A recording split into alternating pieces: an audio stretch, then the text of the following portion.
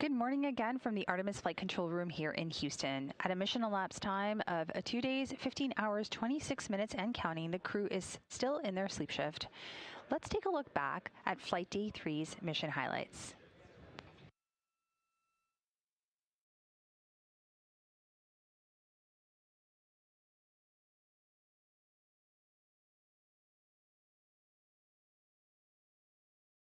Good morning from the Artemis Flight Control Room here in Mission Control Houston. I'm Nilofer Ramji with NASA Communications.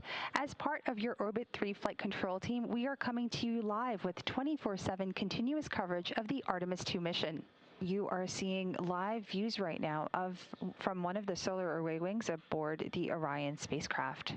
As mentioned not too long ago, there is a surveying activity taking place while the crew is asleep. This is where the flight control teams on the ground here maneuver the solar array wings to take a look at the command module, which is sort of on the top left side of your screen, as well as the service module, which is on the bottom part of the spacecraft. This surveying activity essentially checks for any damage post-launch. The flight control team on the ground will conduct an additional surveying activity post-lunar flyby. For now, this is Mission Control Houston.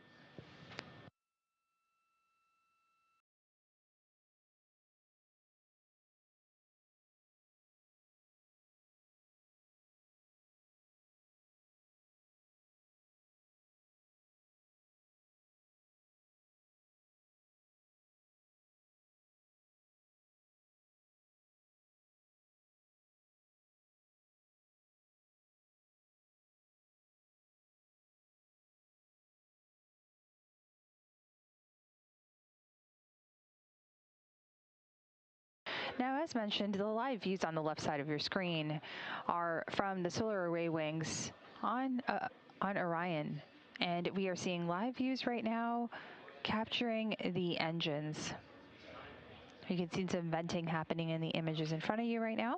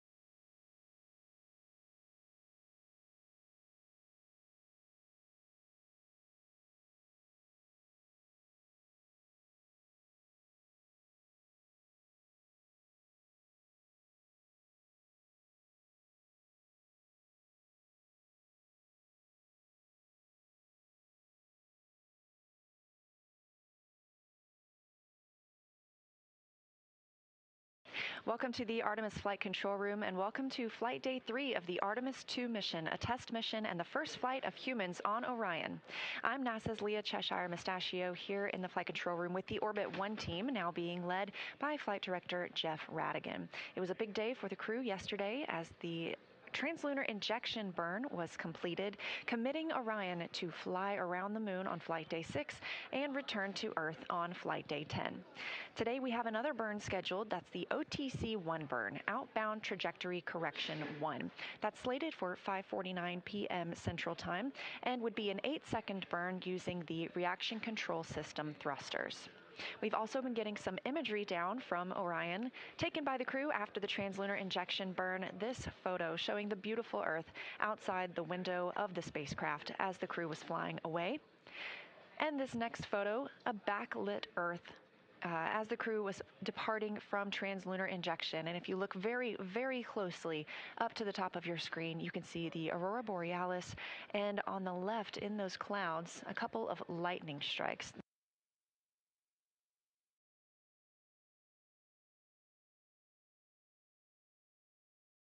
You're getting a live look inside the Orion capsule at our 4 Artemis II crew members, now 106,000 miles away from Earth.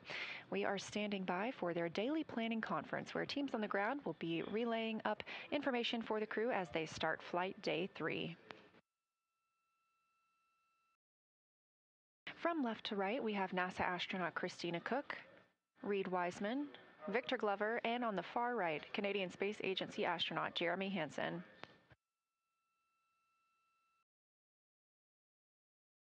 As we get a look inside Orion, a little scene setter for you. The interior habitable volume is 330 cubic feet, so that's about the size of 2 minivans. This is 60% more cubic volume than the astronauts had during the Apollo missions.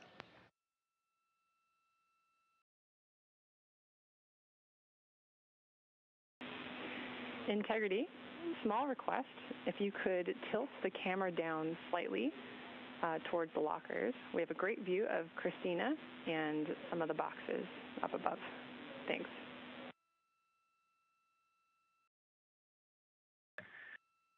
Yeah, no problem, Chris. I did not mount it. I just kind of friction fit it, and I'll get a better spot for it later today, and we'll get a more permanent mount going.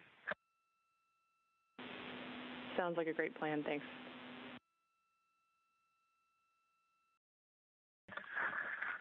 Houston Integrity, we're ready for morning DPC. Good morning, Integrity. We are so happy to be on board with you today. You guys look great. That cabin config looks amazing. We would love to be on board as much as possible today. We'll stop streaming for the family conferences, but would request to come back on board afterwards to share your mission with the world. I have quite a number of topics for you today. I'll start with trajectory. We are actually going to continue evaluating the need for OTC-1 based on the small magnitude of the burn. We'll have an update for you later. A couple of vehicle statuses. In order to address what we saw last night with the small increase in ox tank pressure accompanied by a small decrease in the ox helium tank pressure, we did to do some troubleshooting, we closed the valve ox helium ISO 1. You can see this on the top left of your prop ohms plus X page. We're continuing to look at that. Don't have a full story for you yet.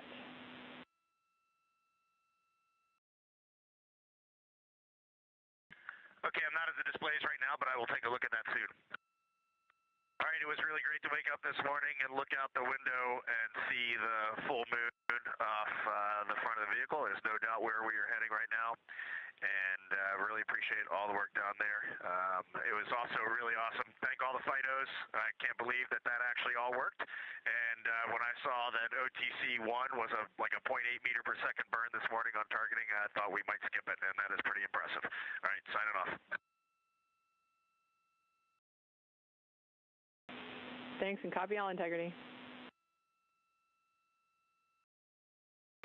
That was the conclusion of the daily planning conference. However, if you listen to the start of that conference, you did hear the relay to the crew that we hope to have the cameras on as much as possible throughout this flight day to allow us to share their journey with the world. So we intend to be able to share the crew with you as much as we possibly can.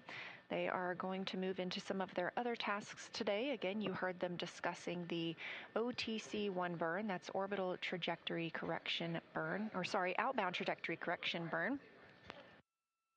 And Christina Koch taking the camera to show us a wastewater dump. So you heard Commander Reid Wiseman reporting that they don't necessarily hear those wastewater dumps, but that they do see them. So you're getting a live look outside the windows of the Orion spacecraft as they conduct that wastewater dump.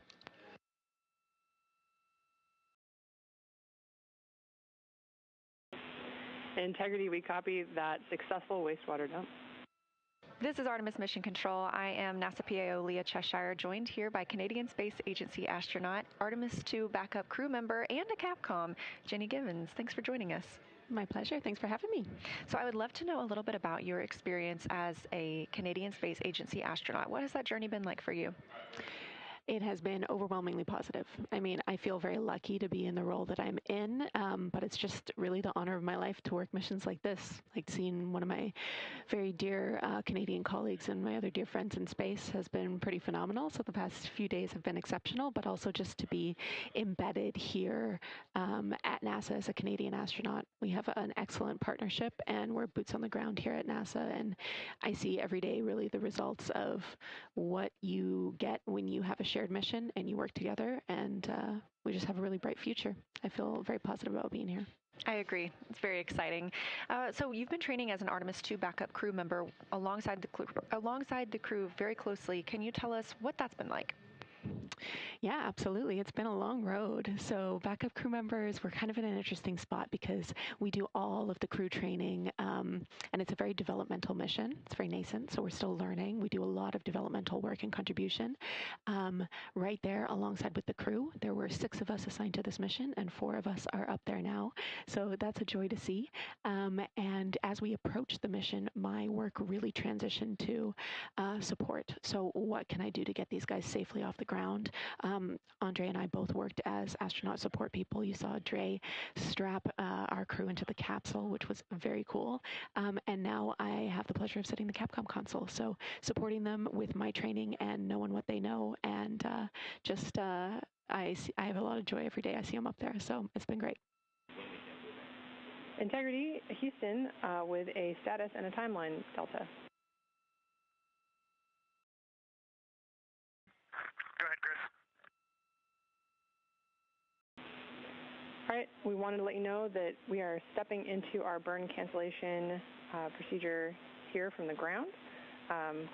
We have attempted to suppress any expected caution and warnings associated with that.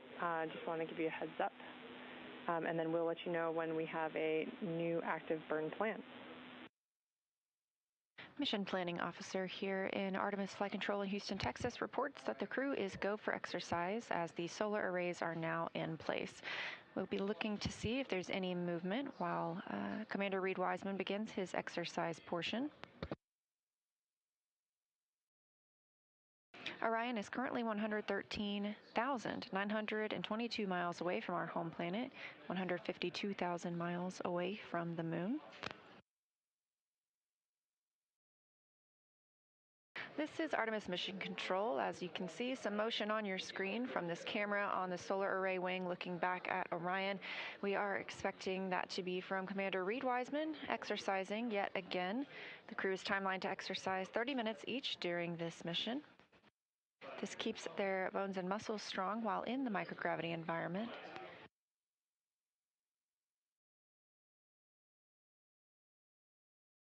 This type of motion doesn't damage the spacecraft, but the solar array wings are locked and parked to keep them from being damaged by any loads imparted from this movement.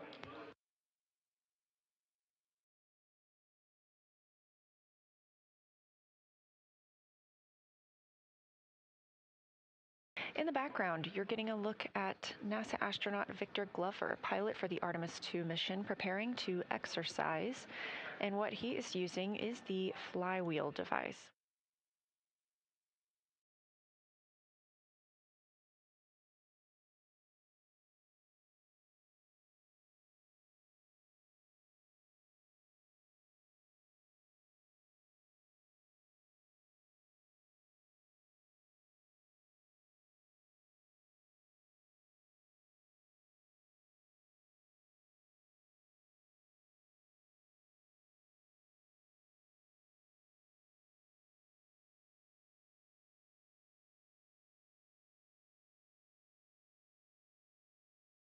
This is Artemis Mission Control, 2 days and 14 minutes mission elapsed time for the first flight of humans aboard Orion. And I am joined here by Paul Boehm, Orion Crew Support and Thermal Systems Manager. Thank you for joining us, Paul. Oh, thank you very much for having me, Leah. Appreciate it. Yeah, absolutely. Well, tell us a little bit about your role. You just came from the Orion Mission Evaluation Room, is that right? Yeah, actually, I just did. I was just checking our systems to see how things were going, and I am really pleased. So my role is I manage the hardware related to crew and all the crew systems on the vehicle, the ECLA system, the thermal systems, the suits, the flight crew equipment that are on the vehicle. And so been doing that for almost 14 years now. Wow, that's impressive. And when we're talking about the ECLA system, that stands for Environmental Control and Life Support System. So what all makes up ECLS? ECLS, yes. The biggest thing everybody thinks about for ECLS is the life support system, the pressurization system, the air revitalization system that we have, and then the other parts of it that are also part of it is the thermal aspect of it, where we're cooling the air to be able to keep the crew temperature down exactly where they want it to be comfortable in the cabin, and so that is also part of our system as well. Yeah, we heard them make some calls a couple days ago about being a little chilly, and your team is the one that works on making sure they're comfortable? Yes, we've been working that the last couple of days, trying some adjustments. It's one of the things I will stress with the new vehicle. We are learning every single day that we're flying this vehicle right now, especially with the crew in it. We flew Artemis I, we learned some things about the systems there, but now we have the crew involved, which adds a whole new dynamic to the vehicle, and that is what is really what we're looking at today, and learning how to interact with the crew and adjust things as we need to make the crew comfortable. Yeah, that's fantastic. And you also work with the food systems a little bit as well. So they're actually getting ready for a midday meal. We've been fortunate enough to have in-cabin views for some of today, and we saw them getting out some of their food. So can you tell us about the food warmer? Yeah, the food system is, the crew is, a lot of the food that we use is very similar to what they fly on ISS. It's the rehydratable food. And what we use on Orion, we have what we call a food warmer. It's about a little suitcase-sized device, and our biggest challenge is mass and volume on Orion going to the moon. And so we had to reduce the size of a galley. We would love to fly a galley, but we just can't because of the mass and volume challenge. So we have a suitcase that basically the crew inserts their food into the suitcase. It's a warming plate and heats it up to about 155 degrees. Oh my goodness, that's much warmer than I expected you to say. That's really impressive. It's what they use for doing the hot drinks, the warming up the food that needs to be warmed up so that it tastes better when it's warmer. So they can put about 12 packages in there to be able to heat up those and be able to have some hot food during the flight. I'm impressed. I used to be a taste tester here, and so I always enjoyed trying the food. I found it to be really good, and so it is amazing what they can do. Yes, it really is. This view outside the Orion spacecraft, you can see those solar arrays positioning. And a reminder, you can keep up with where Orion is at any time by visiting nasa.gov/track-Artemis. Currently, the spacecraft is 122,500 miles away from Earth and 146,000 miles away from the moon. We are 2 days, 1 hour, 3 minutes into the flight of Artemis II, the first flight of crew aboard Orion. Spacecraft now 123,000 miles away from Earth. You're getting a live look inside the capsule as our 4 crew members, Reid Wiseman, Victor Glover, Jeremy Hansen, and Christina Koch, are wrapping up their midday meal, getting the opportunity to take photos out the window of Earth and the moon. We are in an LOS period, loss of signal from the ground side. This was tracked and communicated to the crew.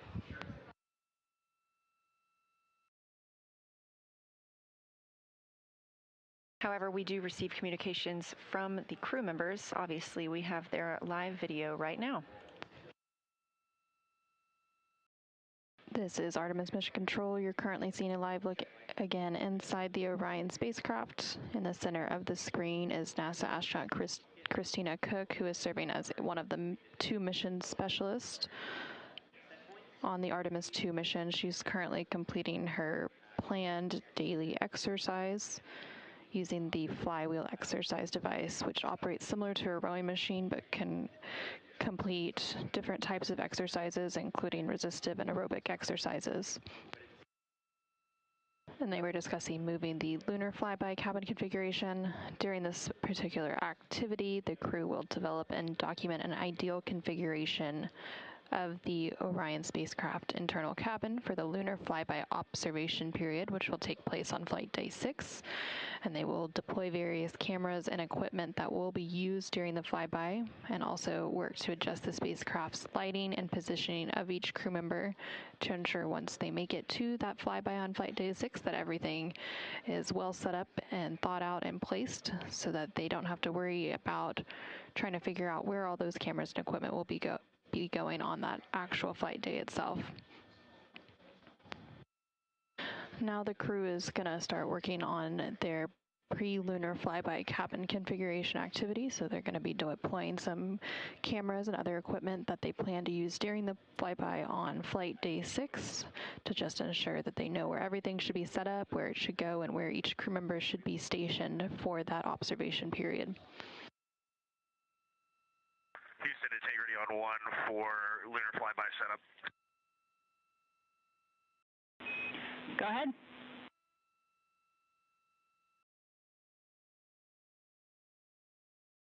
If you still have the HHP, we're wondering, in Jeremy's position, if he's looking out the window there, will the moon be right side up or upside down?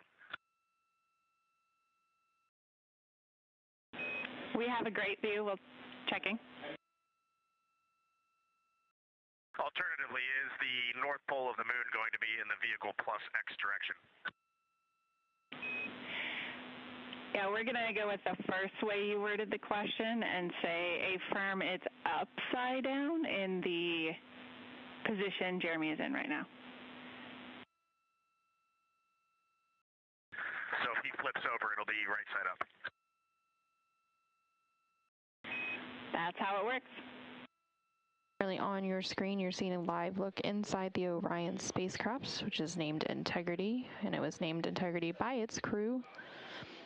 The crew is currently working through a pre-lunar flyby cabin configuration activity.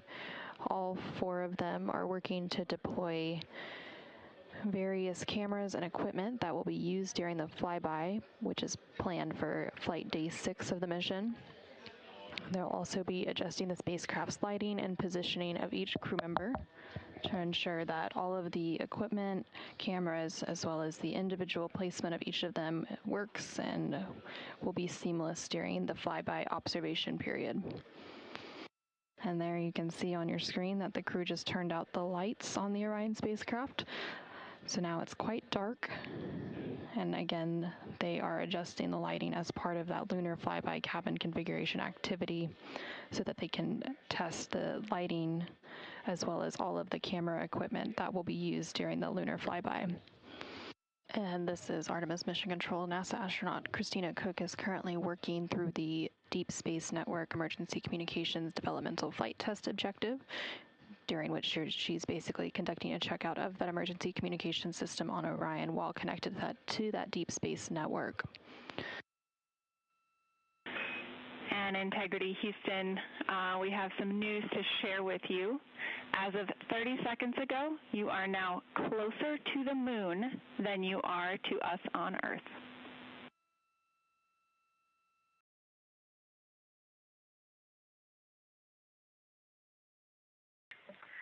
Wow, Jackie, thank you for sharing that with us. We all kind of had a collective, I guess, expression of joy at that. It's hard to imagine, but we can see here on our flight PFD that we are at 118,000 nautical miles. So, yeah, you can do the math. We can see the moon out of the docking hatch right now. It is a beautiful sight. We're seeing more and more of the far side, and it's just a thrill to be here. Houston copies. Now, while they are officially closer to the moon than they are to Earth, they have not entered what is known as the lunar sphere of influence yet. That milestone will come on flight day 5. And when that milestone happens, that is when the moon, instead of the Earth, becomes the main gravitational force acting on the Orion spacecraft. Yeah, Jackie, we just wanted to sync up with you. We know that there was some talk about some burnt smell from the heaters.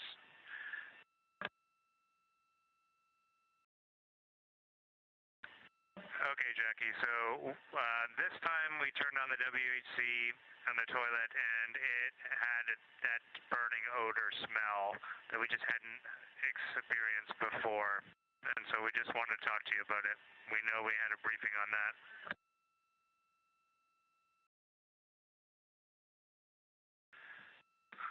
So the crew has smelt it once or twice before, but this time was stronger and was different. And we opened the door, everybody in the cabin could smell it. So we just thought we'd check in with you. We're not overly concerned right now. It's probably related to what we're told to expect, but we just wanted to have a quick conversation. Integrity Houston on Orion to Earth 1 for the toilet. We've discussed, based on the pre-flight reports and the AGA readings, we're going to continue discussing on the ground, but we are comfortable continuing with the emergency comm DFTO, and we are comfortable with you continuing to use the toilet. On board the Orion spacecraft, the crew is currently awake. They are wrapping up some final activities for the day.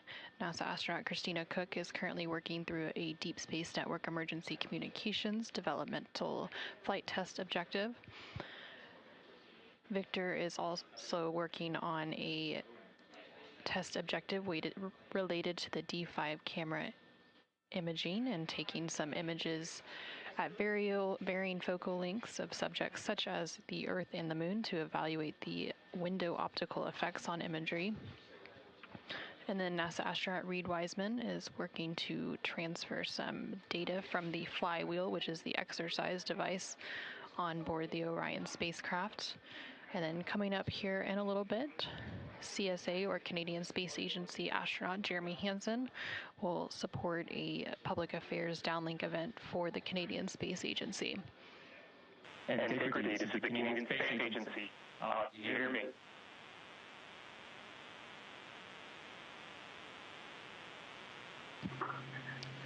We hear you loud and clear. We're a long ways away. There's probably a bit of a delay, but great to chat with you. I got a few people joining me today. I got Victor and Reid here. Christina's working hard right behind the camera right now. Hello, Jeremy. It's Lisa. And so on behalf of Canada, I just want to say thank you to my colleagues for this opportunity. And I would like to remind Canadians, if we can send a human around the moon in 2026, just imagine what we're capable of doing next. Thanks so much for joining us on board Integrity. It's a great ship here, and we're closer to the moon today than we are to Earth. This is a big milestone for us, and we look forward to sharing more with you in the coming days. Wishing you all the best. Au revoir. Thank you all. Bye-bye.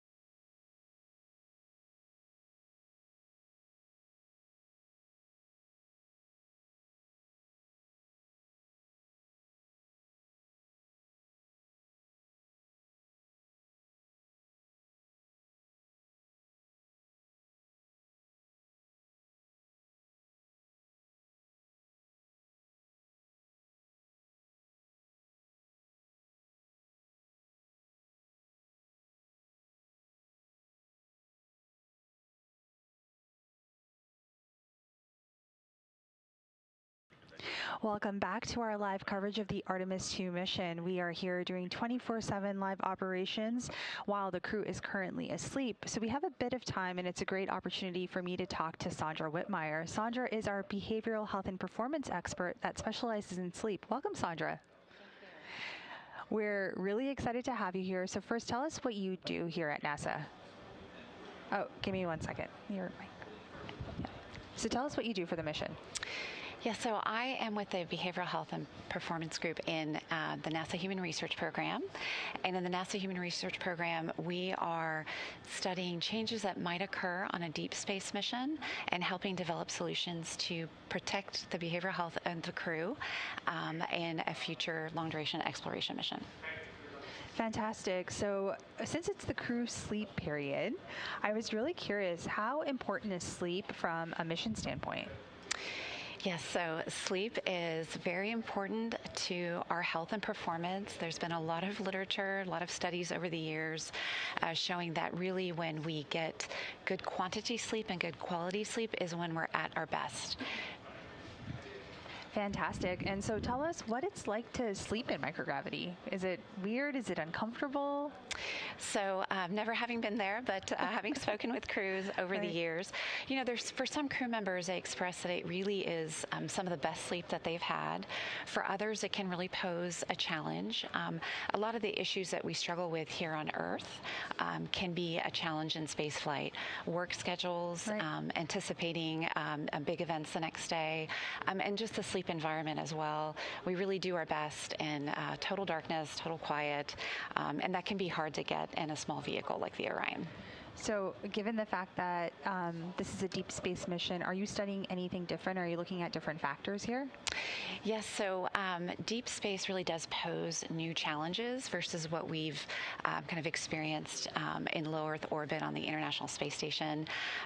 One of those challenges, like we were just discussing, the small vehicle, that limited volume. When we think about in the future when missions will be extended, you know, helping crews have exactly what they need in that constrained space. Another challenge of, especially when we go to Mars, will be extended communication delays. We see now when we talk with the crew, sometimes there's a few seconds delay there, which we'll experience more and more in the lunar missions.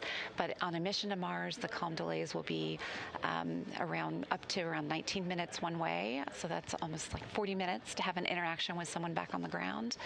And that type of a change will really cause a shift in how we want to equip the crews going forward to maybe troubleshoot anomalies and things like that much more independently than in the way that we do now. That's so interesting and fascinating. I really want to know something else, though. I'm going to switch topics from sleep. Your team also studies team dynamics, too, right? Correct. So what makes a good team? Yeah, so I think we're seeing a lot of that now, right? An exceptional team that we have with Reid, Victor, Christina, and Jeremy. You know, they came together for this mission. They have a distinct role. They've been training for years together and individually. And you know, we see in the way that they support each other, they back each other up, they build each other up. Those are just an excellent example of good teaming going forward. And when we think about teams, you know, we have a multi-team system too. The amazing work done by mission control, the backup teams, all of them coming together in this multi-team system towards the collective mission is just a real model for us for the future as well. I wonder what would make the best team. You know, we're doing this social media campaign right now called NASA Moon Crew. So who would you take on your flight with you? And during our launch broadcast, we did, like, would you take an experienced astronaut, your bestie, your partner, et cetera? And a lot of people said an astronaut. And I also would do that too, because these sleep patterns and the team dynamics and everything that you do as a group are so important. Now we also have interfaces on the Orion display that your team has worked with as well. So how do those interfaces correspond to sleep and behavioral health? Yeah, so the interfaces that are on the vehicle, these were developed over many years across NASA and its commercial partners, international partners. And so a lot of that was tested on the ground. But once we get into the spaceflight environment, we're anxious to learn from the crew. How was it interacting with those interfaces during the mission? And what can we learn going forward? Are there improvements that can be made? Understanding how the crew are sleeping and doing overall helps us understand a little more context around some of the challenges. Could it be that some of the interfaces are maybe more challenging when fatigue sets in? And is there something we can do to offset that going forward? So this will be really insightful for us to learn from their experience going forward. I have so many follow-up questions, but that's going to take up several hours. So I'm going to ask you one last question. Tell me about how you are feeling supporting this mission. It's historic. It is historic. It's hard to put into words. I think I speak for many saying just the excitement of the mission, the meaningfulness of the mission has been extraordinary. As Reid and Christina and Victor and Jeremy have pointed out, it's the collective endeavor of so many. They've expressed such gratitude for their families, for their teams, and for the public and the support that's come forward. So we are just grateful for everything that they're doing, everything that Mission Control is doing, and the larger spaceflight community is doing. And we're so excited at what's ahead for all of us as we talk about a sustained presence on the moon and possibly missions to Mars. That makes me so excited. And we're just 2 days, 16 hours and minutes into this mission. So we have a few more days to go on this 10-flight day mission. Sandra, thank you so much for being here. We really appreciate your insight, and good luck with the rest of your studies and what we learn after the crew gets back. Thank you so much. For now, this is Mission Control Houston. We'll be right back with more. We'll transition over to some live views here. We can see Orion here back, and we can see the moon. As you might be aware, we passed our halfway mark yesterday between the moon and Earth. So currently, Orion is 164,000 miles and counting up away from Earth, and we are about 114,000 miles away from the moon. For now, this is Mission Control Houston.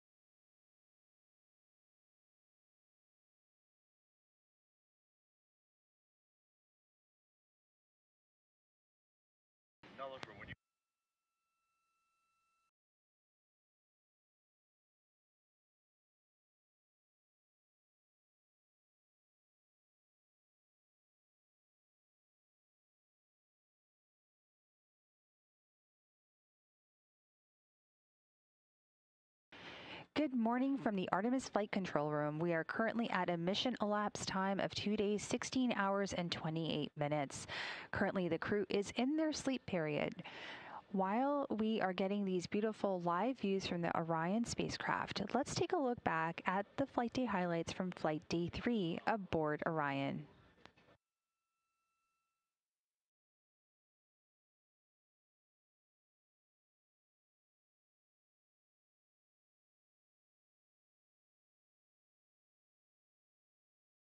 Good morning from the Artemis Flight Control Room here in Mission Control Houston. I'm Nilofer Ramji with NASA Communications. As part of your Orbit 3 flight control team, we are coming to you live with 24/7 continuous coverage of the Artemis II mission. You are seeing live views right now from one of the solar array wings aboard the Orion spacecraft. As mentioned not too long ago, there is a surveying activity taking place while the crew is asleep. This is where the flight control teams on the ground here maneuver the solar array wings to take a look at the command module, which is sort of on the top left side of your screen, as well as the service module, which is on the bottom part of the spacecraft. This surveying activity essentially checks for any damage post-launch. The flight control team on the ground will conduct an additional surveying activity post-lunar flyby. For now, this is Mission Control Houston.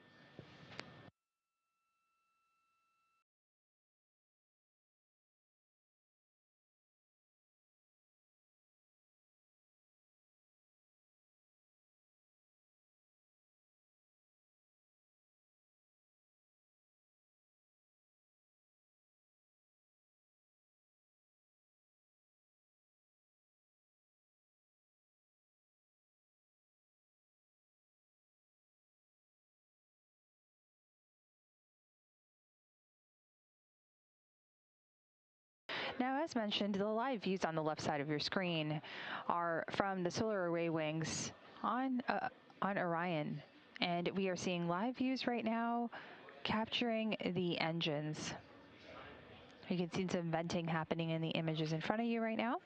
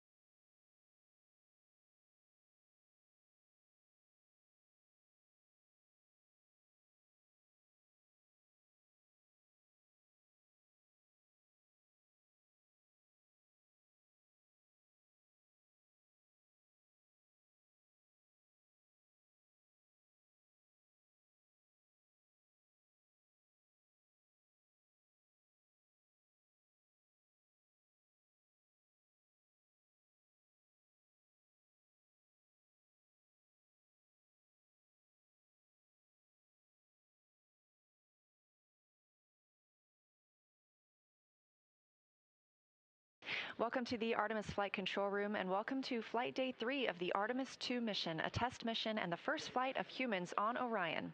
I'm NASA's Leah Cheshire Mustachio here in the Flight Control Room with the Orbit 1 team, now being led by Flight Director Jeff Radigan. It was a big day for the crew yesterday as the translunar injection burn was completed, committing Orion to fly around the moon on flight day 6 and return to Earth on flight day 10. Today we have another burn scheduled. That's the OTC-1 burn, Outbound Trajectory Correction 1. That's slated for 5:49 p.m. Central Time and would be an 8-second burn using the reaction control system thrusters. We've also been getting some imagery down from Orion, taken by the crew after the translunar injection burn. This photo showing the beautiful Earth outside the window of the spacecraft as the crew was flying away. And this next photo, a backlit Earth as the crew was departing from translunar injection. And if you look very, very closely up to the top of your screen, you can see the aurora borealis, and on the left in those clouds, a couple of lightning strikes.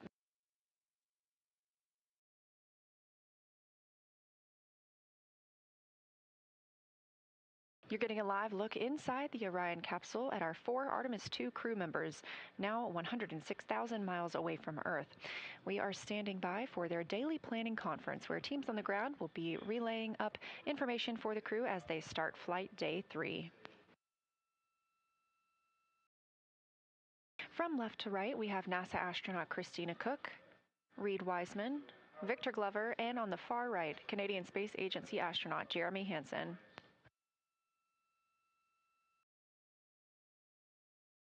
As we get a look inside Orion, a little scene setter for you. The interior habitable volume is 330 cubic feet, so that's about the size of 2 minivans. This is 60% more cubic volume than the astronauts had during the Apollo missions.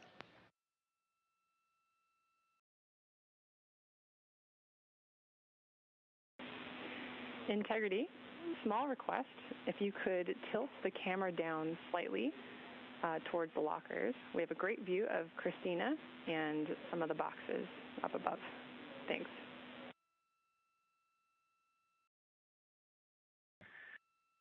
Yeah, no problem, Chris. I did not mount it. I just kind of friction fit it, and I'll get a better spot for it later today, and we'll get a more permanent mount going. Sounds like a great plan. Thanks.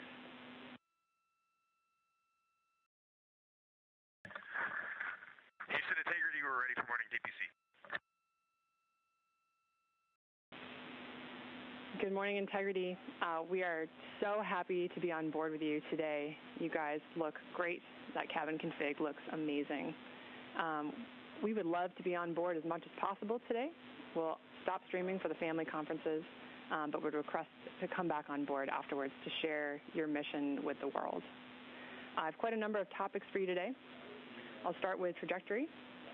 We are actually going to continue evaluating the need for OTC-1 based on the small magnitude of the burn. We'll have an update for you later. A couple of vehicle statuses. In order to address what we saw last night with the small increase in ox tank pressure accompanied by a small decrease in the ox helium tank pressure, we did to do some troubleshooting, we closed the valve ox helium ISO 1. You can see this on the top left of your prop ohms plus X page. We're continuing to look at that. Don't have a full story for you yet.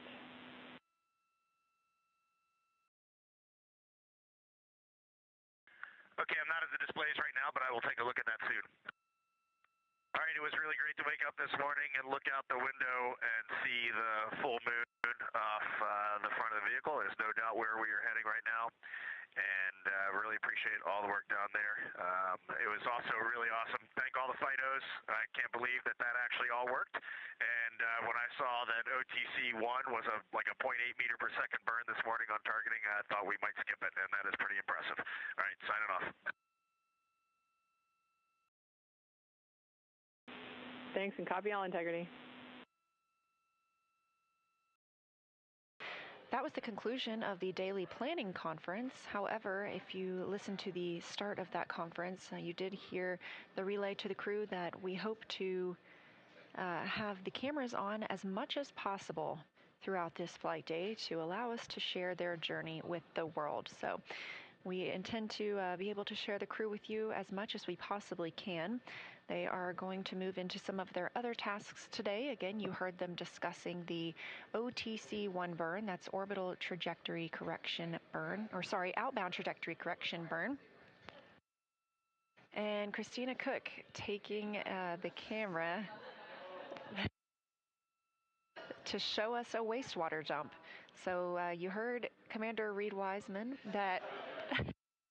Commander Reid Wiseman reporting that they don't necessarily hear those wastewater dumps, but that they do see them. So you're getting a live look outside the windows of the Orion spacecraft as they conduct that wastewater dump.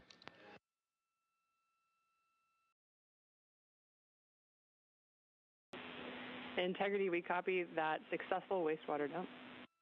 This is Artemis Mission Control. I am NASA PAO Leah Cheshire, joined here by Canadian Space Agency astronaut, Artemis II backup crew member, and a Capcom, Jenny Givens. Thanks for joining us. My pleasure. Thanks for having me. So I would love to know a little bit about your experience as a Canadian Space Agency astronaut. What has that journey been like for you? It has been overwhelmingly positive. I mean, I feel very lucky to be in the role that I'm in, but it's just really the honor of my life to work missions like this, like seeing one of my very dear Canadian colleagues and my other dear friends in space has been pretty phenomenal. So the past few days have been exceptional, but also just to be embedded here at NASA as a Canadian astronaut. We have an excellent partnership and we're boots on the ground here at NASA. And I see every day really the results of what you get when you have a shared mission and you work together, and we just have a really bright future. I feel very positive about being here. I agree. It's very exciting. So you've been training as an Artemis II backup crew member alongside the crew very closely. Can you tell us what that's been like? Yeah, absolutely. It's been a long road. So backup crew members, we're kind of in an interesting spot because we do all of the crew training, and it's a very developmental mission. It's very nascent, so we're still learning. We do a lot of developmental work and contribution. Right there alongside with the crew, there were 6 of us assigned to this mission, and 4 of us are up there now. So that's a joy to see. And as we approach the mission, my work really transitioned to support. So what can I do to get these guys safely off the ground? Andre and I both worked as astronaut support people. You saw Dre strap our crew into the capsule, which was very cool. And now I have the pleasure of sitting the Capcom console. So supporting them with my training and knowing what they know. And I have a lot of joy every day I see them up there. So it's been great. Integrity, Houston, with a status and a timeline delta. Go ahead, Chris. All right, we wanted to let you know that we are stepping into our burn cancellation procedure here from the ground. We have attempted to suppress any expected caution and warnings associated with that. Just want to give you a heads up. And then we'll let you know when we have a new active burn plan. Mission Planning Officer here in Artemis Flight Control in Houston, Texas, reports that the crew is go for exercise as the solar arrays are now in place. We'll be looking to see if there's any movement while Commander Reid Wiseman begins his exercise portion. Orion is currently 113,922 miles away from our home planet, 152,000 miles away from the moon. This is Artemis Mission Control. As you can see, some motion on your screen from this camera on the solar array wing looking back at Orion. We are expecting that to be from Commander Reid Wiseman, exercising yet again. The crew's timeline to exercise 30 minutes each during this mission. This keeps their bones and muscles strong while in the microgravity environment.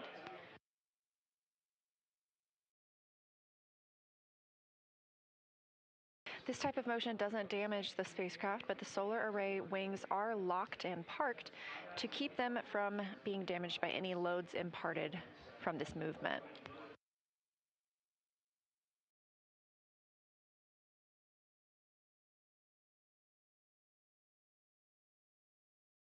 In the background, you're getting a look at NASA astronaut Victor Glover, pilot for the Artemis II mission, preparing to exercise. And what he is using is the flywheel device.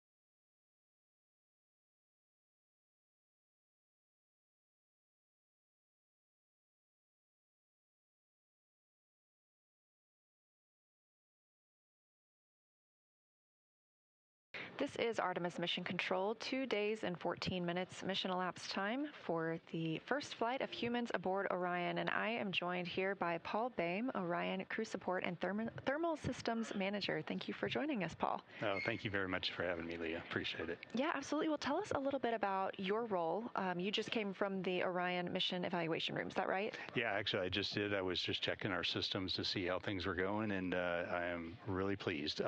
So my role is I manage the hardware related to crew and all the crew systems on the vehicle, the ECLA system, the thermal systems, the suits, the flight crew equipment that are on the vehicle.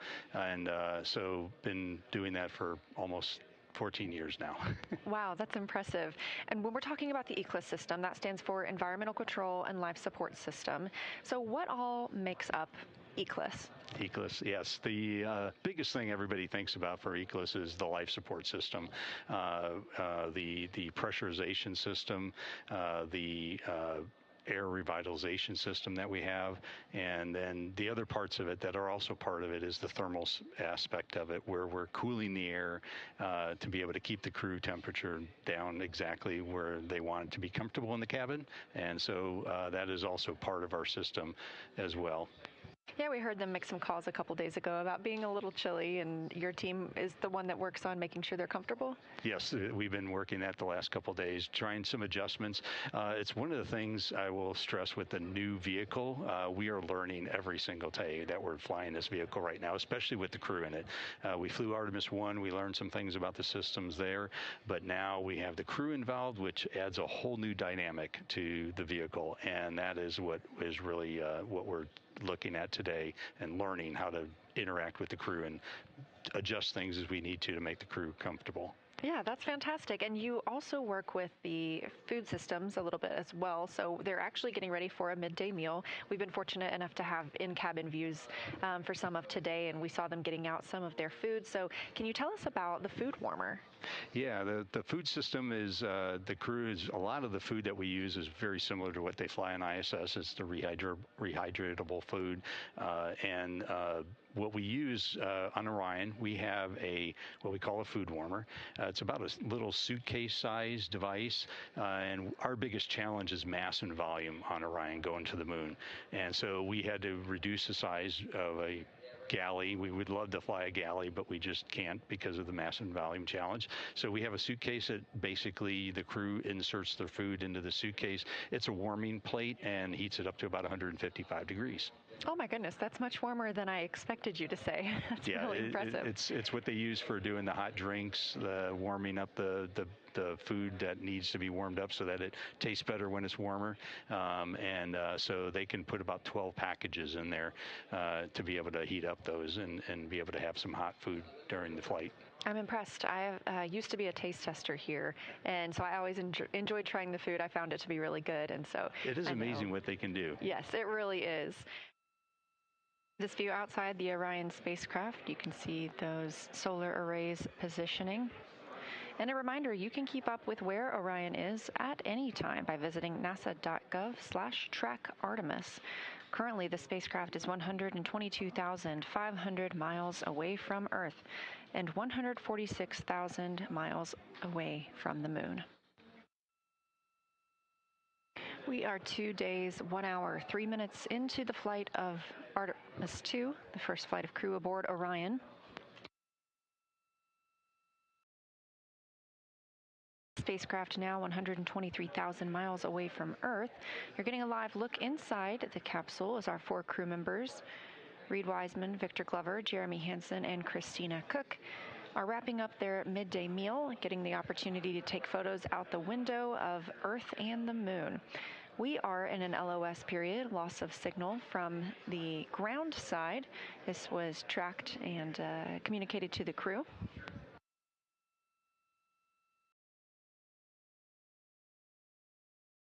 However, we do receive communications from the crew members. Obviously, we have their live video right now. This is Artemis Mission Control. You're currently seeing a live look again inside the Orion spacecraft. In the center of the screen is NASA astronaut Christina Koch, who is serving as one of the 2 mission specialists on the Artemis II mission. She's currently completing her planned daily exercise using the flywheel exercise device, which operates similar to a rowing machine but can complete different types of exercises, including resistive and aerobic exercises. And they were discussing moving the lunar flyby cabin configuration. During this particular activity, the crew will develop and document an ideal configuration of the Orion spacecraft internal cabin for the lunar flyby observation period, which will take place on flight day 6. And they will deploy various cameras and equipment that will be used during the flyby, and also work to adjust the spacecraft's lighting and positioning of each crew member to ensure once they make it to that flyby on flight day 6 that everything is well set up and thought out and placed, so that they don't have to worry about trying to figure out where all those cameras and equipment will be going on that actual flight day itself. Now the crew is going to start working on their pre-lunar flyby cabin configuration activity. So they're going to be deploying some cameras and other equipment that they plan to use during the flyby on flight day 6 to just ensure that they know where everything should be set up, where it should go, and where each crew member should be stationed for that observation period. Houston Integrity on 1 for lunar flyby setup. Go ahead.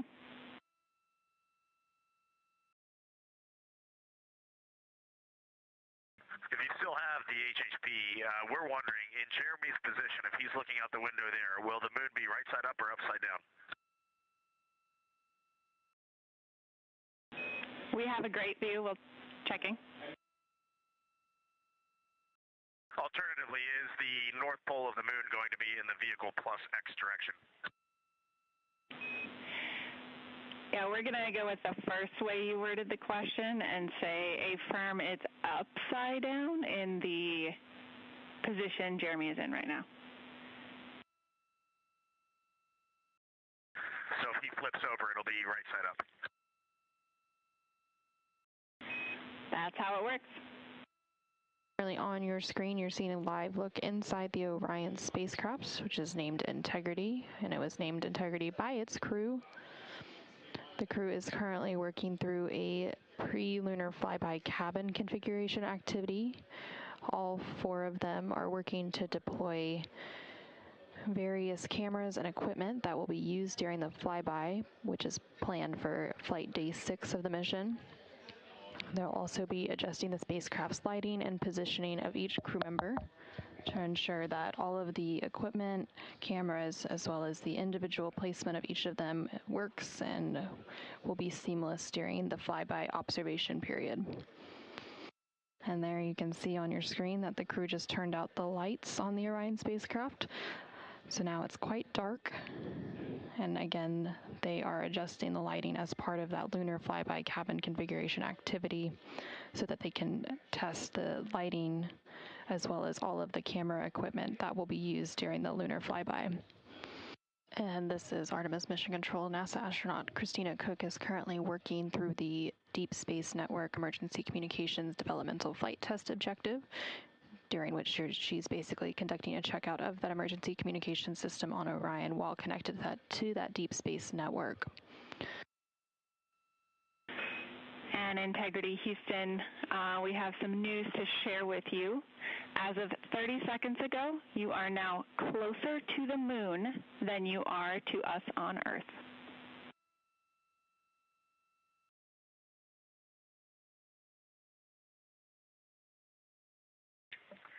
Wow, Jackie, thank you for sharing that with us. We all kind of had a collective, I guess, expression of joy at that. It's hard to imagine, but we can see here on our flight PFD that we are at 118,000 nautical miles. So, yeah, you can do the math.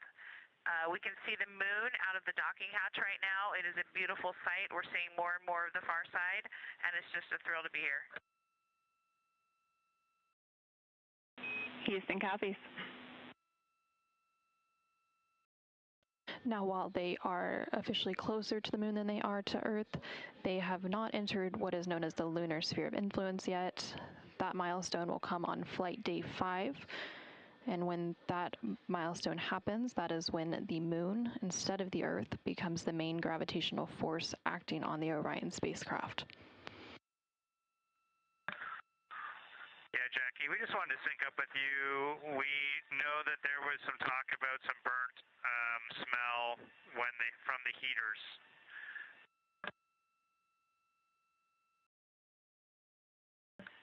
Okay, Jackie, so this time we turned on the WHC on the toilet and it had that burning odor smell that we just hadn't experienced before. And so we just wanted to talk to you about it. We know we had a briefing on that.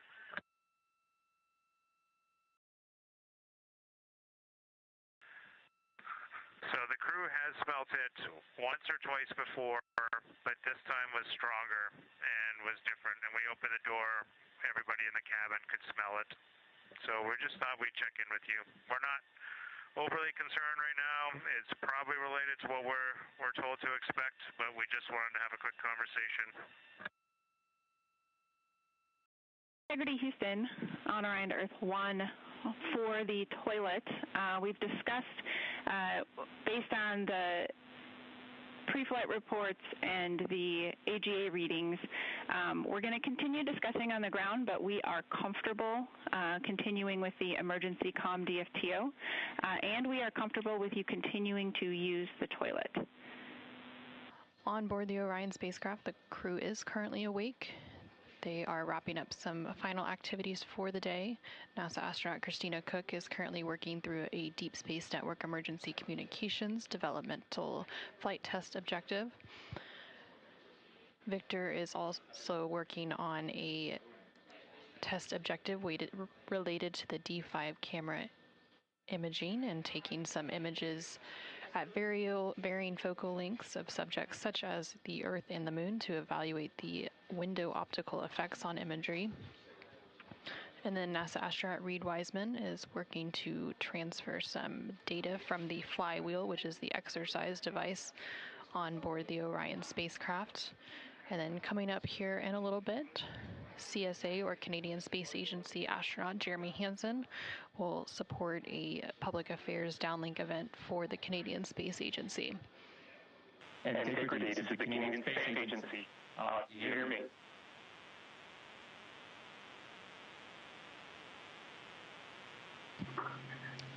We hear you loud and clear. We're a long ways away. There's probably a bit of a delay, but great to chat with you. I got a few people joining me today. I got Victor and Reid here. Christina's working hard right behind the camera right now. Hello, Jeremy. It's Lisa. And so on behalf of Canada, I just want to say thank you to my colleagues for this opportunity. And I would like to remind Canadians, if we can send a human around the moon in 2026, just imagine what we're capable of doing next. Thanks so much for joining us on board Integrity. It's a great ship here, and we're closer to the moon today than we are to Earth. This is a big milestone for us, and we look forward to sharing more with you in the coming days. Wishing you all the best. Au revoir. Thank you all. Bye-bye.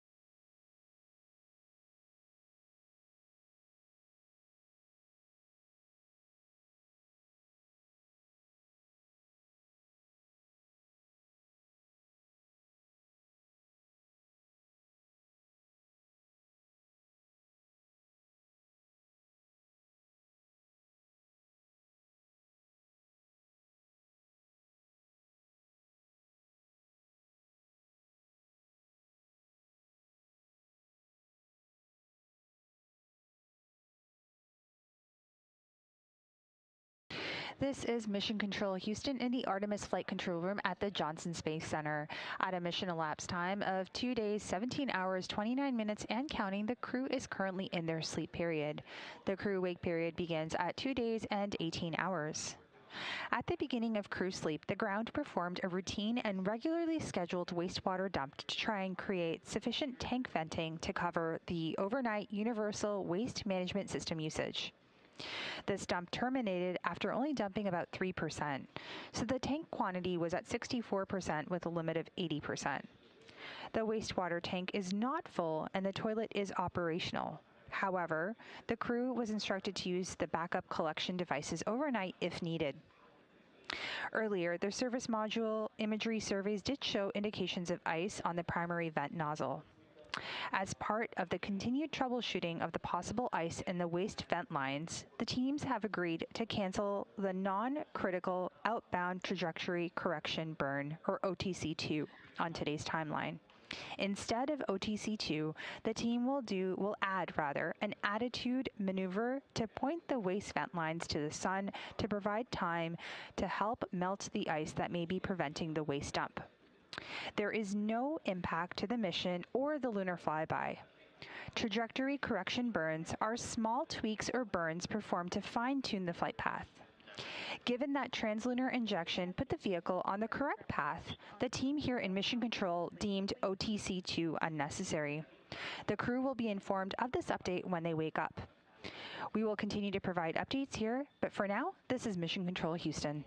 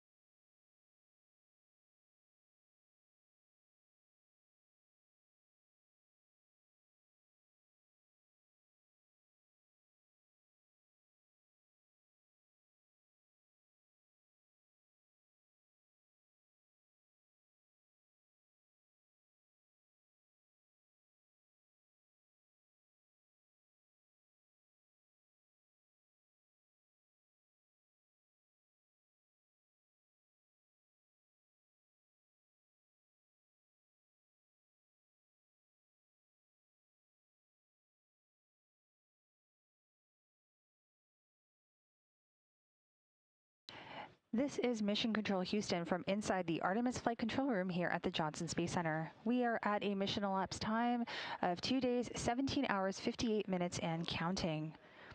The Orbit 3 team of flight controllers is currently on shift in mission control, and we are gearing up for crew wake at a mission elapsed time of 2 days, 18 hours, as well as a handover to our Orbit 1 team of flight controllers. The Orion spacecraft is currently 168,000 miles and counting away from Earth and 110,000 miles away from the Moon. While the crew has been asleep, we have received some downlinked images from Integrity, so let's take a look at them. Here we can see Commander Reid Wiseman through Orion's window. We can see him looking out, watching the Earth grow smaller. And we're all reminded that every single giant leap begins with leaving something familiar behind. Let's go over to our next image. And there we have Mission Specialist Christina Koch looking at our blue marble that's giving us some perspective on humanity's innate need to explore. Very inspirational photos coming down from the crew while we wait for them to wake up in just under a minute from now. For now, this is Mission Control Houston.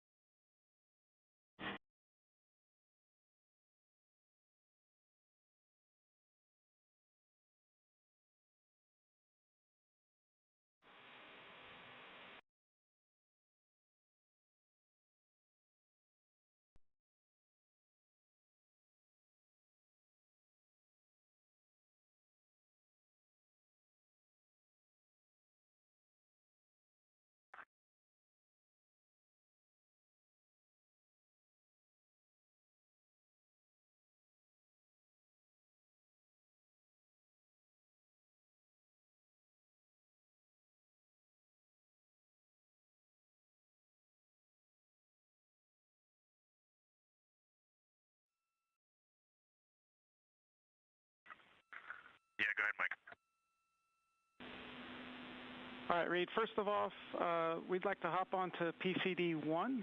We just want to verify that the mail sync is working. So if you're okay with that, we will just jump on right now and just take a quick look on the mail app.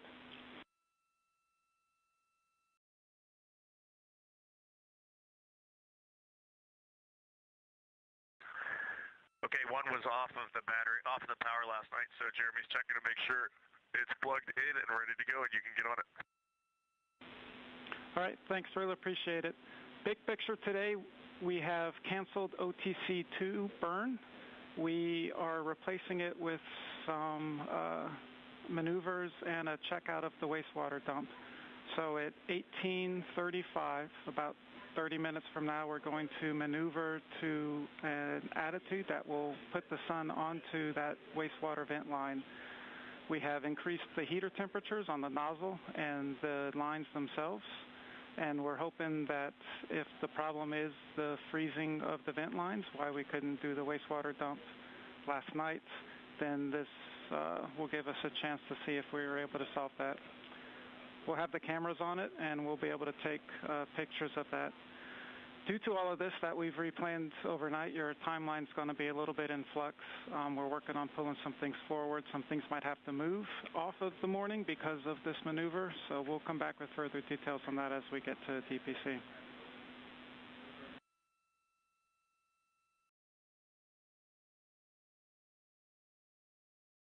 copy all. Thanks, Mike.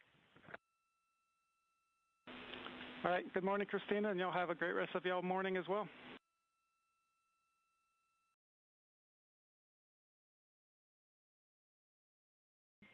Thank you, and good morning.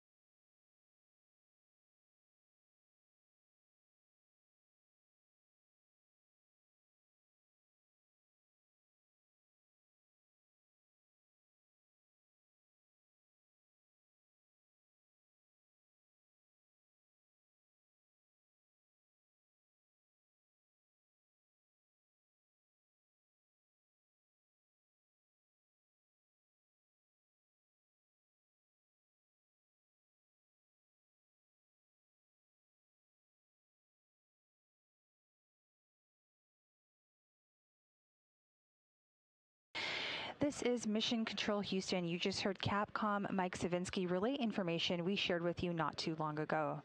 At a mission elapsed time of 2 days, 18 hours, we marked the start of Flight Day 4 activities. And the song you heard was Pink Pony Club by Chapel Roan to kick off the cruise day. Activities today are focusing on a manual piloting, detailed flight test objective, more space adaptation, and reviewing the lunar flyby plan, to name a few items from the busy day ahead.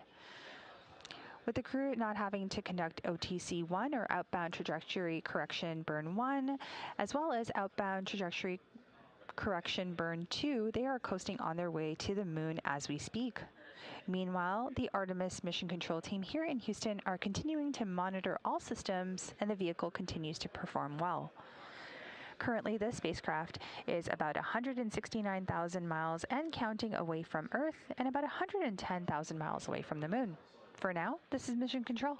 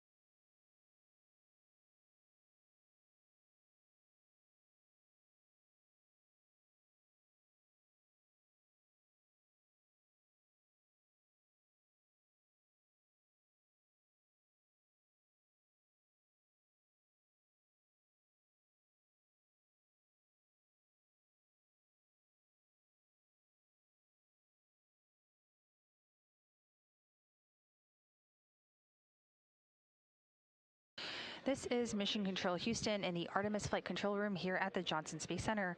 We'll continue to follow along operations here in Mission Control. At a mission elapsed time of 2 days, 18 hours, and 13 minutes, the crew woke up about 13 minutes ago. I'm Nilofer Ramji, handing things over now to our Orbit 1 commentator, Leah Cheshire Mustachio, who will take you through the next few hours as we kick off Flight Day 4 of the Artemis II mission.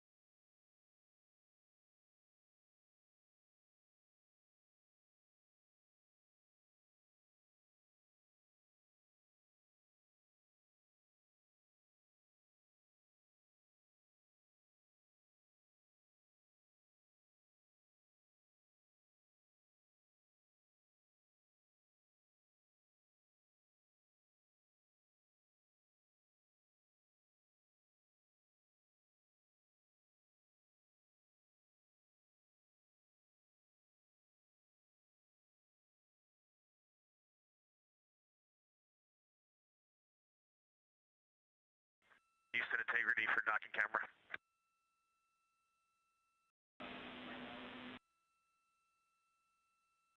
Go ahead, Reid.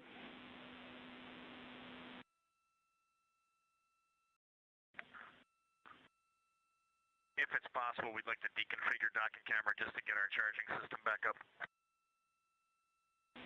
Checking.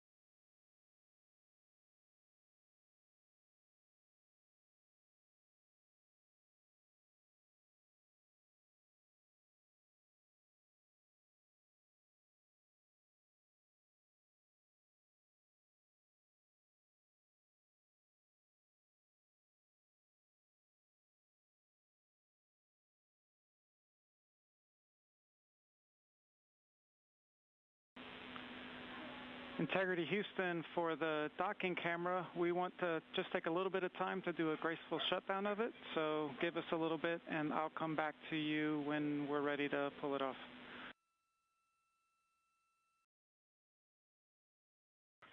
No problem at all. Thank you, Mike.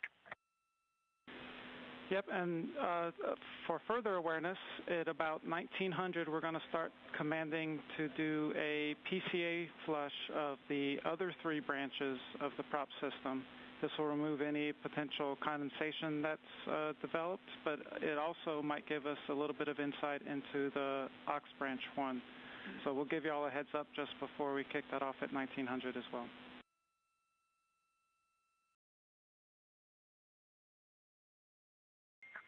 Okay, copy. Just give us a call before you start that flush. We'll listen out. Perfect. We're on the same page. And then finally, we've got y'all are go to do any CCU dumps as needed.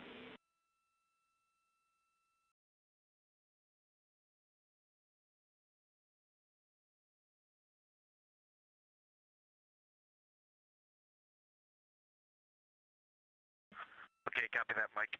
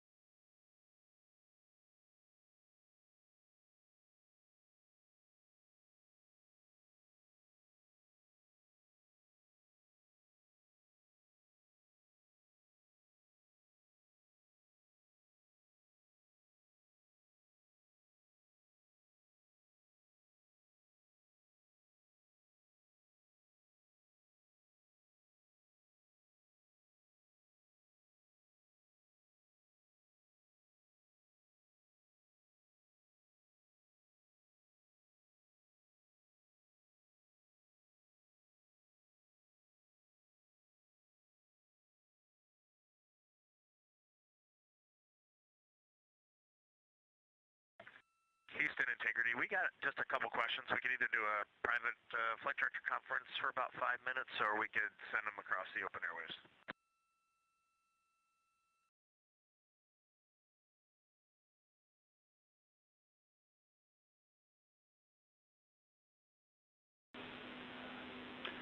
We will privatize Orion Earth 2. Give us 1 minute.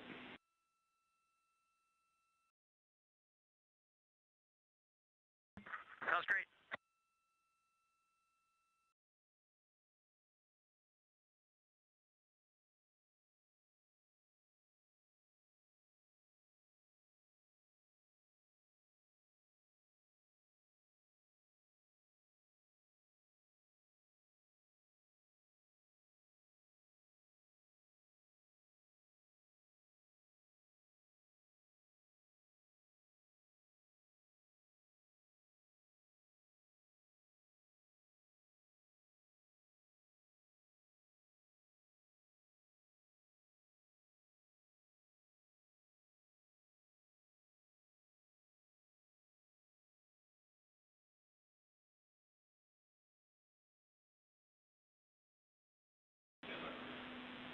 Integrity Houston on 1. OE2 is not privatized. You can join us on that loop when you're ready.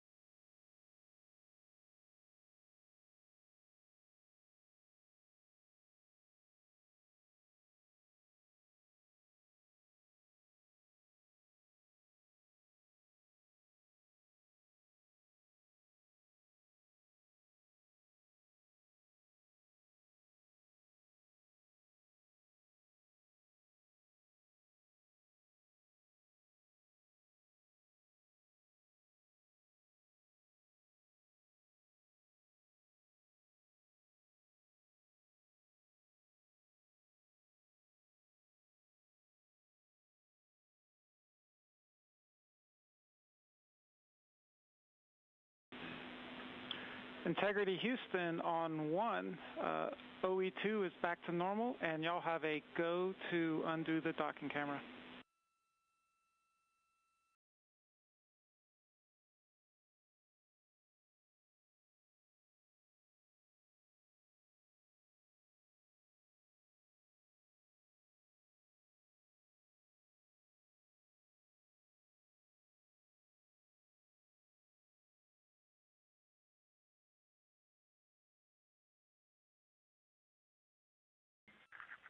Copy that, Mike. Go for the docking camera.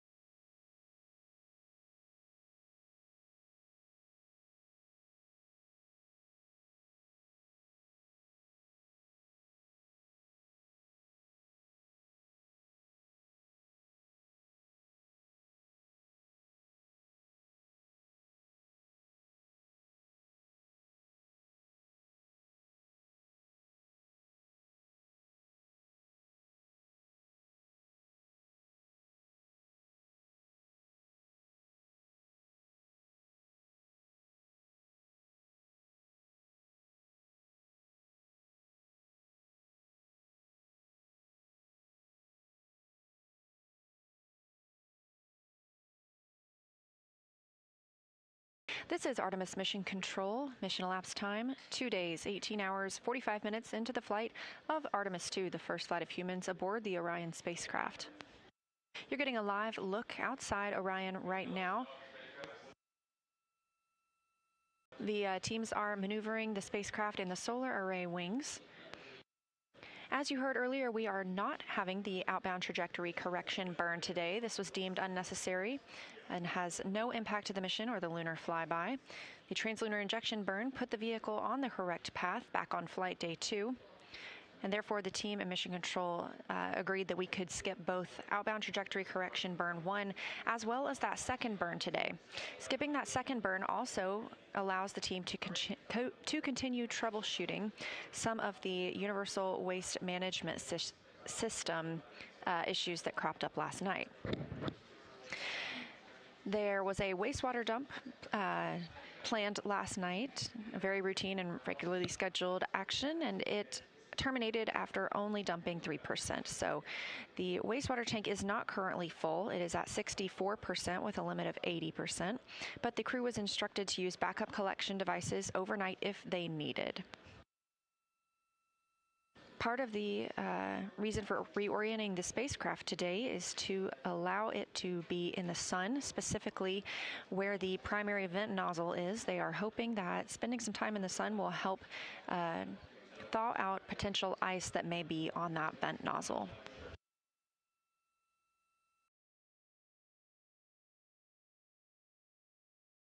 Meanwhile, inside the Orion spacecraft, our crew just woke up to the sounds of Pink Pony Club by Chapel Roan. That wake up coming at 11:35 a.m. Central Time.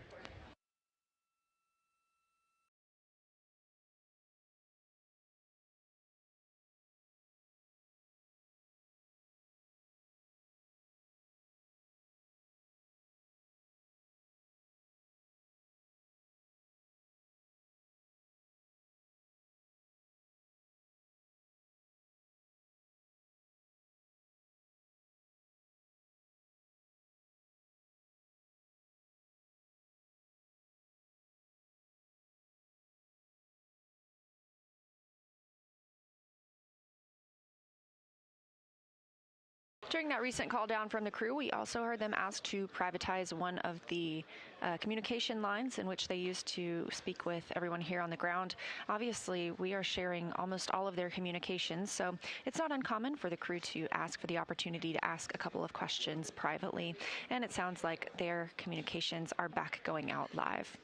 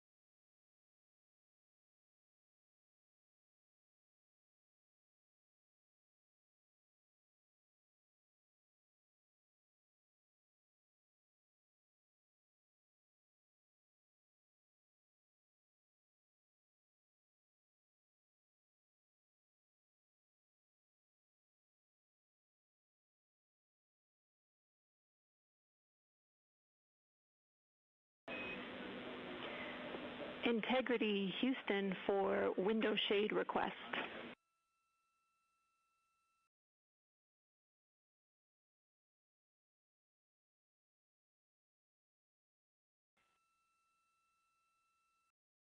Can you hear your voice, Jenny? Go ahead. Hey, Jer, nice to speak with you too. We have a small request for you guys.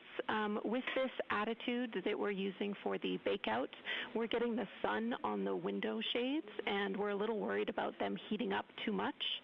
We would like to request that you please remove the window shades. We understand that will make it awfully bright for you guys, and we want to encourage you to use a T-shirt in the cabin or something similar if needed to block out that sunlight. But the shades will help us with the temperature constraint on the windows.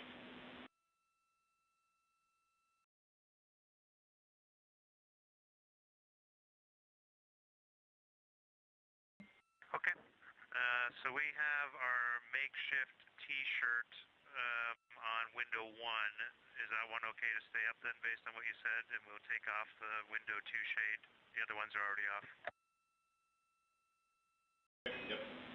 That sounds great. Thanks, Jeff.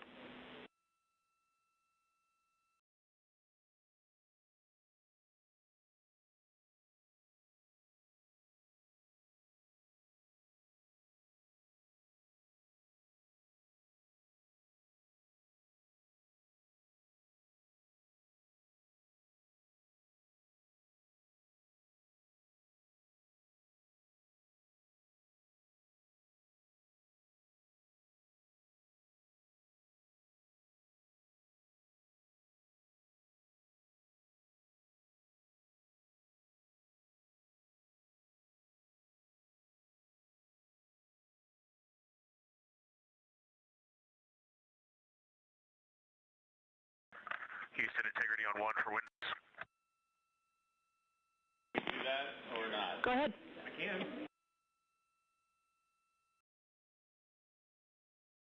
Okay, Jenny, just to sync you up on the state of the spacecraft, and there's a couple deltas from the procedure, so I want to let you know on the window shades.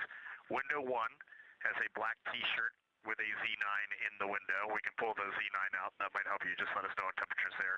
Windows 2, 3, and 4 are now window cover free. The side hatch window cover has been removed. On the docking hatch, we would be inclined just to leave the docking camera installed today. We've powered it down and we've put the charger back on pub 1, but any issues leaving the docking camera in the docking hatch window?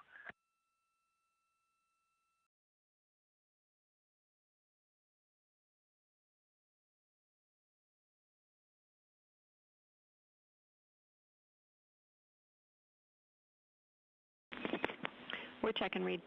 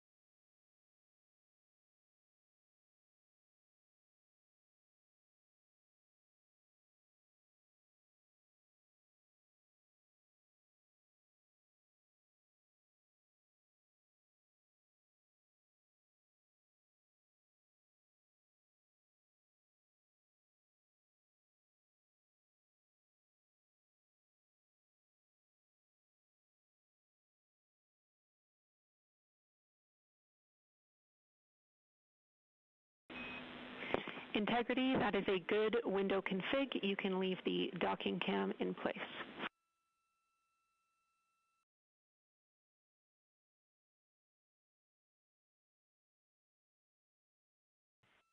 Okay, thanks, Jenny. Appreciate it.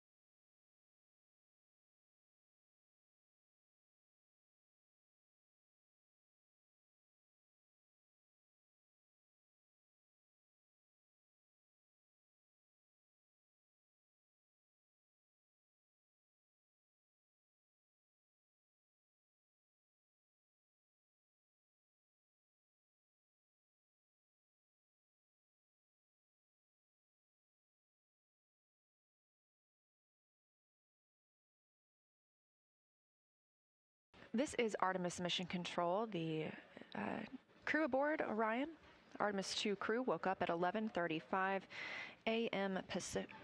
Central Time today. They are still in their post-sleep period, so they're taking the time to configure the crew cabin, conduct any hygiene for the day. But immediately upon waking up, there is an extra step that they have to take to help us with some science that they both did while they were here on the ground and that they will continue to do once they have returned. This is to collect some saliva. The crew is instructed to do so before they have exercised or brushed their teeth. Let's learn a little bit more about why this is so important. And Artemis II astronauts' saliva tell us.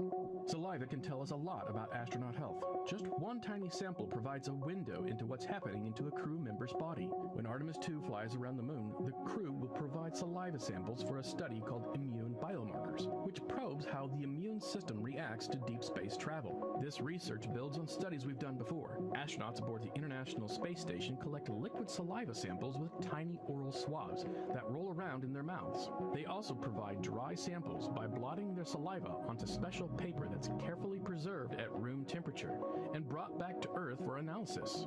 Artemis missions won't have much onboard room for a refrigerator to store liquid samples. As a result, crew members will take dry samples periodically during their mission so that researchers can see how their immune system changes over time. NASA has been using saliva samples to help understand astronauts' health for decades.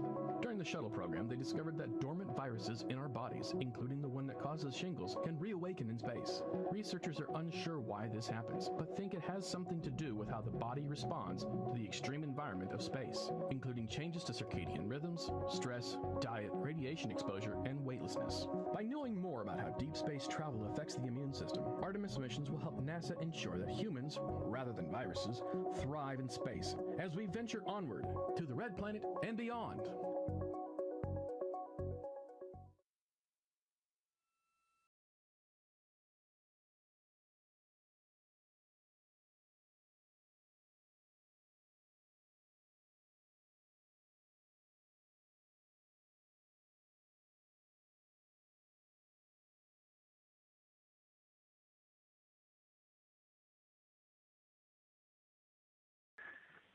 Houston Integrity. Are we still hands off PCD-1?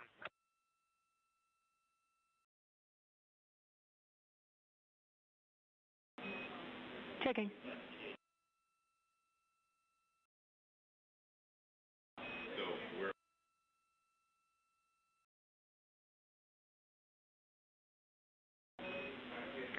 Reid, you are go to use PCD-1. We're off of it now. Thank you.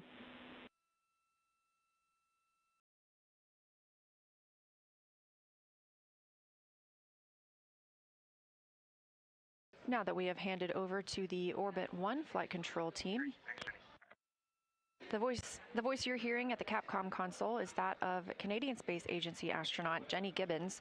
She is an Artemis II backup crew member and serving as today's Capcom, speaking directly with the crew and relaying information and instructions from here on Earth. This team is led by Flight Director Jeff Radigan.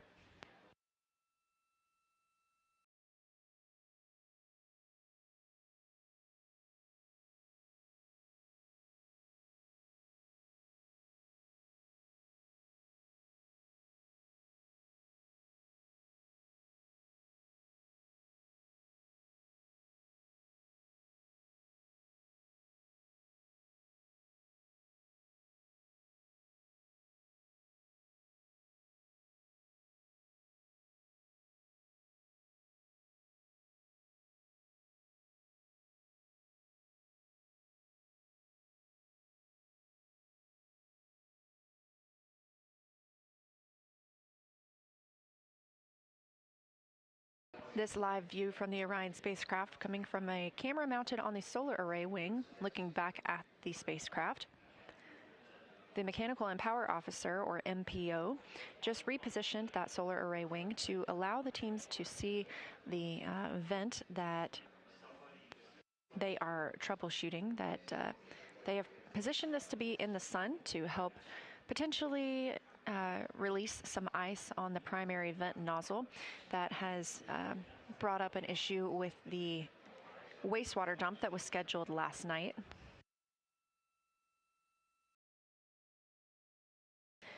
Again, we were targeting to have the outbound trajectory correction burn 2 today, but just like yesterday, the team determined it was not necessary, that we are on a good trajectory for the moon. And so by clearing that OTC2 burn from the crew's schedule, they have allowed more time for the teams to continue troubleshooting and working on the systems for the Universal Waste Management System.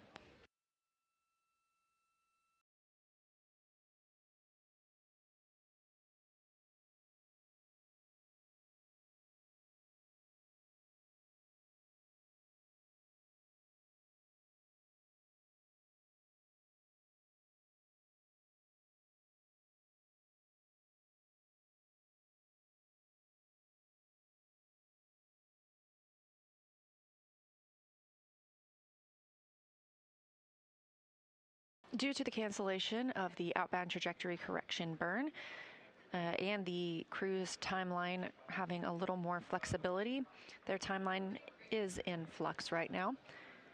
But they do have a daily planning conference coming up in a little over an hour when teams here on the ground will speak with them about the systems aboard the spacecraft, answer questions, relay any information about their schedule.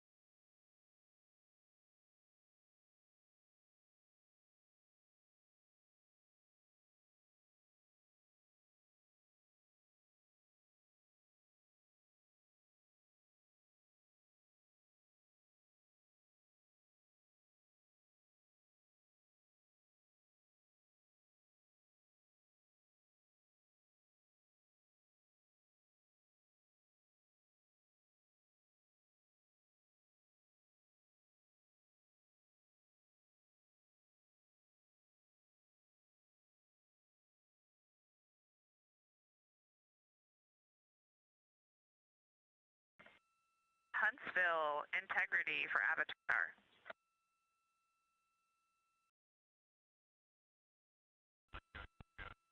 And Integrity Huntsville's with you.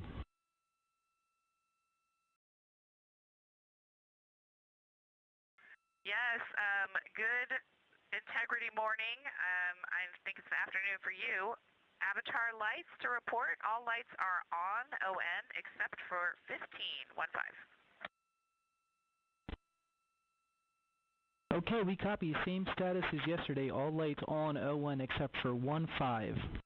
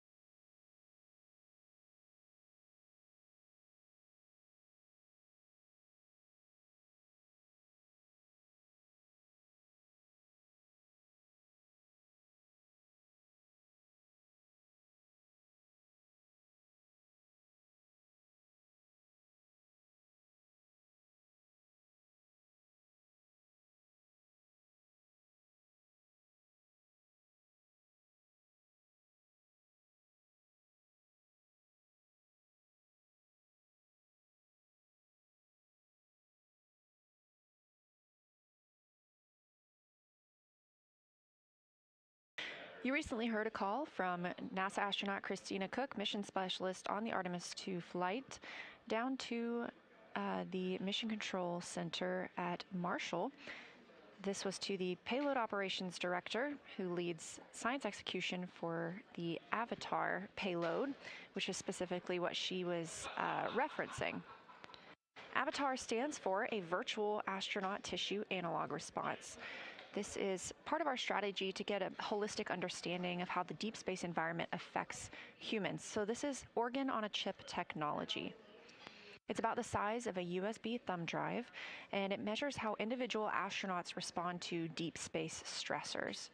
These organ chips contain cells that were developed from pre-flight blood donations from the crew.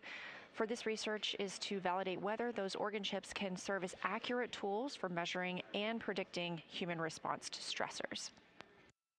So scientists will be comparing these Avatar findings with space station findings, as well as with those samples taken from the crew before and after the flight. Avatar could inform measures to help ensure crew health on future deep space missions, which include personal medical kits potentially for each astronaut. But for us on Earth, it could also lead to advancements in individualized treatments for diseases like cancer.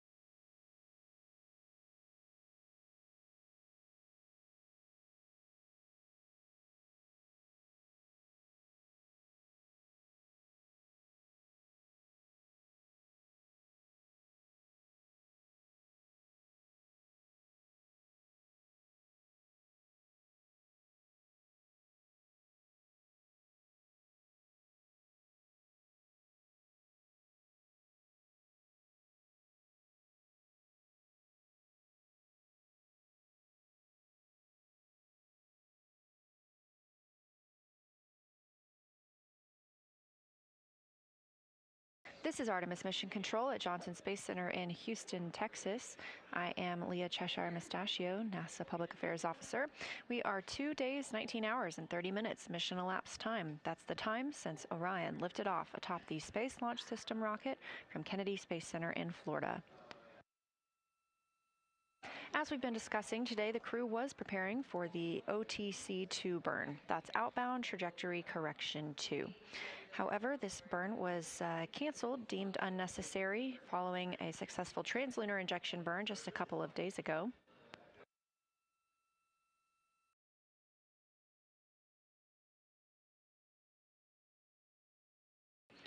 Canceling that burn today also allowed time for the teams here on the ground and the crew members to orient the spacecraft so that it is facing the sun on one specific portion, which is a primary vent nozzle. Yesterday, at the beginning of crew sleep, the ground was performing a regularly scheduled wastewater dump. The dump terminated after only 3%, so the tank quantity was 64%, and the limit is 80%. So the wastewater tank is not full. However, the crew was instructed to use backup collection devices overnight if they needed. Part of their continued troubleshooting is canceling that OTC-2 burn, and the team having added this attitude maneuver, pointing the waste vent lines to the sun. They'll be like this for about 2 hours to help melt any ice that may be preventing the waste dump. Of course, no impact to the mission or the lunar flyby scheduled on flight day 6. Those trajectory correction burns, including the one we canceled today. We also canceled one yesterday due to our trajectory already being in great condition. Those are just small burns to fine-tune the flight path.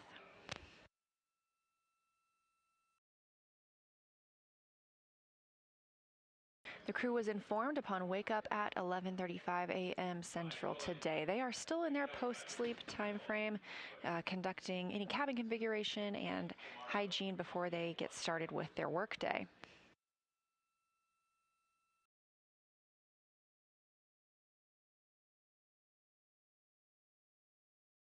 Coming up in about an hour, we expect less than an hour, we expect the daily planning conference to occur.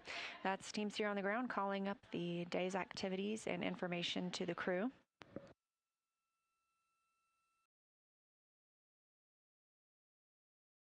Scheduled for after that daily planning conference was going to be a photo opportunity from one of the solar array wings. That's where this view is coming from right now, looking at the cabin.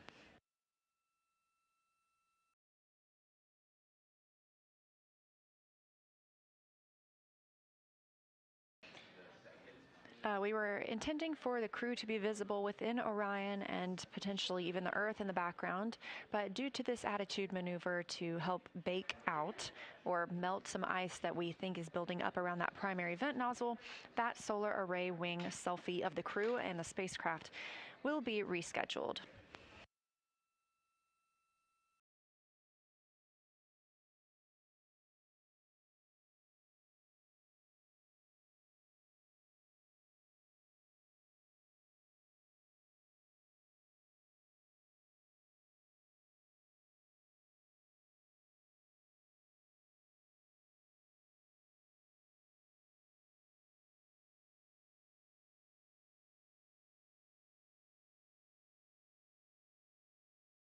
With that solar array wing selfie being rescheduled, we will stand by for that time.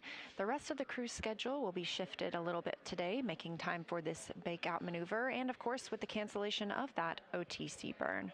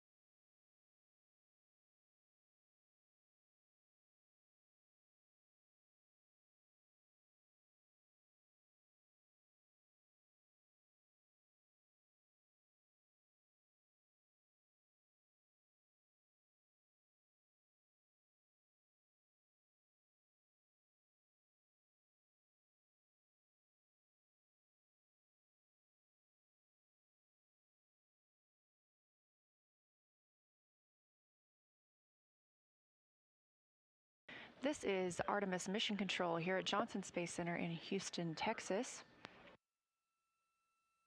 Crew aboard Orion still in their post-sleep period, having woken up at 11:35 a.m. Central Time, 12:35 p.m. Eastern Time. Again, the outbound trajectory correction burn for today has been canceled, deemed not necessary due to a proper translunar injection burn on flight day 2. Cancellation of this burn also allowed for teams to reposition the spacecraft by changing its attitude and pointing a primary vent nozzle in the sun. They're suspecting potential ice buildup on this primary vent nozzle after an insufficient wastewater dump last night. So this is one of their steps for troubleshooting, hopefully allowing this bake out time, as it's being referred to melt some of that ice and then later perform a wastewater dump. Integrity, Houston for SAW PAO event.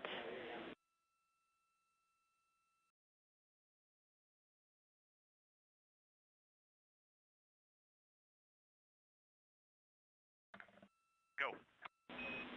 Wanted to let you know we're planning to defer that PAO event until later in the day because of using the SAWs to monitor the outcome from this bakeout. We'll have more words for you when we know where it lands.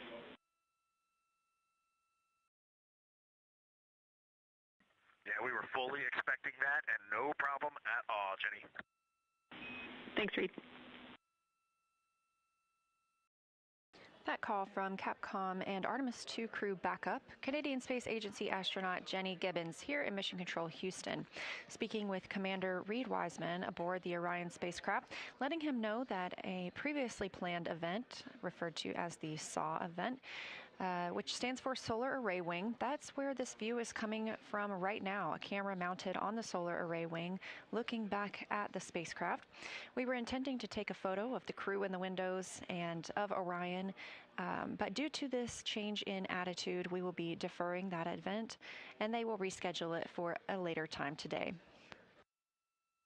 The crew's schedule does remain in flux today following cancellation of OTC-2.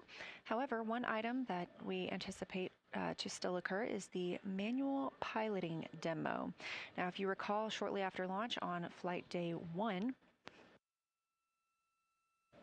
pilot Victor Glover commanded the Orion spacecraft, manually flying it around the interim cryogenic propulsion stage and a faux docking target. This was all to help us learn how Orion flies manually in space and help us prepare for future missions, during which we'll need to dock to a lunar lander.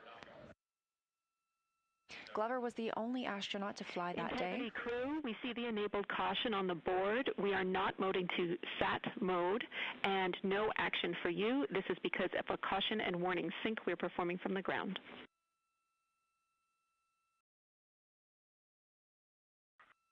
Okay, everything looked good on our display, so we were a little confused. Thanks, Jenny.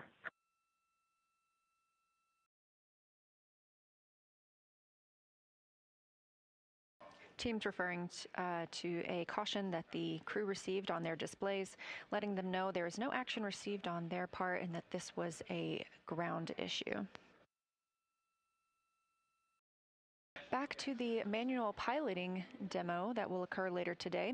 Pilot Victor Glover was the only astronaut who got to fly the spacecraft on flight day 1 for those proximity operations. But today we are expecting all crew members to get an opportunity to pilot Orion.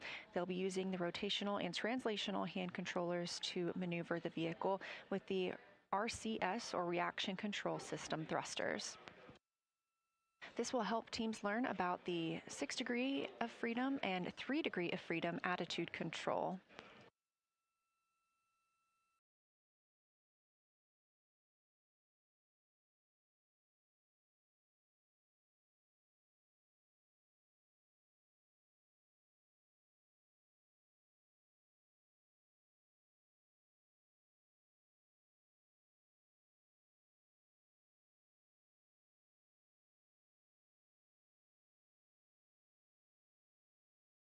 For anyone else looking forward to that manual piloting demo, we are expecting that to take place just after 8 p.m. Central Time. Of course, we did mention the schedule is in flux for the crew members today, so that may change if needed.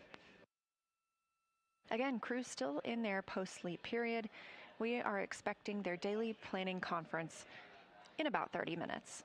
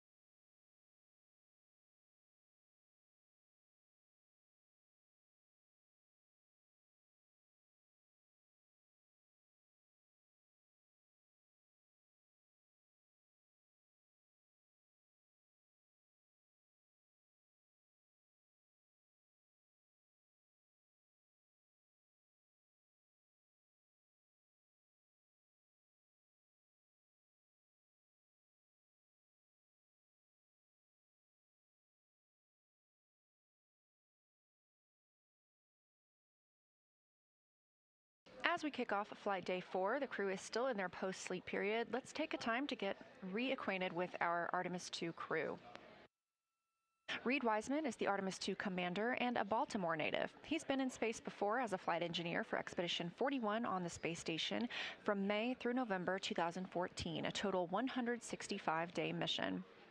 During that time, his crew set a milestone for station science by completing a record 82 research hours in a single week. Wiseman also served as chief of NASA's astronaut office from December 2020 to November 2022, and back on Earth, he has 2 daughters. Artemis II pilot is Victor Glover, selected as an astronaut in 2013 by the agency. At that time, he was serving as a legislative fellow in the U.S. Senate. His first trip to space was on NASA's SpaceX Crew 1 mission in November 2020, when he was also the pilot of that spacecraft. Victor is a U.S. Navy captain and naval aviator who served as a test pilot, racking up over 3,500 flight hours in more than 40 different spacecraft. And as previously mentioned, he became the first person to pilot the Orion spacecraft the other day. He and his wife have 4 children. Mission specialist Christina Koch is a native of Grand Rapids, Michigan. She was selected to the astronaut corps in 2013, the same class as her crewmate Victor Glover. She served as a flight engineer on the space station from March 2019 to February 2020, during which she set the record for the longest single spaceflight by a woman, with a total of 328 consecutive days in space. She also participated in the first ever all-female spacewalk with her crewmate Jessica Meir, who is back on the International Space Station as we speak. Before becoming an astronaut, Christina helped build space science instruments and led scientific field work in some of the most remote environments on the planet. She enjoys surfing, rock climbing, community service, yoga, travel, and photography. Rounding out our Artemis II crew is Jeremy Hansen, a Canadian Space Agency astronaut and first-time flyer.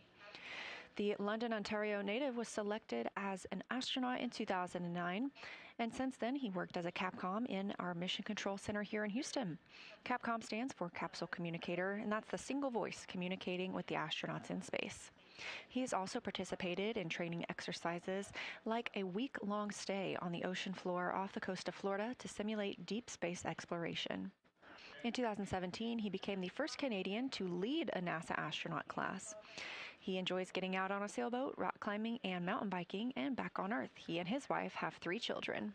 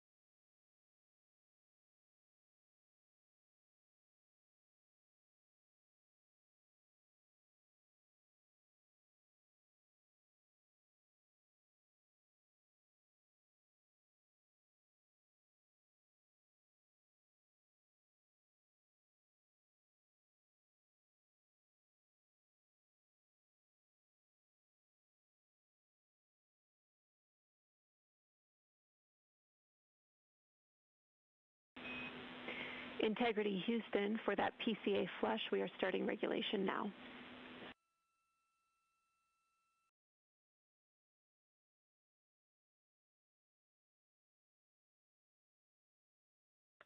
Okay, thanks, Jenny. Everything has been quiet on board. We can tell no associated noises with the flushes.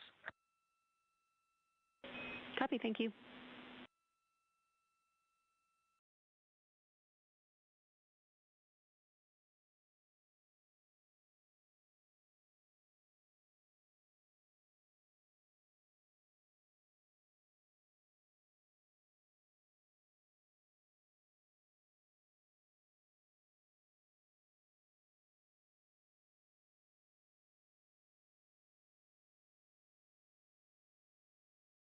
That call from Capcom Jenny Gibbons to the crew aboard Orion, as you see here on your screen, that they are performing a flush. We have been monitoring the primary vent nozzle. They reoriented the spacecraft to point it toward the sun, to point the primary vent nozzle toward the sun, I should clarify, and help potentially thaw some ice that they suspect may have built up and be interfering with the universal waste management system. Crew reports everything is good on the spacecraft. We are now 2 days, 20 hours into the flight of Artemis II.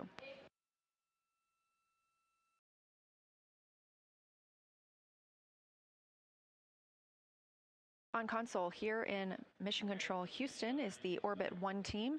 Flight Director Jeff Radigan gathering topics from the crew ahead of the crew's daily planning conference coming up here in just about 10 minutes.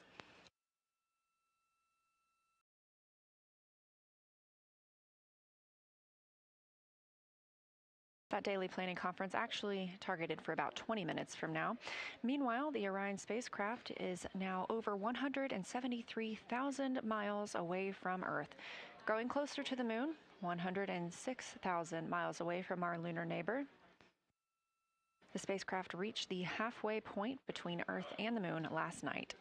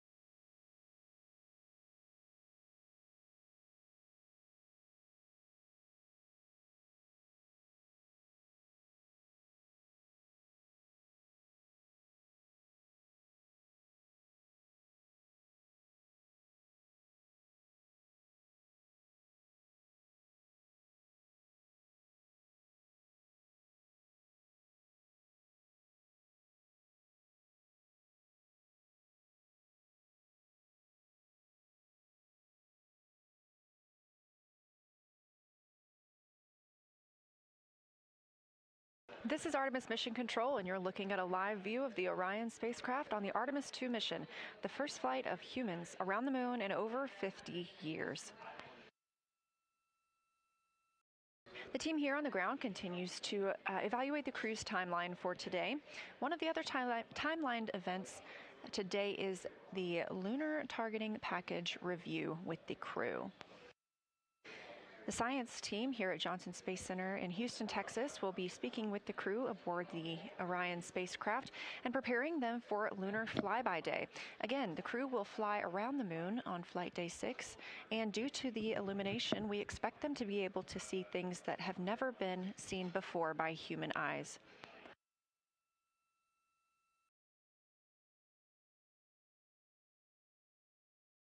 The science team has been preparing this lunar targeting package for this specific flyby, as each launch date would have resulted in different viewing opportunities due to lunar illumination. So the crew has been training for years based on photography of the lunar surface, as well as in different lighting conditions. And today will be the opportunity for the science team to discuss what they expect the crew to be able to see and the priorities for them to photograph during that flyby. Of course, our coverage will be live that day as we remain live 24/7 on NASA's YouTube. Thank you for tuning in.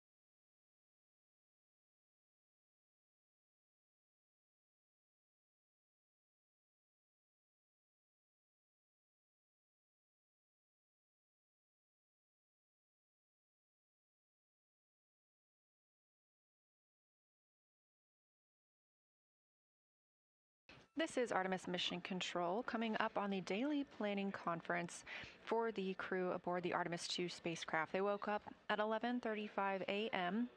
Central Time today and have since then been in their post-sleep period. So this daily planning conference will really kick off their workday. During post-sleep, they have the chance to configure the cabin, do some hygiene, and eat their breakfast. And a few things on the menu today include granola, scrambled eggs, vegetable quiche, mango salad, sausage patties, and, of course, scrambled eggs and coffee.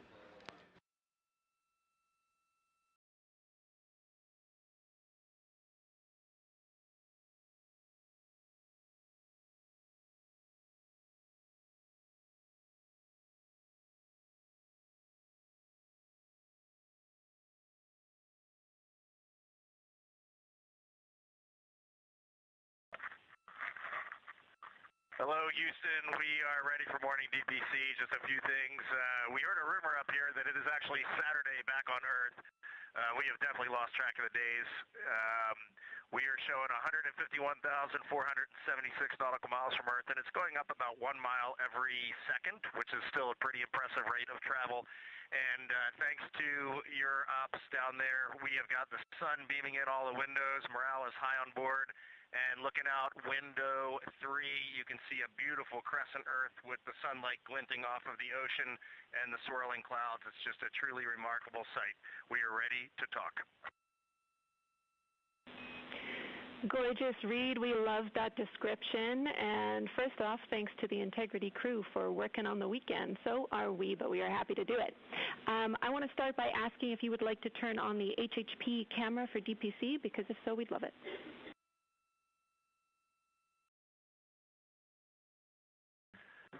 Yeah, we will work on that right now. It might just take us a minute, and I'll try to start routing the video. No problem. I'll get started in the meantime. So as you know, we are busy replanning today after canceling OTC2. We have lots of opportunities to do activities to get ahead, and we can also expand your lunar flyby plan review time. If you find that you are in need of work, we would ask that you give us a call and we can give you items.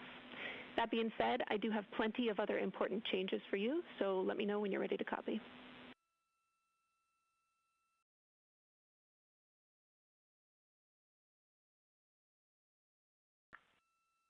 Yeah, go ahead. All right, first up, your splashdown -6 weather forecast is on board. As you would expect, the models haven't agreed to what the weather will be yet, but we wanted to you to know that it is there for your awareness. Victor, we wanted to let you know we are deferring your 24-hour acoustic monitoring activity to a day where we have a burn. That is your activity at 2040 MET this morning, and it also has a link to activity directly before your PMC in the afternoon that we are also deferring.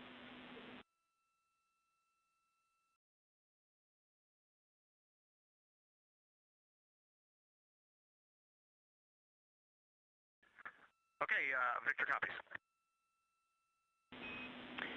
For all of the crew's HRP standard measure yellow activities today, those are flexible, but they do need to be complete before Victor's Everywhere downlink this afternoon.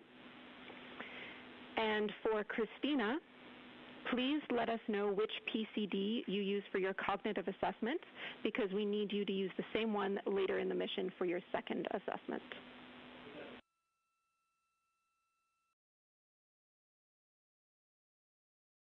Copy all. Our OpNav moon pass is still going on in the background, even though we have canceled OTC2. And we are planning to reschedule your SAW PAO event to be directly before your midday meal. We can call you on to that. And your second FD conference later today will be canceled. We are only keeping the one which is directly between the PMC and your pre-sleep.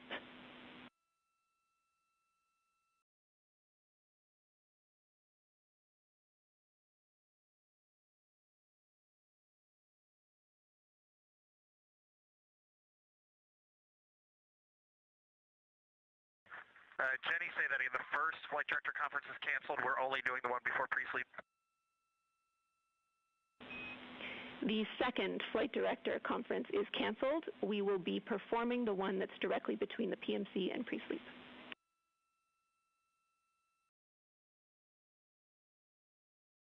Okay, that sounds great. Now I'm seeing that there's one that's kind of splitting the middle of pre-sleep, and that one is canceled. Gotcha. Good read back. Next up, we know you were looking for the next trash location. That location is going to be in locker Delta, bag 2, which has a purple label and is labeled speaker/bobs. You're going to need to clear it out a bit, so we suggest that you clear out the bob, which can be deployed. Move some of the speaker bubble bags that are in there into the F1 large bag labeled AGA General Use, which is a brown label, and then move the Ziploc with harnesses and ARS tools into locker Echo, bag 9, blue label.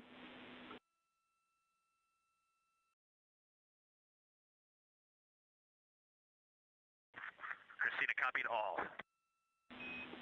Well done, Christina. Okay, 2 more topics for you. One is on the pre-lunar flyby cabin config. We wanted to let you know that if you did take images, we do not have them. We would need them if you want them re-uplinked later as a pretty note to remind you what to do. If you do want them, please let us know where we can downlink them from. And then finally, we want to know if you have any wet towels around the cabin, because we are looking at that in particular for mitigating any static by increasing the humidity.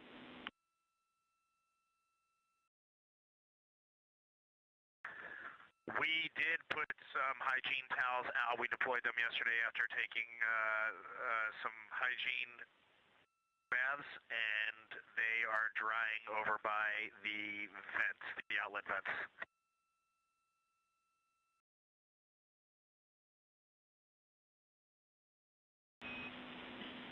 All right, great. We copy, Reid.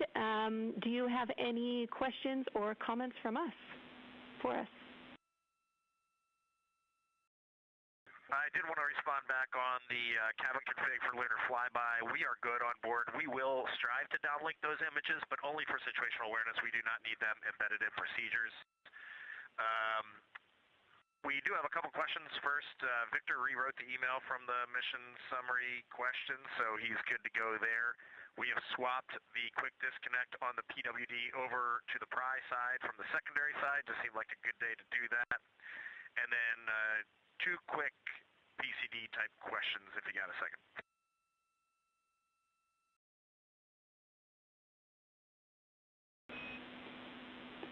All right, we copy all, and we'll take your PCD questions now.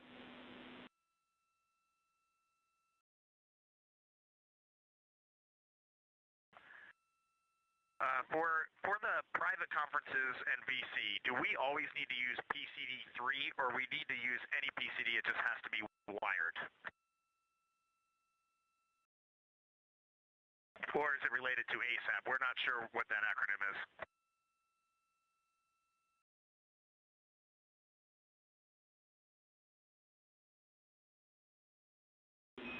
Checking.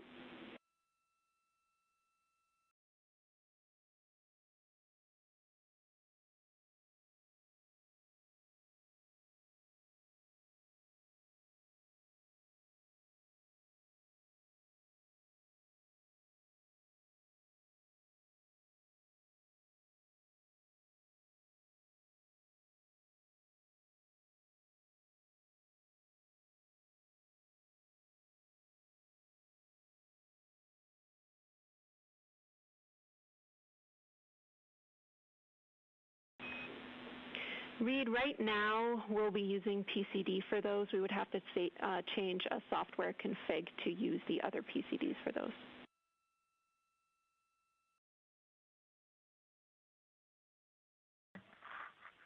Okay, so we do need to use BCD3. All right, thank you.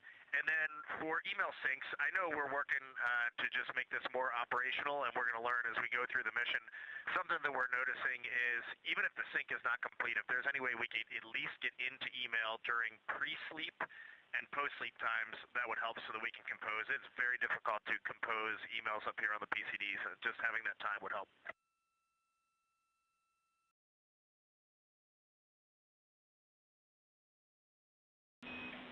Copy, Reid. Thanks for letting us know. We'll look into it.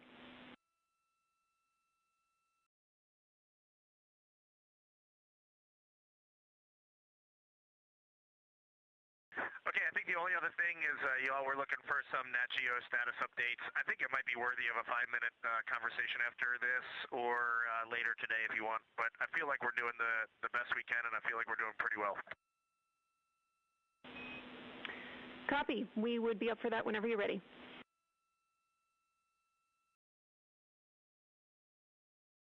Okay, give us a couple minutes, and if we find some gray space, we'll give you a call. Sounds great. Thanks, guys.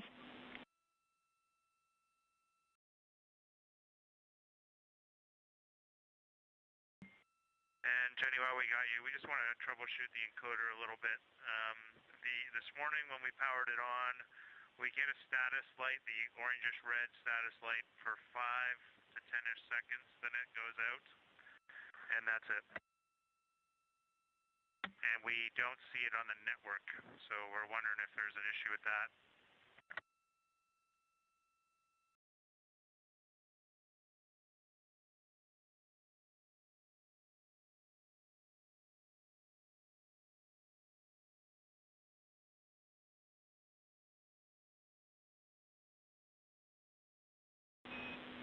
Copy. Thanks for the report, Jeremy. Can we confirm that you Jenny, one option for you guys, if you're connected? not sure on that, we could just get a spare encoder out and try it and learn on our own.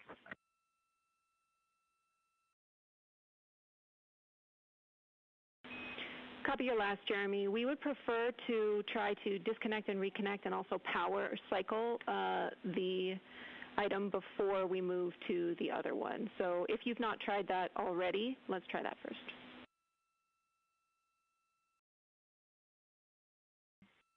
Okay, we've done 2 power cycles, but with both of those power cycles, the HDMI adapter was connected, as was the Ethernet cable connected. We can do another power cycle with everything disconnected if you think there's a difference there.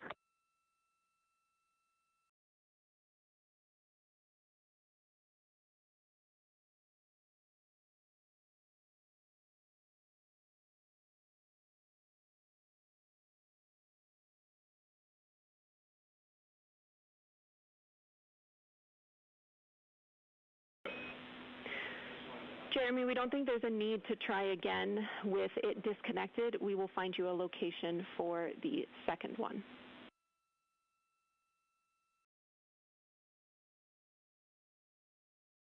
Okay, I've got them pulled up here. As long as the stowage or the packing plan is accurate, I'll go ahead and grab the one out of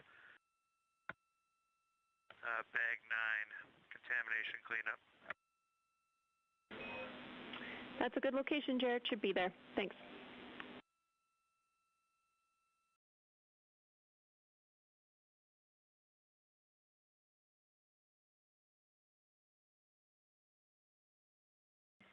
And Houston, I would be ready to have a quick conversation about the Nat Geo shot list at your convenience. No rush on our end.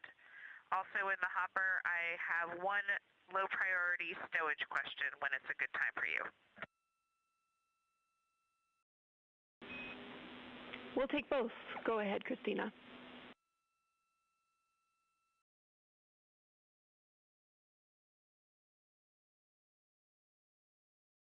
Yes, regarding the message, the flight day message item about Nat Geo, we are doing all of our Nat Geo scheduled activities as well as a lot of targets of opportunity. We're basically grabbing the camera for Nat Geo pretty much all the time.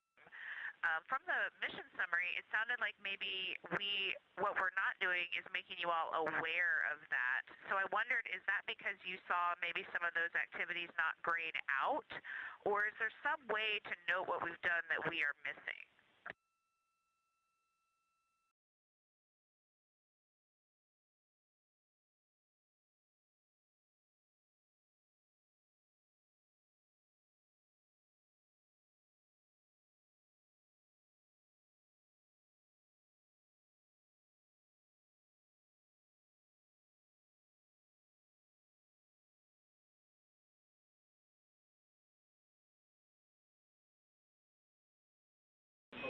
We're checking, Christina.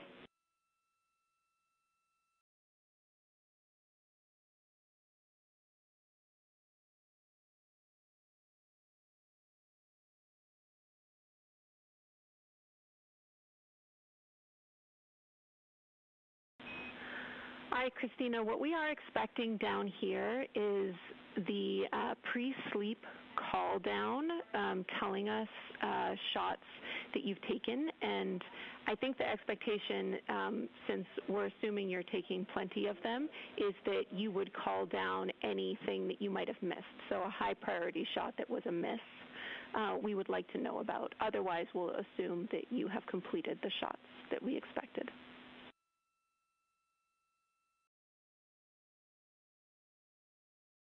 Thank you, Jenny. That is super helpful. I will make sure that we include that as part of our pre-sleep activities, but rest assured we're doing a lot, and we're really enjoying it.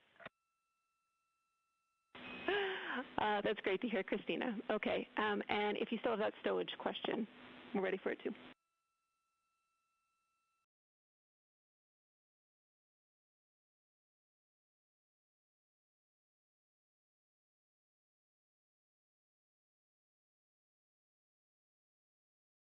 All right, Jenny. We'll collect all of our thoughts and let you know what we have and haven't done. But there were, due to power downs and stuff, like there were some pretty major things that we just couldn't get because there was no power to the system. All right, we copy, Reid. Thank you.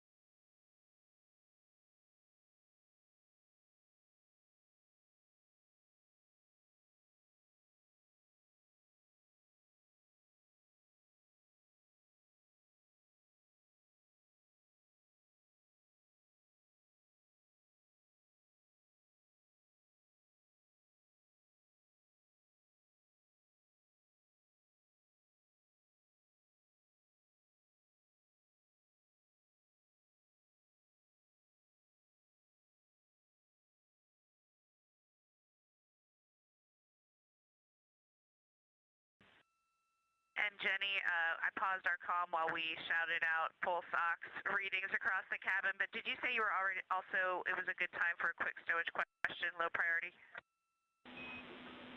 A-firm, we're ready.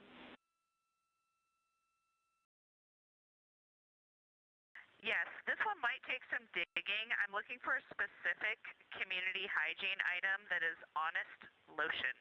So it's just hand lotion, and I believe the brand is Honest. I thought we had some on board, but we just haven't come across it yet, and I don't think our packing plan has that level of granularity. Thanks for tracking it down.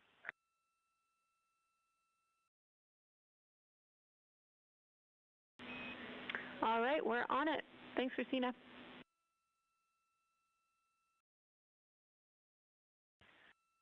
Thank you, and of course the answer could well come back that we don't have any on board and I'm remembering wrong, so thanks for the help. No problem, we'll let you know.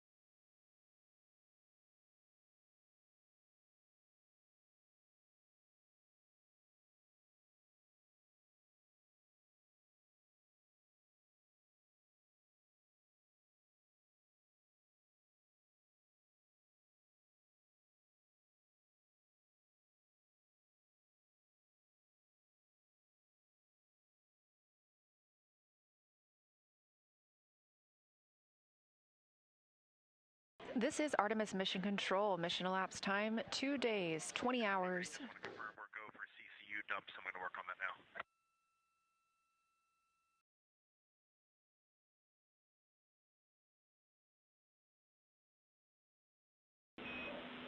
Reid, thanks for calling us first. We actually want you to pause on the CCU dump because we want to see if we are able to vent now that we've been in this bakeout attitude. So I'll give you a call when you're go to dump that.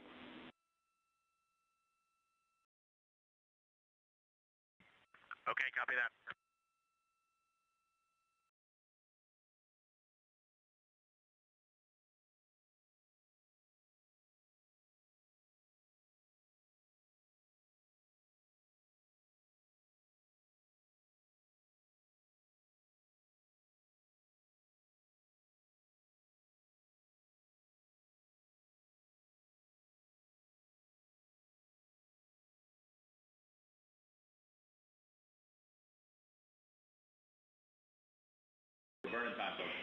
Integrity crew, we also want to remind you to hold off on any toilet use while we are doing this wastewater dump.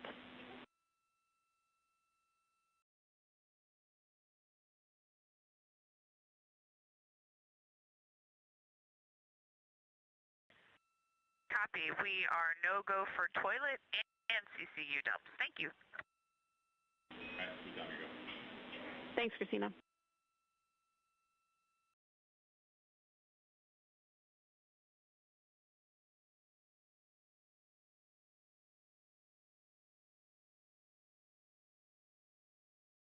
This is Artemis Mission Control at Johnson Space Center in Houston, Texas. Mission elapsed time of 2 days, 20 hours, and 42 minutes into the flight of Orion. However, this is known as Flight Day 4. We launched on April 1st.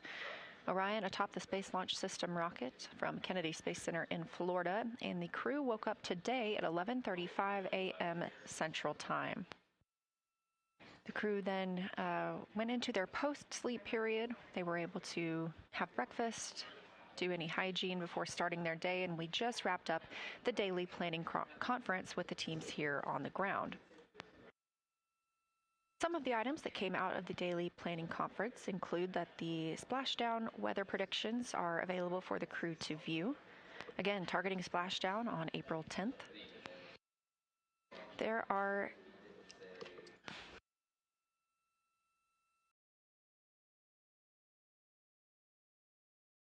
a select number of HRP activities. These are Human Research Program activities that are on the timeline that the crew on the ground wants to make sure the astronauts complete throughout the day, but they are not hard timelined or not hard scheduled, meaning that they can share and conduct at any time.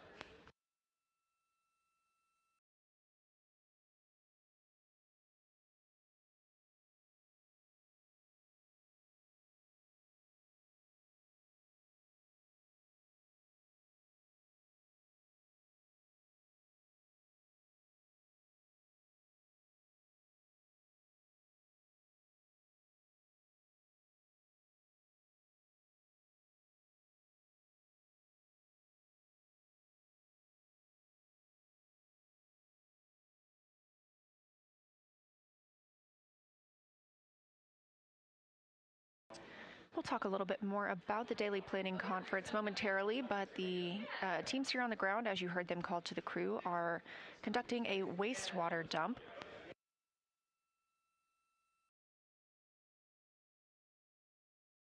If you look closely, you can see some of those particles leaving the spacecraft. This is a good sign. Last night, at the beginning of crew sleep, the ground performed a routine wastewater dump. However, it terminated after only dumping 3%. The suspected culprit may be some ice on the primary vent nozzle, so the teams rotated the spacecraft's attitude today to place that vent nozzle in the sun. The hope was for this 2-hour bakeout time to help melt the ice that may be preventing the waste dump.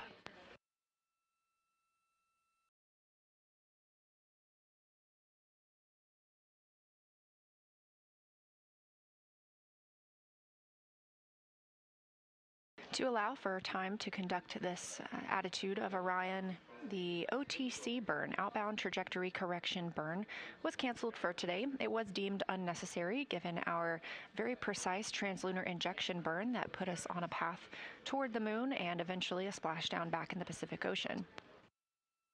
The outbound trajectory correction 1 burn was also canceled yesterday for the same reason of not being necessary due to our current trajectory.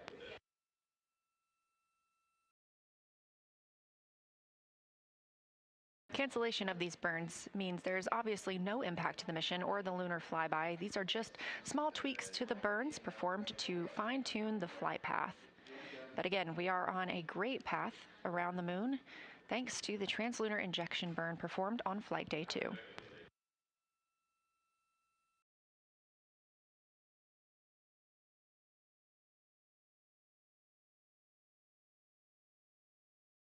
A few more items that we heard during the daily planning conference include the SAW PAO event, Solar Array Wing event. We are expecting the crew to be visible in the windows of Orion while the Solar Array Wing cameras are used to snap a photo of Orion and its crew. We're hoping to see that scheduled before today's midday meal, and the midday meal is currently on the timeline closer to 7 p.m. Central.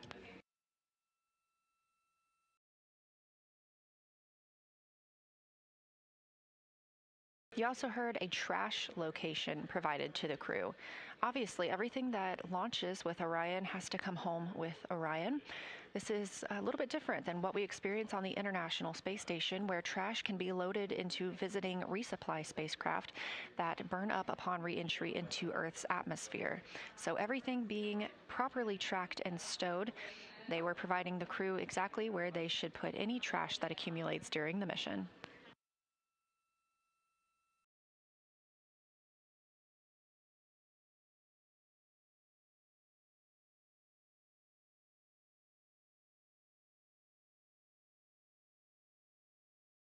Flight control team also had reports yesterday from NASA astronaut Reid Wiseman as he was exercising that he was noticing some static electricity inside the spacecraft while he was exercising, and so the team asked if there are any wet towels they can use to place around the Orion spacecraft and help increase humidity.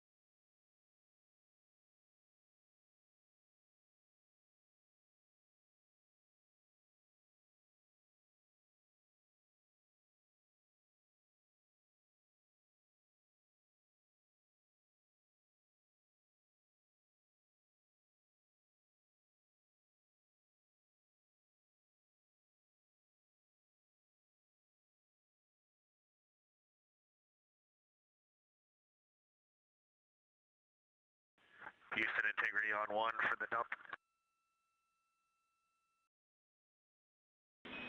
Go ahead.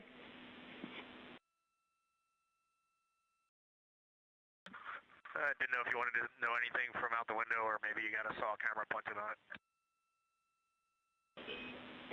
We do have a camera, but we'll take whatever you have.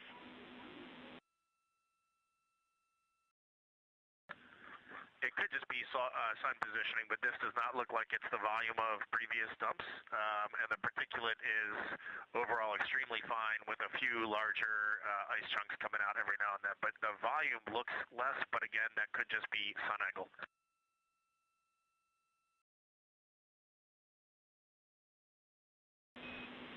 Yeah, Reid, we are also seeing less volume with this dump. We appreciate the report. That's helpful for us.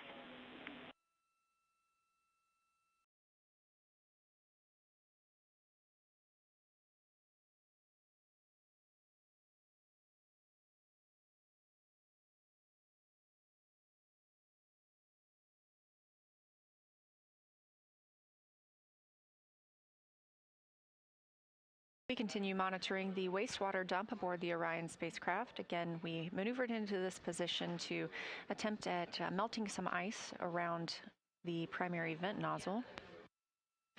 Victor Glover reporting that they appear to be seeing less volume from this wastewater dump than previously experienced, and the ground confirms that our data aligns with that observation.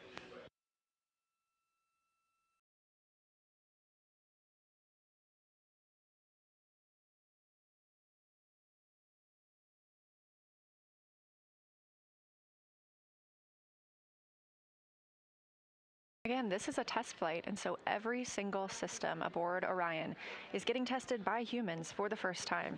So every day is a learning experience for the teams on the ground as well as the astronauts who make up the Artemis II crew.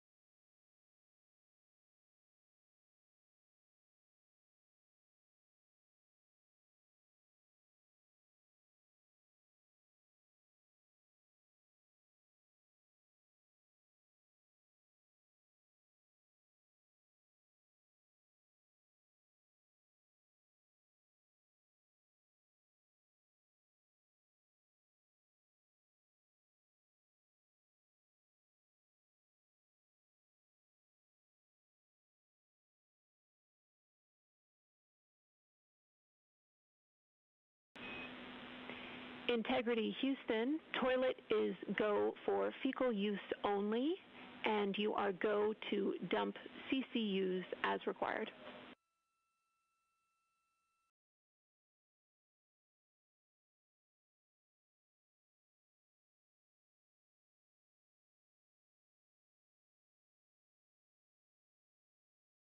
Copy.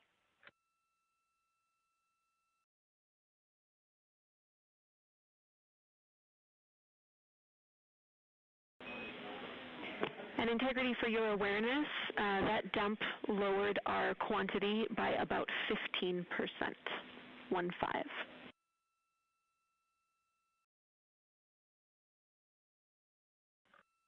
Copy.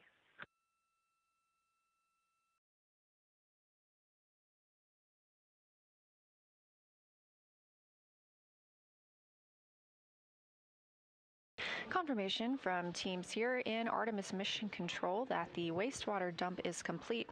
Again, the wastewater dump was terminated early last night, and the suspected reason was ice on the primary vent nozzle. This vent is the drain for the toilet and would be great to have space plumbers to unclog. However, our crew is well trained in all systems. Integrity for PCV conference clarification.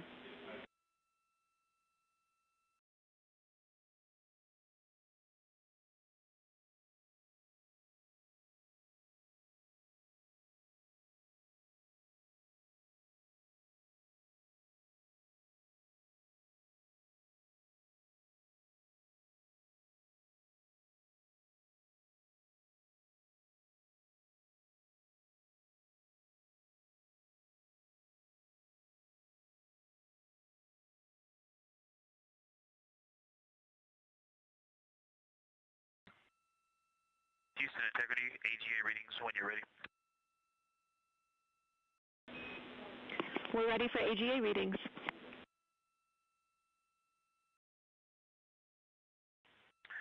Current AGA readings are CO2 2.2, O2 20.4, 78.1 degrees Fahrenheit, 14.05 psi. We still have an amber low battery light, and during the startup I did not see any reference to battery remaining.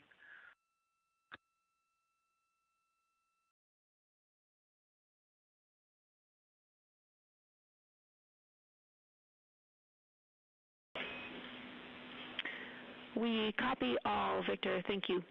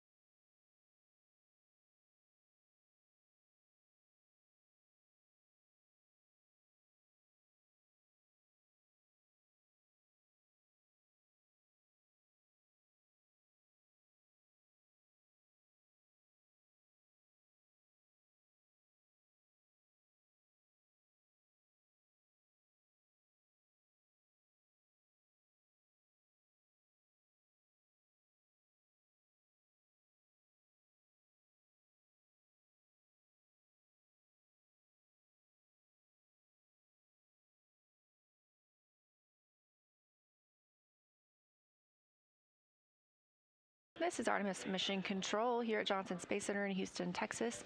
As you can see, the Orion spacecraft now maneuvering back to its previous position. We were in a new attitude, allowing that primary vent nozzle to be pointed toward the sun, help thaw up some of the ice that helps us drain the toilet.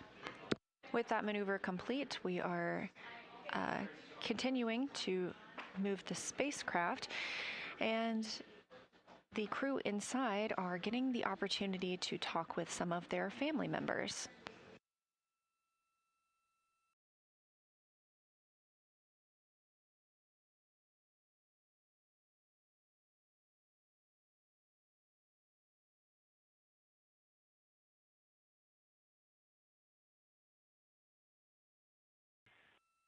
Houston Integrity for encoder. Go ahead. I'm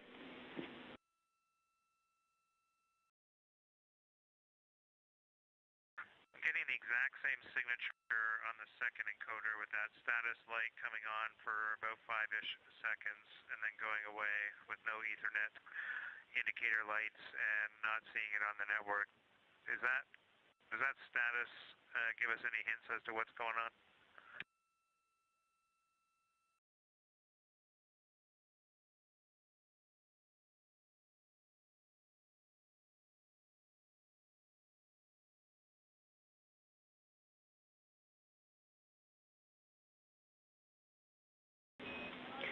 Copy, Jeremy. The other piece of data that changed from yesterday is we disconnected from Ethernet port on pump 1 overnight for the docking camera, then reconnected to that port. I guess I could try recycling that cable just to see if that changes anything, but I'm curious what that status light might indicate. Yeah, Jeremy, we're about to call you to ask about the other end of that Ethernet cable, so we will take your recommendation to cycle that now.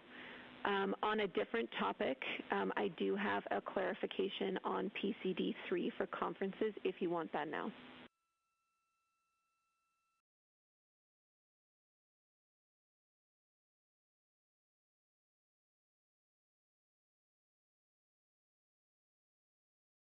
Okay, go ahead with that.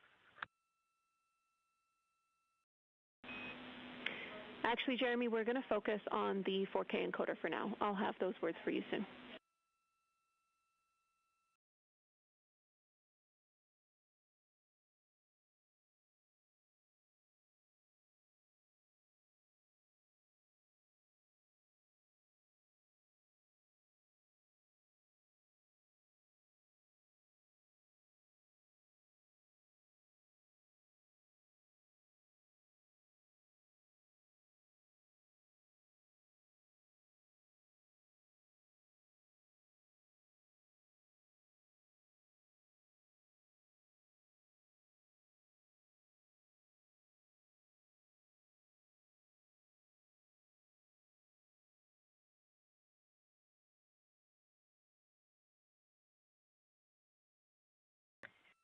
Houston Integrity, just double check that Reid's PFC is happening on time. He hasn't seen anything yet.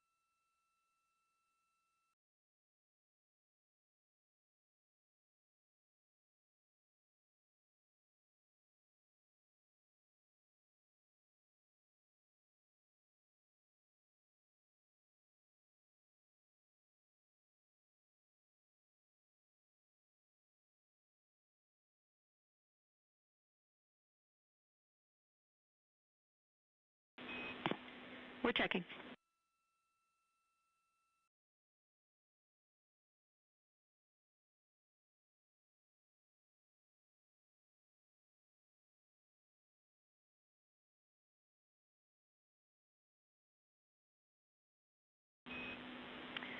And we see Jeremy logged into VC. Reid's family is ready.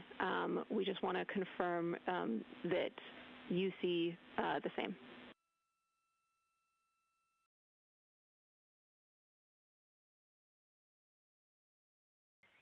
Yeah, Reid is waiting on VC on PCD3.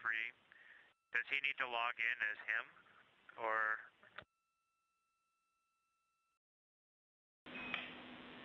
No, Jeremy, we will dial your VC account to make it work.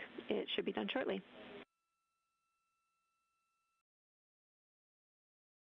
Okay.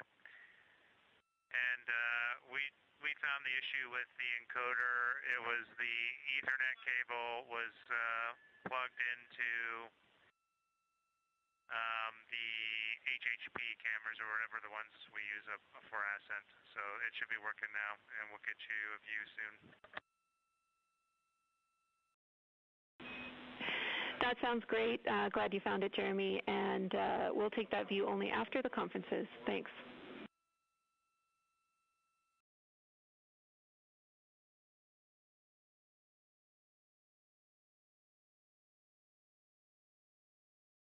I'm going to put the encoder that I got out of bag 9 back in bag 9. Copy. Thank you.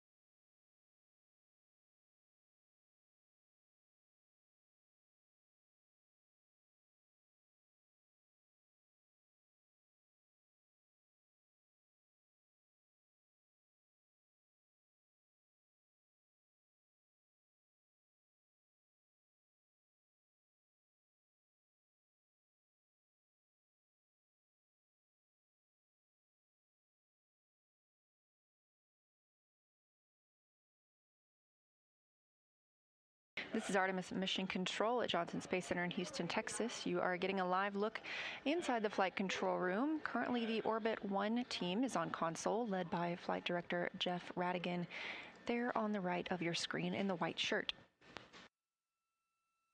Capcom for today in the center of your screen is Canadian Space Agency astronaut and Artemis II backup, Jenny Gibbons. She's the voice you'll hear talking with the crew.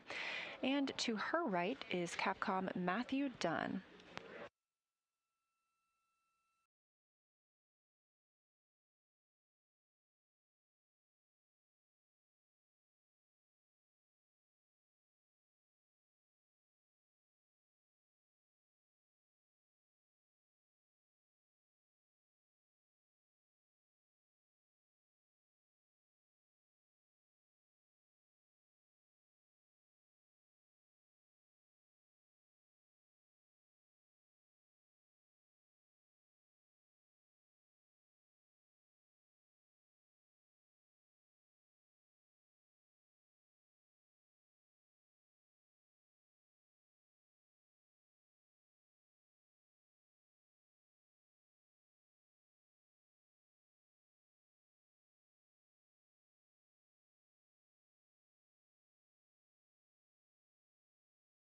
And Houston Integrity, you asked if we had some free time to give you a call. I can help you with something right now.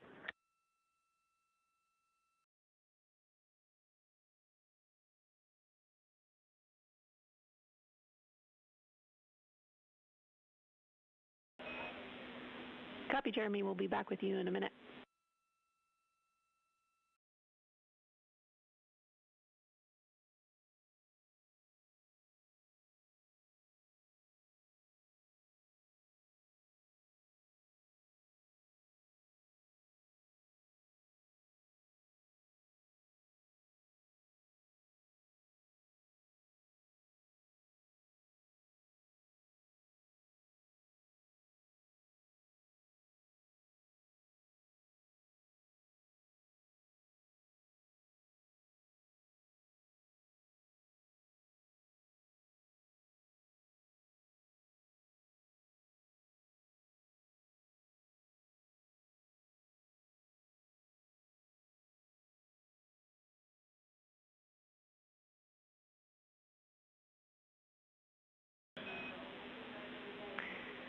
Integrity for activities for Jeremy.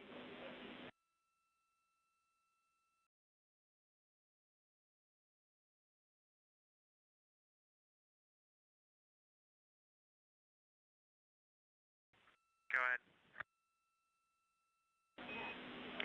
Hey Jeremy, in your free time, we suggest that you go to the task list and you can choose the cabin speaker assessment or the PWD flow test. And if you prefer not to do either of those, you can always go to the Nat Geo shot list.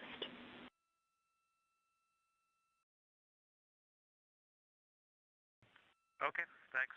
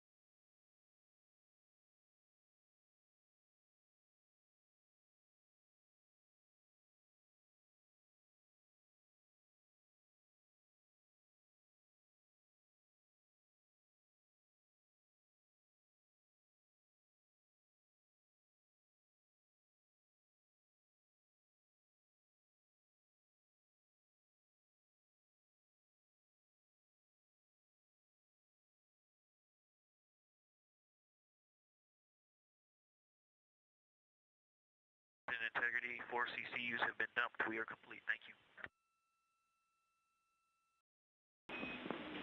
Copy all. Thanks, Victor.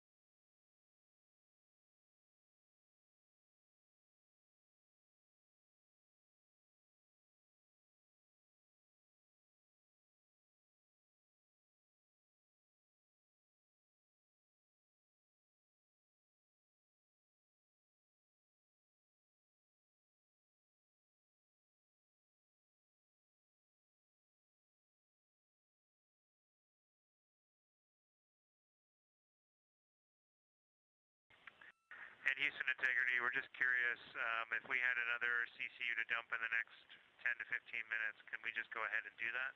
Will the heaters be configured? Does that work for your plan?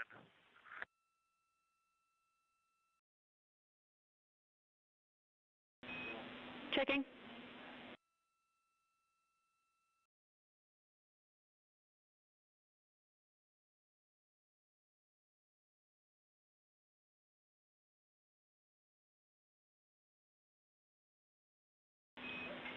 Affirm, Jeremy, our heaters are configured, so you would be go to dump.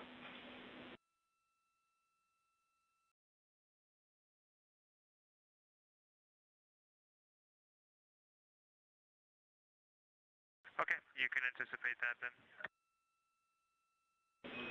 Copy, we will.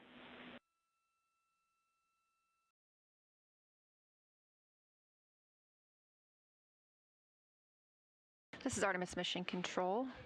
You continue to hear calls from Canadian Space Agency astronaut Jeremy Hansen, his first flight to space, referencing the CCU, Collapsible Contingency Urinal. The crew is using these at this time rather than the toilet as we continue troubleshooting the wastewater dumps. Having just completed one, the crew is using these instead of the waste management system.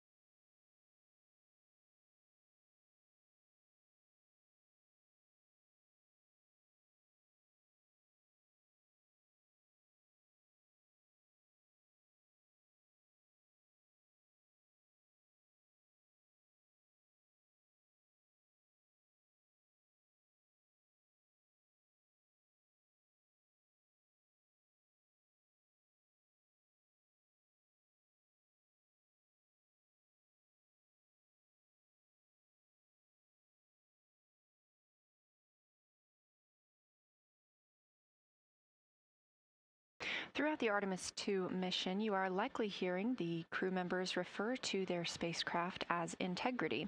It is the Orion spacecraft, and the Artemis II crew members named it Integrity, announcing that name last fall.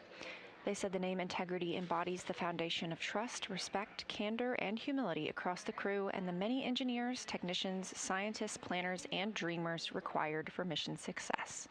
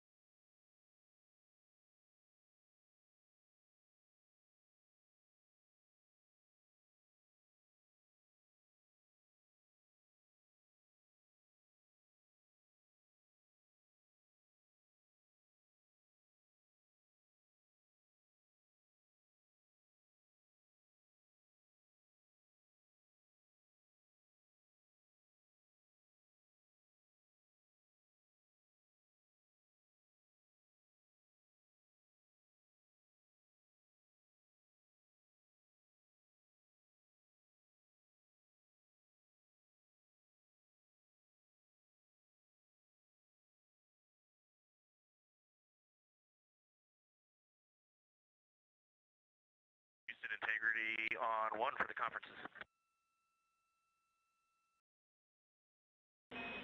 Go ahead.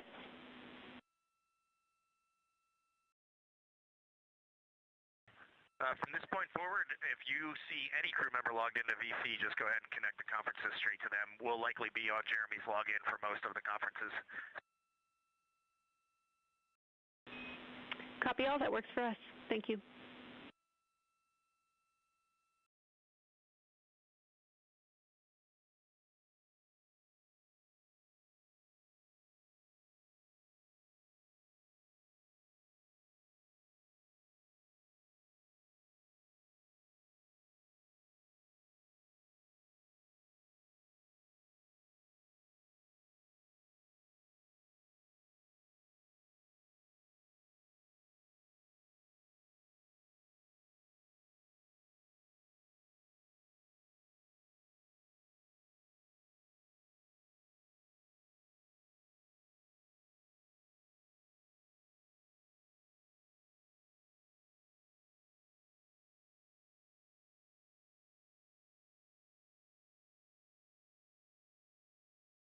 This is Artemis Mission Control. You are looking at a visualization of the Orion spacecraft. We don't have views at this time, but hope to regain them shortly.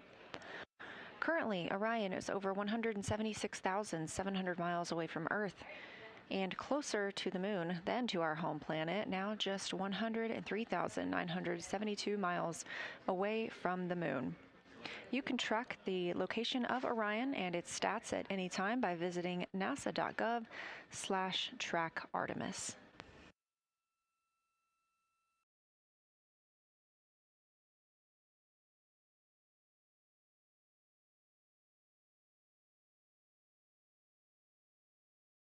We are eagerly awaiting the Lunar flyby day on flight day 6.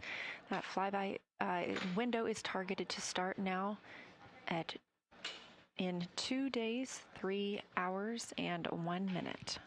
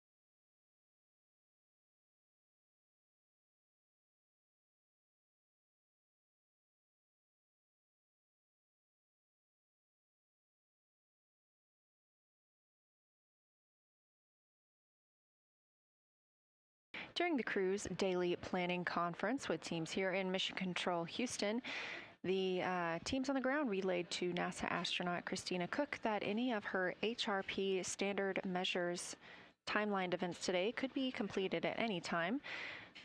This crew is the first crew in deep space to participate in the spaceflight standard measures studies. This is an investigation that's been collecting data from participating crew members aboard the station and elsewhere since 2018. And the study aims to get a comprehensive snapshot of astronauts' bodies and minds by gathering a consistent set of core measurements of physiological response. Let's take a look. You know how your doctor always checks your heart rate, blood pressure, and other vital signs? NASA collects similar measurements on as many astronauts as possible, and that includes the Artemis II crew flying around the moon. These measurements belong to a study called Spaceflight Standard Measures. Comparing information gathered from astronauts before, during, and after spaceflight provides a window into what happens to the human body in space. On their trek aboard the Orion spacecraft, Artemis crew members will track their nutrition, heart health, and immune system, while MRI scans pre- and post-launch will peek inside their eyes and brain. The crew will also participate in tests examining balance, muscle performance, motion sickness, and changes in their microbiome. Since 2018, NASA has been gathering standard measures like these from crews in Earth-based analogs and aboard the International Space Station. But Artemis II will be the first to provide these measurements in deep space. After returning from their mission, the crew will move through obstacle courses. They'll exit a mock capsule and conduct simulated moonwalk activities in a pressurized spacesuit, including practicing walking, using a ladder, connecting tubes to the capsule, carrying bulky objects, and more. Why? Some astronauts feel dizzy, unsteady, and nauseated post-flight, but scientists want to know how soon after landing on the moon could astronauts carry out mission-critical tasks and what workloads they could handle before fatigue sets in. By understanding how deep space travel affects the human body, NASA can take steps towards sending future astronauts to the surface of the moon, Mars, and beyond.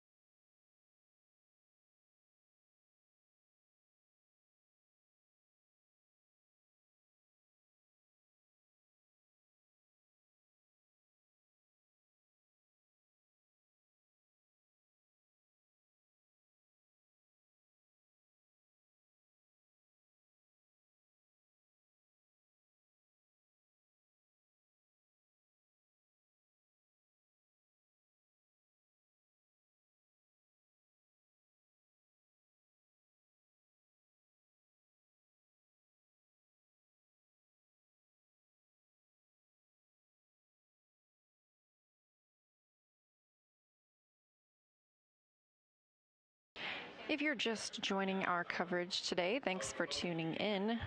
We are live 24/7 throughout the Artemis II mission, all the way from prior to launch until splashdown and astronaut recovery.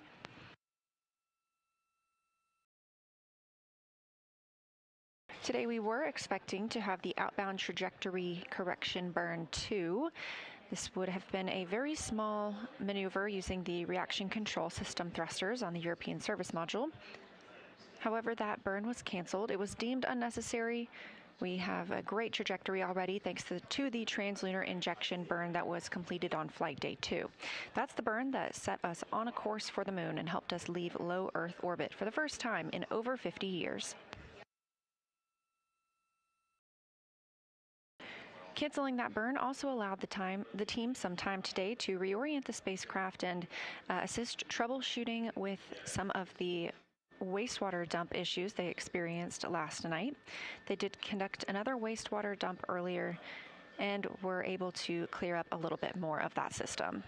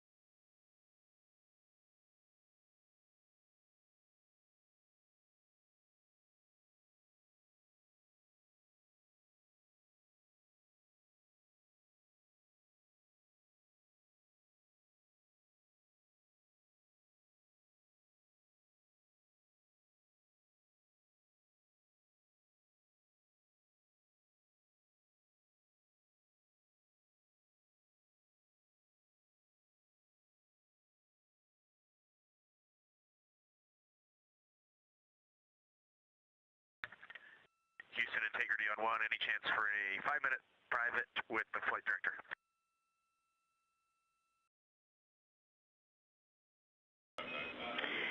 Yes, sir. We're setting it up.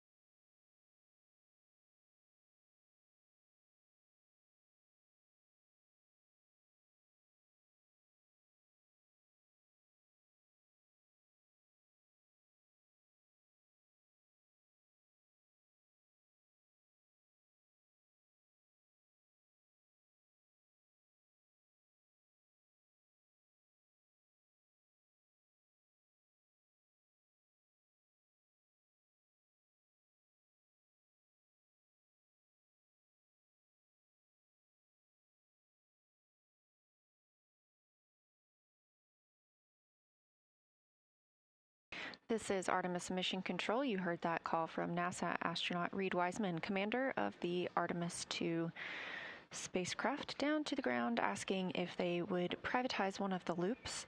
Again, almost all of their communication does go out publicly, so it's not uncommon for them to request the opportunity to speak with the flight director or flight controller teams on their own.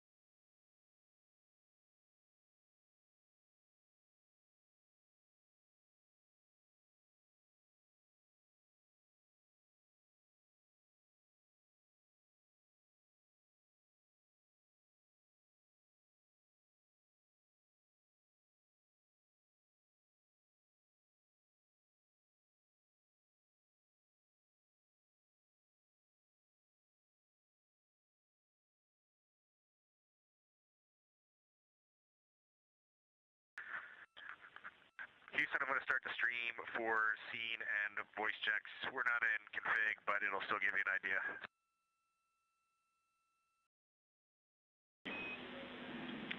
Copy, we'll be ready for you.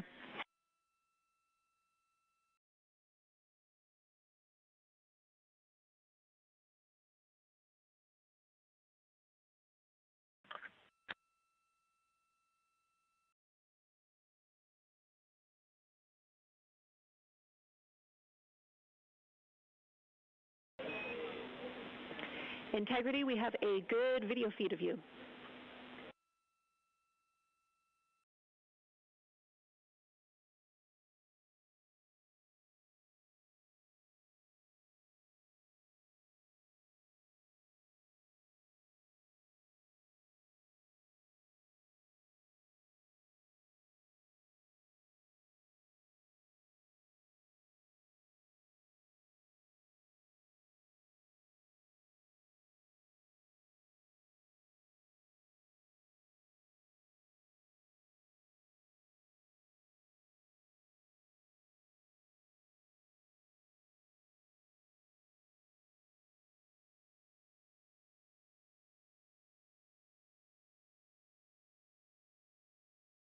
Houston, confirm you're not getting any audio.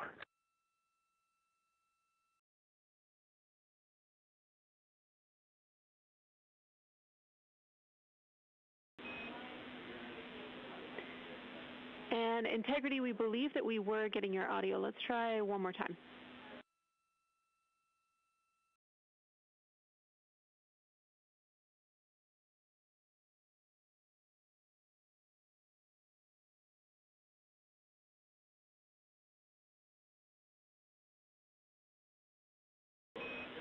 Integrity crew, I copy your 5 count, loud and clear. You're sounding good.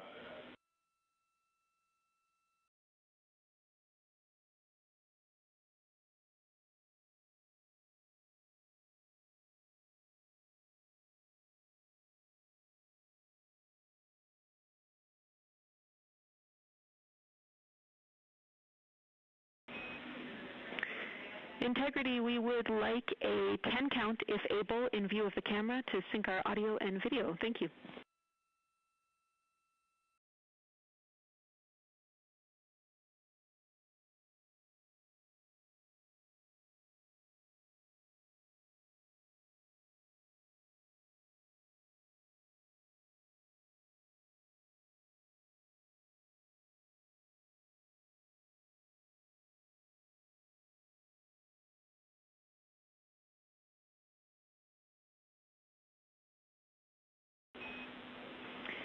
Copy, Christina. We would have taken either direction, but we prefer the blast-off direction. That looks like a really good audio and visual sync for us, so thank you.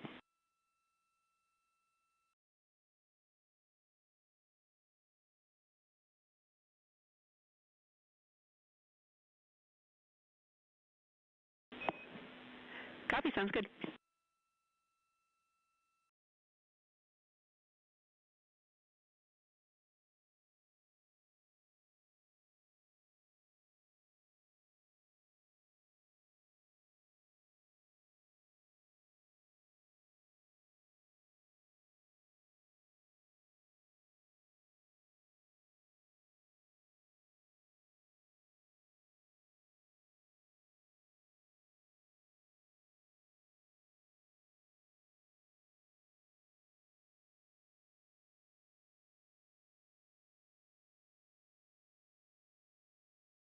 This is Artemis Mission Control. You're getting a live look inside the Orion spacecraft, named Integrity by the Artemis II crew. They are setting up for a public affairs event. Today they'll be speaking with NBC and CBS.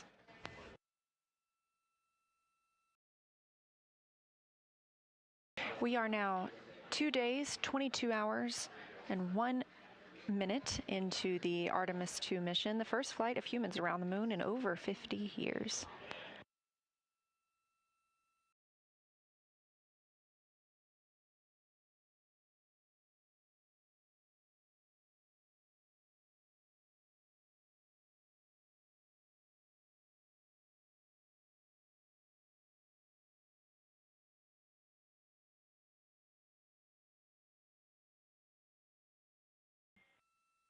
Houston Integrity for photos. We have photos on PCD 1 of the CCU.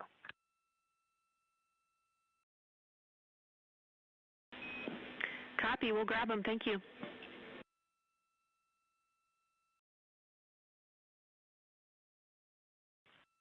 And Jenny, FYI, we will have a few more after the PAO conference as well.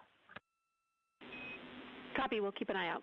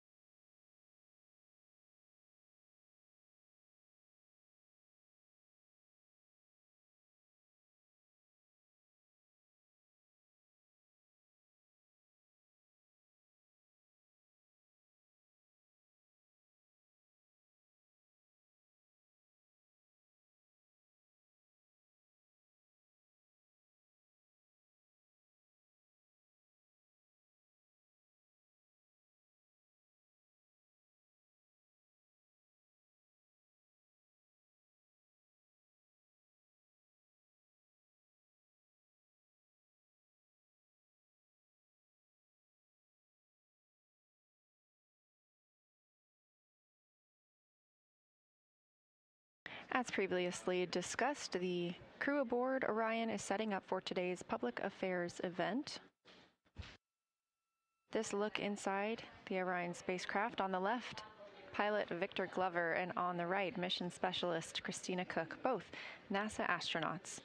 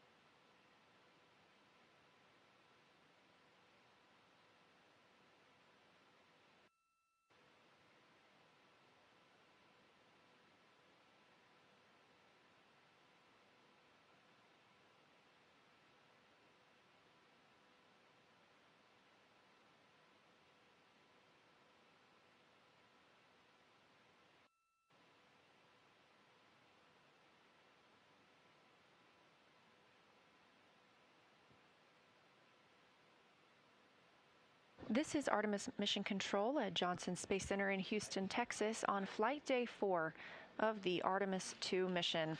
As mentioned, the crew inside Orion is getting set up for a public affairs event that will take place in just about 7 minutes.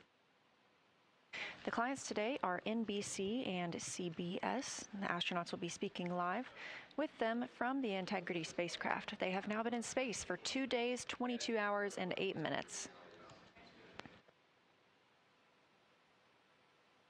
Orion is now 178,250 miles from the place we all call home, our planet Earth.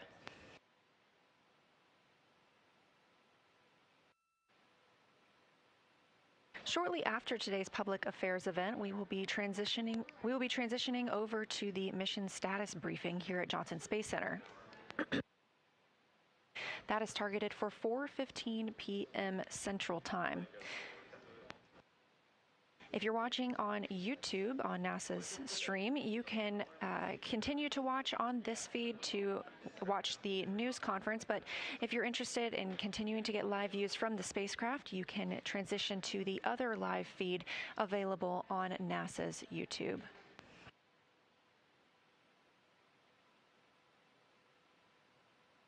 Again, our coverage continues 24/7, so don't go anywhere.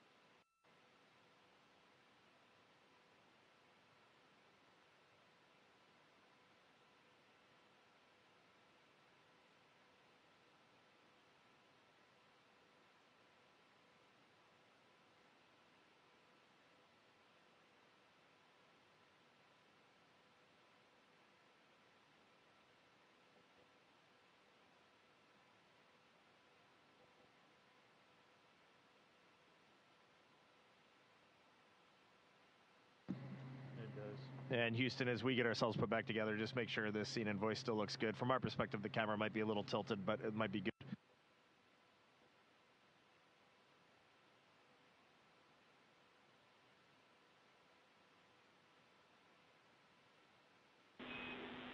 Copy, Reid. Still looks good to us.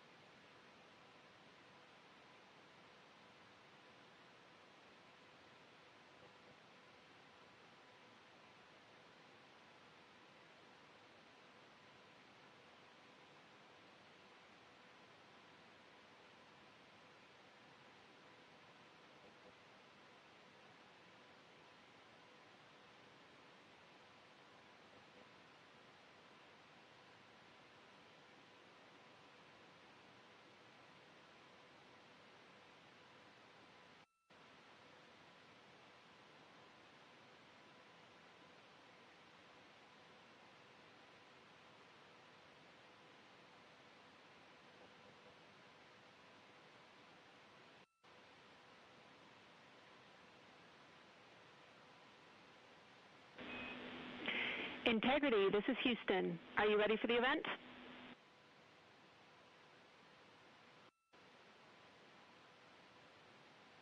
Houston, from inside Integrity, we are ready for the event. NBC News, this is Mission Control Houston. Please call Integrity for a voice check. Integrity, this is Tom Costello with NBC News. Are you hearing us okay?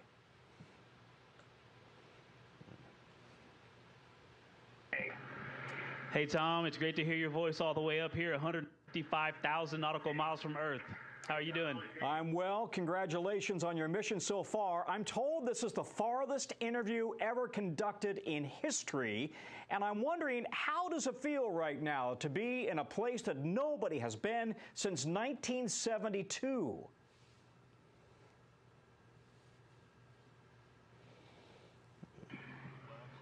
Honestly, it is unbelievable that we in 1972, just being up here and seeing how difficult this is and how hard the team is working.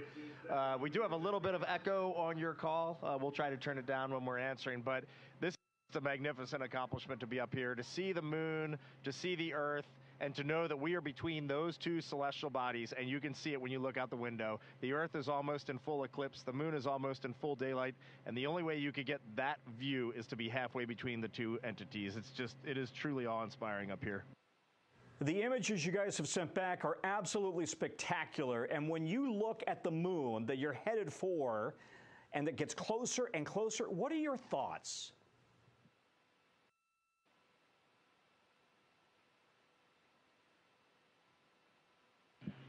Well, last night we did have our first view of the moon far side, and it was just absolutely spectacular. I think that one of the interesting things that happens when you look at a moon that inherently just looks different is like the darker parts just aren't quite in the right place, and something about you senses that is not the moon that I'm used to seeing. And sure enough, we got out our lunar targeting information, and we matched up, and we're like, yeah, that is the dark side. That is something we have never seen before. We must be, no kidding, like Reid said, somewhere between the Earth and the moon, getting a view from a different place and putting up something that has meant so much to so many cultures, scientifically, spiritually, culturally, for so long, seeing it in a different way, and just pairing that with how much we miss and love our families and knowing that they're looking up and seeing the same moon. It's a pretty amazing feeling. And when you look back at Earth, you've sent these breathtaking images, and it's Easter weekend, of course. What are your emotions as you look back at Mother Earth?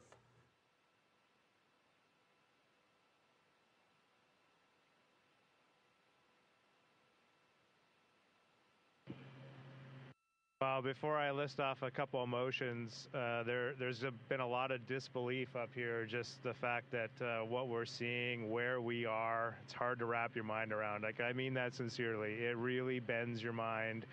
And the emotions that come along with that, there's a lot of happiness. Just to have experienced these unique things just brings you joy as a human. We're explorers at heart as human beings, and we really feel like we're exploring out here, and it brings a lot of joy, excitement. And then, you know, right away you are humbled. The fact that 4 of us get to be out here just brings you to your knees. The thought that we get this experience, we're doing our best to show it with the camera, but you can't do it.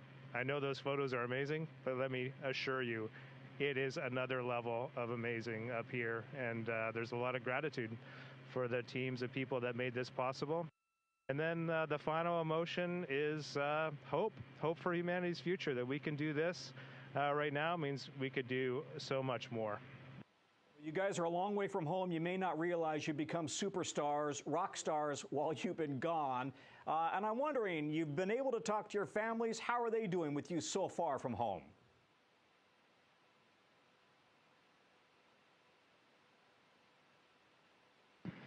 Well, just from I overheard from some of the conferences and then what I enjoyed watching with my family, I think there's a lot going on. It's been interesting to hear what they have witnessed on the news and in social media, but also their launch experience. I got to hear the first story they saw, what they felt, and what they were thinking, and then what they wanted to know from me. And so the family conferences were great. It was so awesome to hear people talking to their families and then to speak with my family. And there's a lot, and I'm actually still processing. Mine was just about an hour ago, and I have a lot to go write down in my journal. And I just want to tag on. I had my family conference right before Victor, so we had ours today. Christina and Jeremy had theirs yesterday, and I was just so jealous of them yesterday. I was so happy for them, but I was so jealous. And then this morning when my two daughters came on and it was just the three of us talking, it was surreal. Just we're up here, we're so far away, and for a moment I was reunited with my little family, and it was just the greatest moment of my entire life. I'm just curious, you guys, you have all been dreaming of this moment for so long. Can you sleep in space when you are finally at this moment that you've been so excited about and working for so long?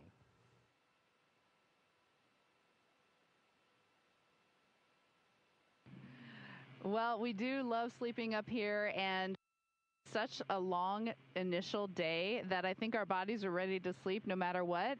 Most of us have been sleeping really well. For me, sleeping in space is one of the most comfortable ways to sleep, and it's very deep sleep, very full sleep. Sometimes when you first get up here, you have a little bit of a sensation that something's wrong. As soon as you wake up, maybe you're falling or you don't recognize your surroundings, but it's great. I mean, honestly, being human up here is one of the coolest things about this mission. We are just people trying to get by, and for example, we might go look at the far side of the moon and take in its awesomeness and then go, maybe I should change my socks and try to dig around for a pair of socks. So this is the dichotomy of human spaceflight. How will you describe this moment to your families, your grandkids, many years from now?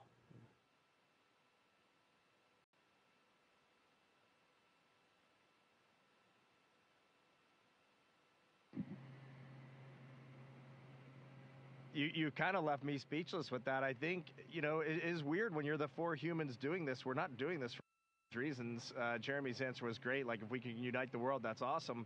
But we're just the lucky four that got to be on this mission. We were in the right place at the right time with our international team, and we're up here doing this.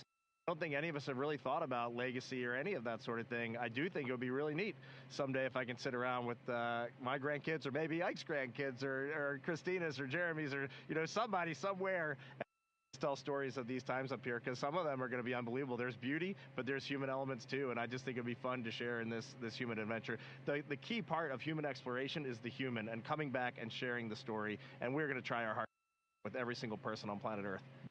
So listen, Al Roker is awfully upset that he couldn't be here. Any messages to Al Roker and the Today Show family? They are watching every moment of this.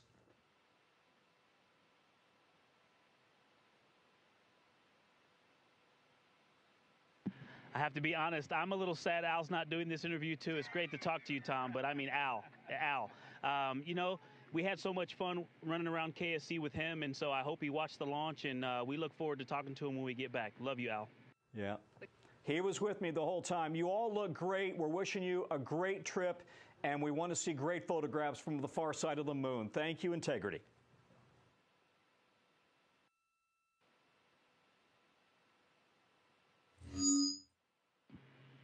Thank you, Tom. It was great to be with you. Go ahead.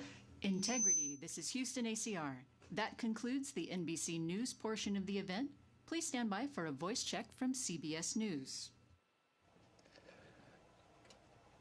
Integrity, this is Mark Strassman with CBS News. How do you read me?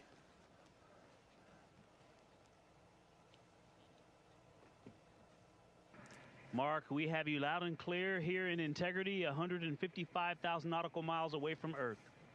How do we sound? You sound fantastic. Congratulations on all your success so far, and thank you for the amazing images that you sent back from space. My first question, I hope a couple of you will take a stab at. I mean, so many people on Earth are living this moment through your experiences. So on a personal level, since leaving Earth's orbit, what have you been most struck by, and what has been the biggest surprise?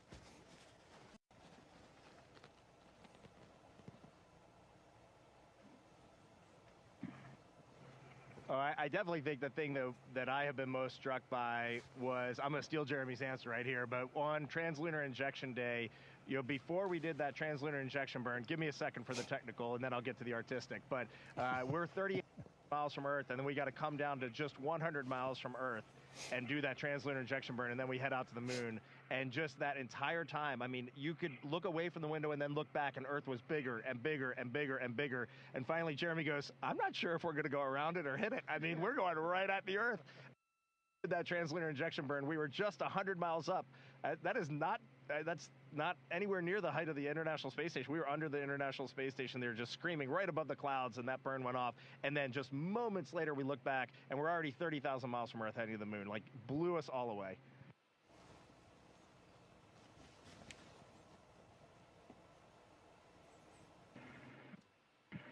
You know, Mark, I think one of the things that has struck me, there's so many amazing and so many profound things that we've seen and felt on this mission. But something else that just stays with me is a lot of us were excited to see Jeremy's expression or reaction to looking out at Earth from space, you know, being the first-time flyer. But the difference between Jeremy and someone who's never flown, but all of us, all four of us, and someone who's never flown is essentially equal. The three of us space before, I think, feel just as amazed to be up here and to see some of the sights that we've seen. And so even though we lived on space station for a collective 2 years, we have seen and felt things that we have never felt before, from that ride, that wonderful ride on SLS, to being that 38,000 miles from Earth and just seeing some amazing views.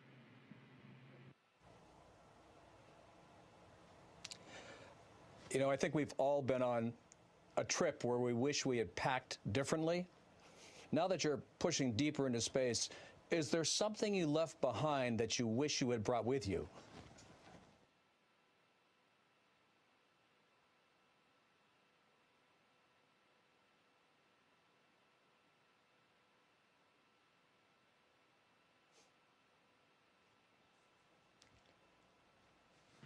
You're hearing a lot of brainstorming in the cabin right now. The resounding answer is we feel very well taken care of. There's not a whole lot we would live without. That typical forgetting your sunscreen or your bug spray on vacation. They thought of everything. We've got it all. My initial response was my family. I would love to have them up here, but then I might actually never come home. And yeah, I really can't think of much. The other joke was we think we had a radiation hit on one of our computers and took it down. So maybe we would have packed a spare computer. Other than that, we're just so well taken care of. In fact, so well taken care of that sometimes we forget. You can easily just get your presence here in the cabin and forget exactly where we are. I want to ask a question for all the young people watching. Take Kruger Middle School in San Antonio. They are studying the science and the engineering of the moonshot, along with what it takes to be an astronaut. What is your message to all the kids watching and fascinated?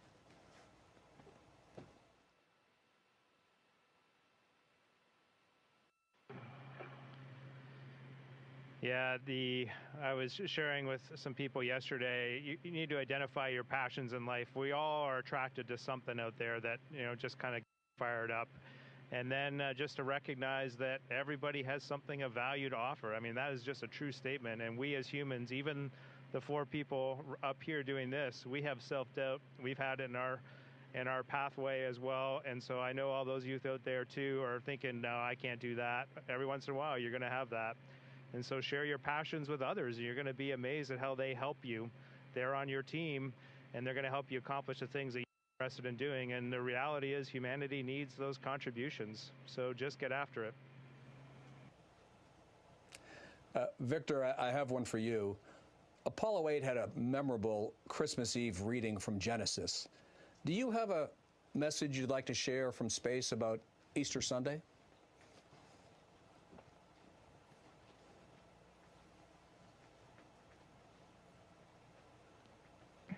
You know, I don't have anything prepared.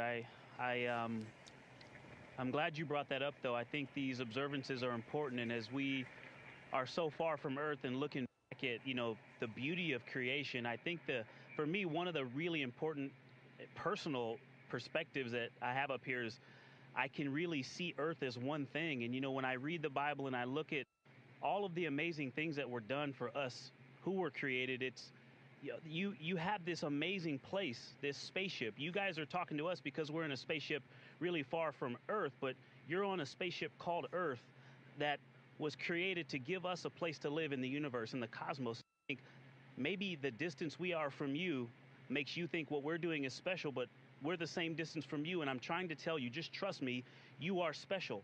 In all of this emptiness, this is a whole bunch of nothing, this thing we call the universe. You have this oasis, this beautiful place that we get to exist together.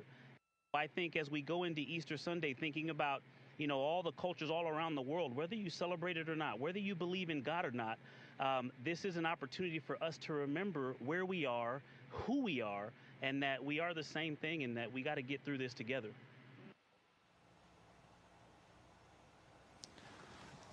Well, for someone who didn't have anything prepared, that was really quite extraordinary. Another question. During the lunar flyby, you're going to have radio silence for about 40 minutes. You'll be on one side of the moon. Everyone else on Earth will be on the other. You'll be focused on the mission. What do you hope the rest of us are thinking about?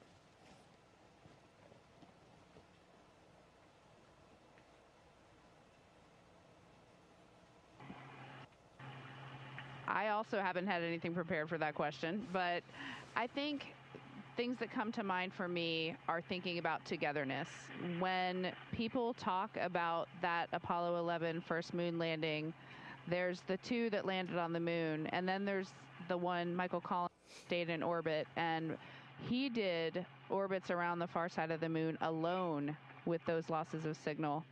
And people asked him the rest of his life what that was like. And in the end, for me, it leads back to gratitude. Gratitude that out of this huge universe, we get to live together on Earth, planet Earth, and what an anomaly that is. When I saw Earth for the first time on its own out the window, I was struck by the blackness around it. If you can just think about what it means to be together and what it means to be apart from your loved ones during that time and reflect on that, maybe we'll all come to a realization. We've all watched a waxing moon from Earth. What's it like to watch the moon grow from space?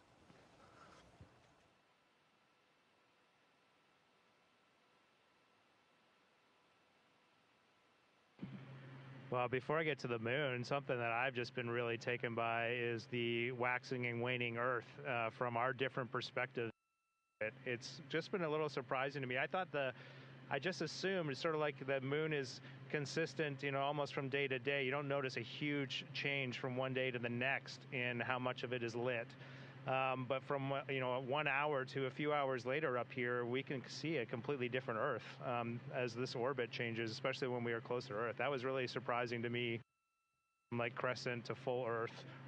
We woke up that first morning on TLI morning, it was a half Earth. Then it was a full Earth, and then it was a no Earth. Yeah. This is really amazing. To watch the moon grow is exciting. That's our destination. That's where we're locked onto.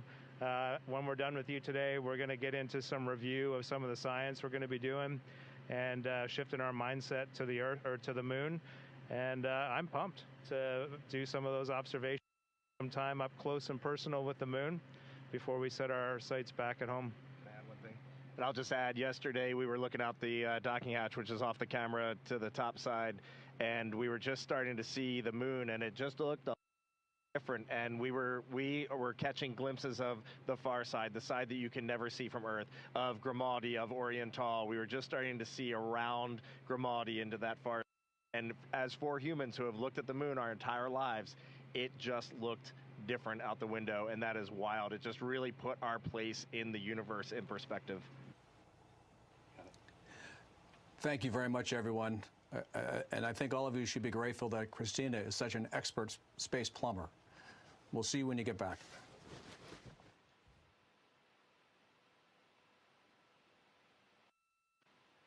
We are. Thank you, Mark. It was great talking to you, and we are grateful. Take care. Integrity. This is Houston ACR. Thank you. That concludes our event.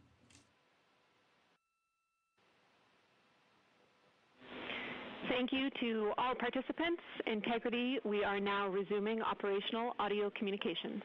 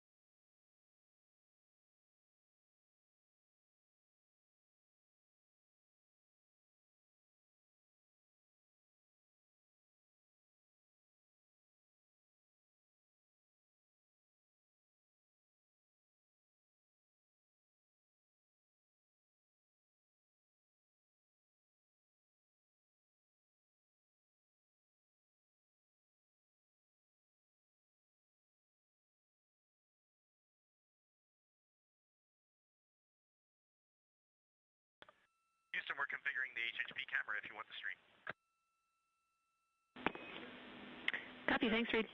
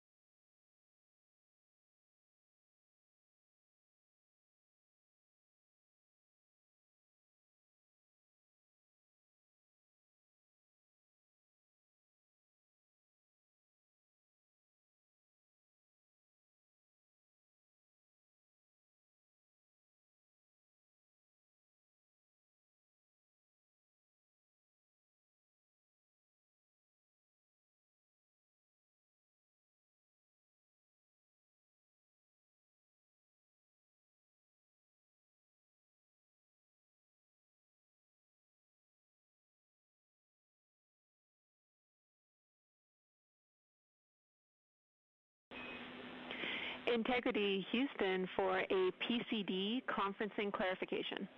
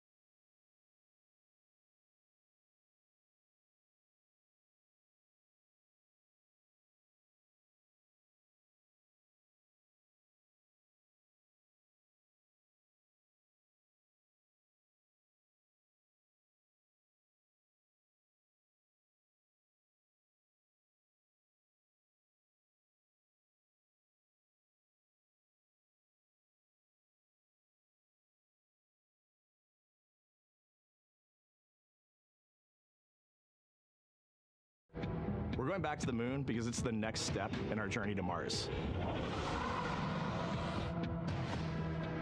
We were always going to the moon.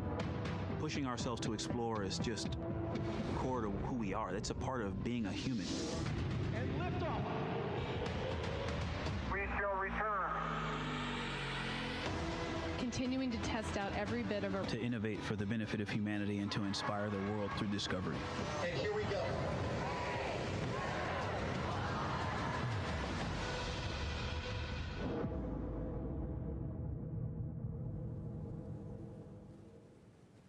Good afternoon and welcome to NASA's Johnson Space Center in Houston, Texas. I'm Sandra Jones and we are here today to discuss the Artemis II mission and the ongoing historic first ever crewed flight test of the Orion spacecraft.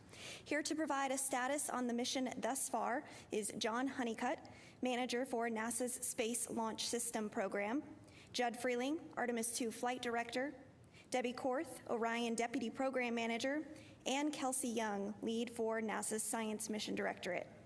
We'll start with some brief opening remarks from each of our briefers before we jump into questions here in the room as well as on our phone bridge. If you are dialed into our phone bridge, please press *1 to submit your name to the queue. If you do feel your name has been called already, please press *2 and you can withdraw your question. Once your name is called, please do state your name, affiliation, and to whom you'd like to direct your question. So without further ado, I'll turn it over to John for his opening remarks. Okay, thank you, Sandra. Yeah, I think most of you know that I've kind of been on a hiatus from my SLS job for the last 7 or 8 months and running the mission management team, but we'll talk a little bit more about SLS as I get through my opening remarks. It's good to be here with you all today, be back with you again. As we continue the Artemis II mission. You know, first things first, Integrity remains on a free return trajectory and is on the outbound transit towards the moon with Lunar flyby day 6, which is Monday coming up. So very excited about that. As you heard yesterday, Reid, Victor, Christina, and Jeremy are now closer to the moon than they are to Earth. I can tell you they've been incredibly busy. I know you've been watching coverage of the mission. I think you'll agree. It looks like they're really enjoying their work, and you know I can tell that in their voice when we're listening to the voice loops. And then all the imagery that we've been getting is pretty incredible. So the crew took this image yesterday. We got an image.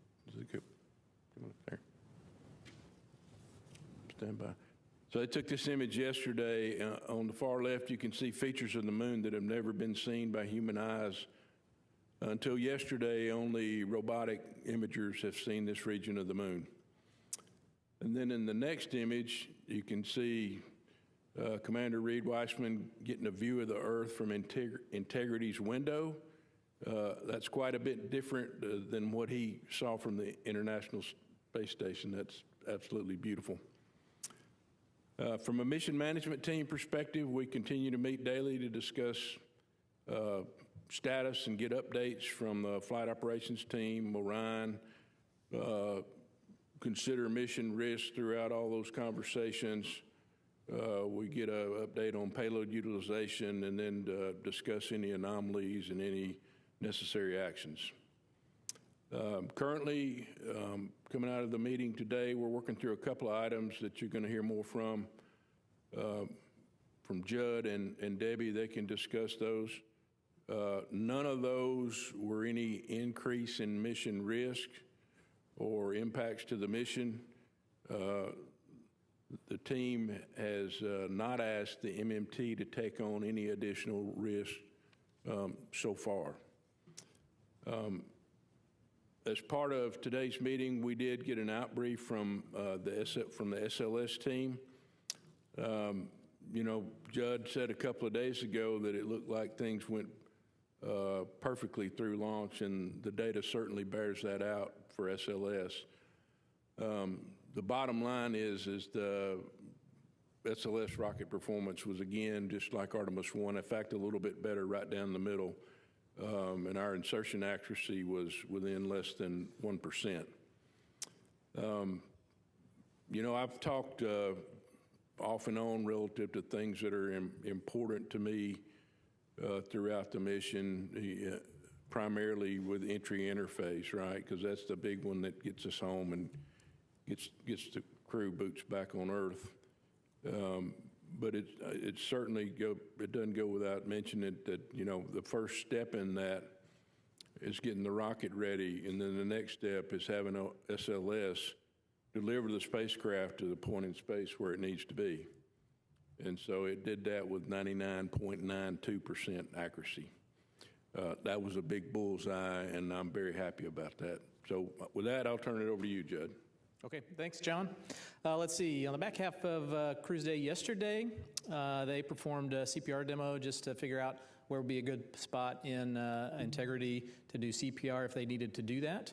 They had a public affairs outbrief. We also did a test of the search, acquire, and track mode of the Orion communication system. So that's if Orion, for some reason, loses its pointing knowledge, then it can go acquire communication with Earth on its own. Crew did check out of their med kits. They did some also a Nat Geo event there. They also had, we also did a DSN emergency comm test again to test out the ranging on the emergency comm system to make sure that was all working, everything went well. Jeremy also had another CSA public affairs conference, planned medical conference. During the night, we tried to vent the wastewater tank that's attached to the toilet. We had problems with that due to suspected blockage, we think probably due to ice. So we directed the crew overnight to use their collapsible contingency urine devices, just like they did on flight day 1. Let's see, this morning we had our normal planning conferences. We also had the private family conferences and also the private psychological conferences that were planned. Additionally, we did we're going to do another test of the PWD and take videos of that just so we can get that data to the engineering teams. The planned trajectory correction for today, OTC-2, was canceled because, again, Orion is doing such a great job. We had great insertion accuracy. We had a good TLI burn, so we ended up canceling that. A benefit of canceling that too, side benefit, it allowed us to put Orion space capsule in an attitude that will put sun on the vent of that wastewater tank to see if we can try to heat that up and get that wastewater vented. We were partially successful. We got about half of the tanks out of half of the urine out of those tanks. So we'll continue to troubleshoot on that. Later today, we'll do the manually piloting demo part 2, which will test out the 6 degree of freedom versus the 3 degree of freedom modes of the capsule, so we can get detailed information on how those behave. We'll also, the crew will videotape the exercise device so we can get engineering data on how that exercise device is working. We'll also do another VIP event for the Canadian Space Agency. We'll do some imaging, taking pictures out the window, and then the crew has their planned medical conferences. That's all I have, and I'll hand it over to Debbie, and she'll talk about the Orion systems. All right, thank you, Judd. So yeah, I'm pleased to report that the Orion spacecraft, it's in very good health, continues to operate nominally on its way to the moon, so there's no major anomalies that we're working at this time. I'm going to pull up the first image, if you could, of the exterior view of the spacecraft. So this is a beautiful view of the Orion with the sun shining off of that Ciox tape that covers all of those TPS backshell tiles. We actually yesterday performed a routine external inspection of the entire spacecraft to make sure that it's healthy for that return trip when it needs to come back home. And again, please report, found no damage to any tiles, no major tape removals or anything, so it looked really good. We did side-by-side comparisons to Artemis I. Actually looks quite a bit better than even Artemis I did at this point in the mission. We also, this image here, I guess I should mention, is from our optical communication system. So it's been downloading gigabytes of data throughout the mission. So this is one of the high resolution images that we got of Orion throughout the day so far. Let's see. We are still continuing to troubleshoot the urine venting, as Judd mentioned. I did have a partial successful venting after the maneuvers that Judd mentioned, getting some sunlight on that vent. The vents are located, the primary vent's located near that umbilical, that white block you see at the bottom there between the crew module and the crew module adapter. And so we think it's probably been seeing more shadow than anticipated. And so by heating that up, we were able to get some of the urine out, but clearly didn't solve the whole problem. So continuing to troubleshoot that. Should mention, this is a common occurrence. We saw these kinds of events on shuttle as well. So we have some tools in the toolkit. We'll be looking out on what else we can do there. The toilet itself is operable. This is a test flight. We're figuring out how all these systems work together, but it is operable, and we have redundancy to get us through the mission. Let's see. I guess we'll go to the next photograph. This is actually inside the spacecraft. It's maybe a little dark to see. We had the crew members turn the lights off or down low so they can actually take some really great images out of the windows. So I'm not sure if you can see, but I think Jeremy may be taking some photographs out the window, and Christina's back there working on the PC on her laptop computer. So anyway, a beautiful view of the inside. Most of the daytime pictures we see are really lit up, so it was nice to see the crew performing some of the other operations in the capsule. So I guess the spacecraft continues to operate nominally. Our team remains hard at work, making sure we're testing out all of the systems, getting through all the flight test objectives, and continuing to work the minor things that we have on our list. So with that, I'll hand it over to Kelsey. Yeah, really pleased to be here today. We're now 2 days away from the lunar flyby, which is planned for Monday. So as we just heard earlier, the moon is now closer to the crew than the Earth is. So we're really gearing up to support the flyby. April 1st was an exciting day to launch because we have some really exciting observations planned for the day that the crew will actually fly by the moon. I actually have a visual video to show you guys of, in just 1 minute, the entire several-hour flyby. So if you could pull that up, that'd be great. When they start the flyby, they'll be able to see big chunks of the near side. That's the side that we can look up at night when they're observing the moon, and be able to see that near side as well. As they get closer, they'll start to focus on that near side, far side transition. Again, the far side is the side of the moon that always faces away from our own planet. So as they get closer, they'll be able to see features that human eyes have never before seen. Earlier, Oriental was mentioned. This was a really exciting scientific destination. They got eyes on it yesterday from pretty far away. They'll have an opportunity during the flyby to spend a lot of time checking it out. You see Earthset, that where Earth disappeared behind the far side of the moon, and you're about to see it pop out the other side, of course, in Earthrise. And then a really interesting opportunity we have for Monday's flyby is we will actually, from the vantage point of Integrity, the sun will pass behind the moon from their perspective, creating a solar eclipse from a perspective that is very, very unique to this mission. It will be a roughly 53-minute eclipse, and then they'll see sunrise where the sun pops out the other side of the moon. There's a lot of science objectives baked into what the crew are going to be doing during the flyby.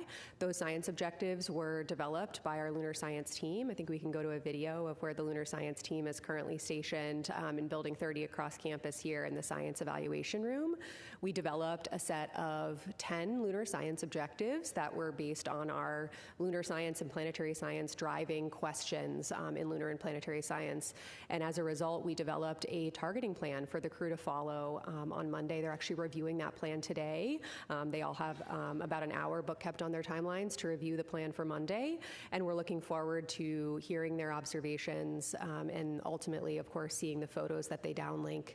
The crew has spent many, many months training in a variety of different environments to make these really scientifically impactful observations. And so we're really excited as we're getting closer to the moon for all of this really wonderful lunar science the crew are going to be able to do for us. I'm excited to hear your questions.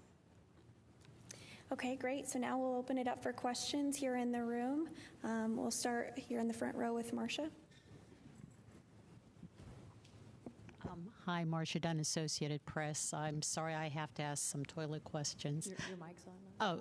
Oh, Marcia Dunn, Associated Press, with some toilet questions, if you don't mind. I'm assuming right now the toilet's no-go for number 1, but okay for number 2. Sorry to have to ask this. And how many backup bags, do you have, the contingency pouches? Because I know you use so many to try to fill up with drinking water.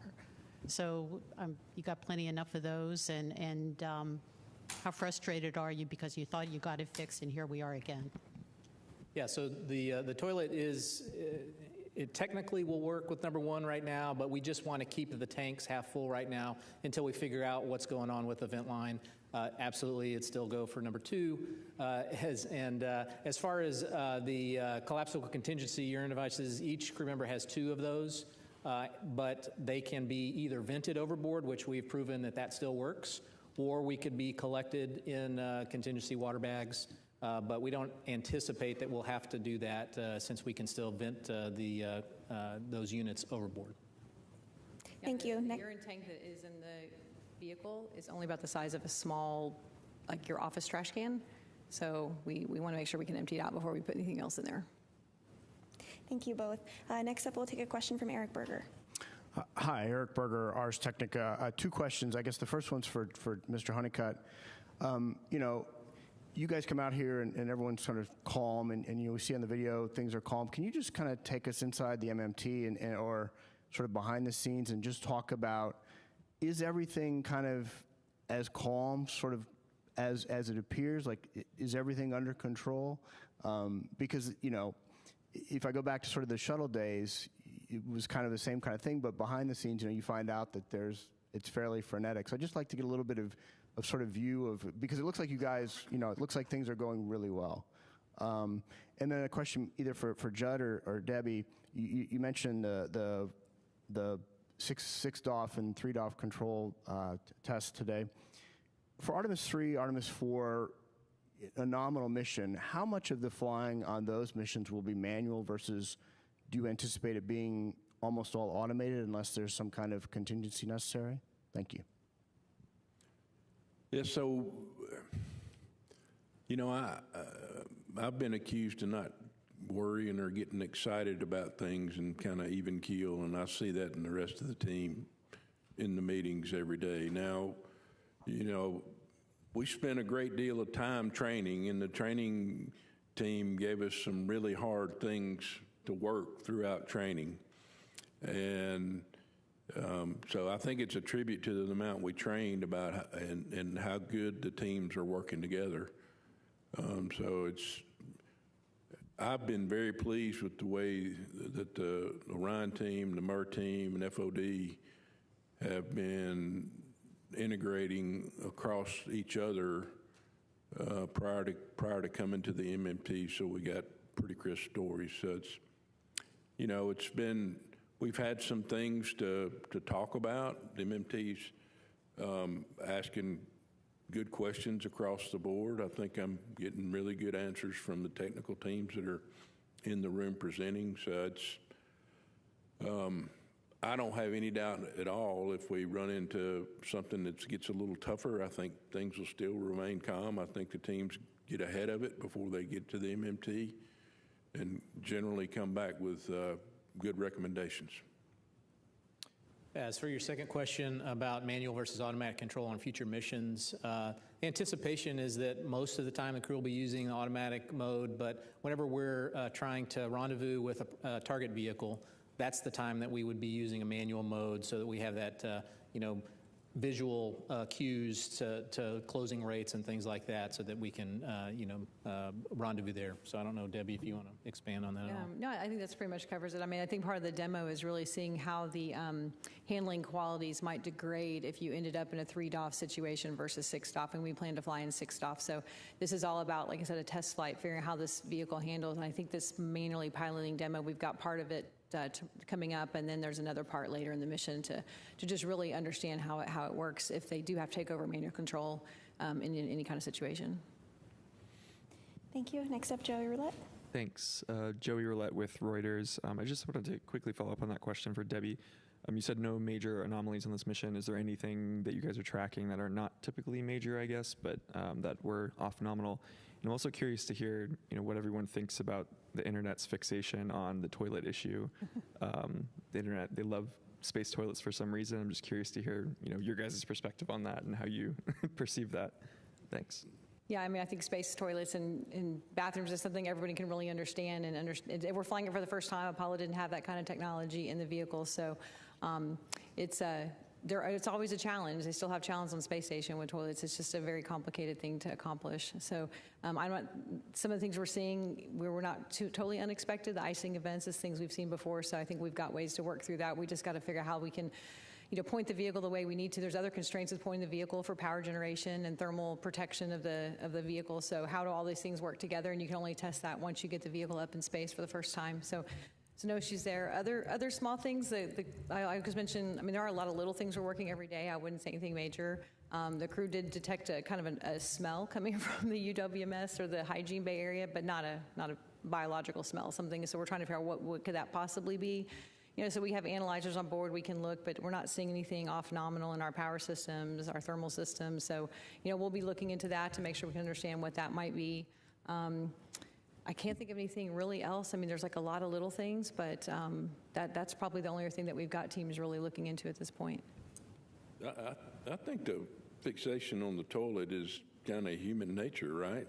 I mean, everybody knows how important that is to us here on Earth, and it's harder to manage in space. So it's, I'm interested in, I know we're in a good state right now, but I would really like for it to be in the best state that it can be for the crew's sake. They're kind of like, it's a little bit of camping in space already, but then it makes the camping a little bit tougher when you don't have the full capability of the toilet. But, they're okay, and they're trained to manage through the situation.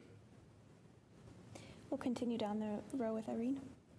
Irene Klotz with Aviation Week. Regarding the demonstrations on the proximity operations, rendezvous, and eventual docking with HLS, what's the current thinking when HLS is flying, whether Orion or HLS would be the active vehicle, which active, which passive? And then I had a separate question about Orion, considering this being the first flight of a crewed vehicle, compared to the other systems. There haven't been that many, a handful maybe. How would you compare this performance on the first flight with some of the previous Dragon, Starliner, maybe even Shuttle going back? Thanks. So I'll take the first part. Whichever vehicle the crew's in will be the active vehicle. And so if Orion is rendezvousing with HLS, for instance, Orion would be the active vehicle. And then when they would come back from the moon, then HLS would be the active vehicle rendezvousing with Orion. As to your second question, I don't know. Yeah, I'm sorry, I don't have a lot of information on some of the earlier or the more recent crewed vehicle test flights and things that they experienced. I would say Orion's performing remarkably well, so we are pleasantly surprised. We're hoping that this is what we were going to see, but we did fly a lot of redundancy in our systems in case we didn't. So as far as those comparisons, I'd probably have to defer to someone who knows more about what happens, directly in Dragon and those other vehicles. Okay, our next question's here in the front. Hi, Philip Sloss. One question for Judd.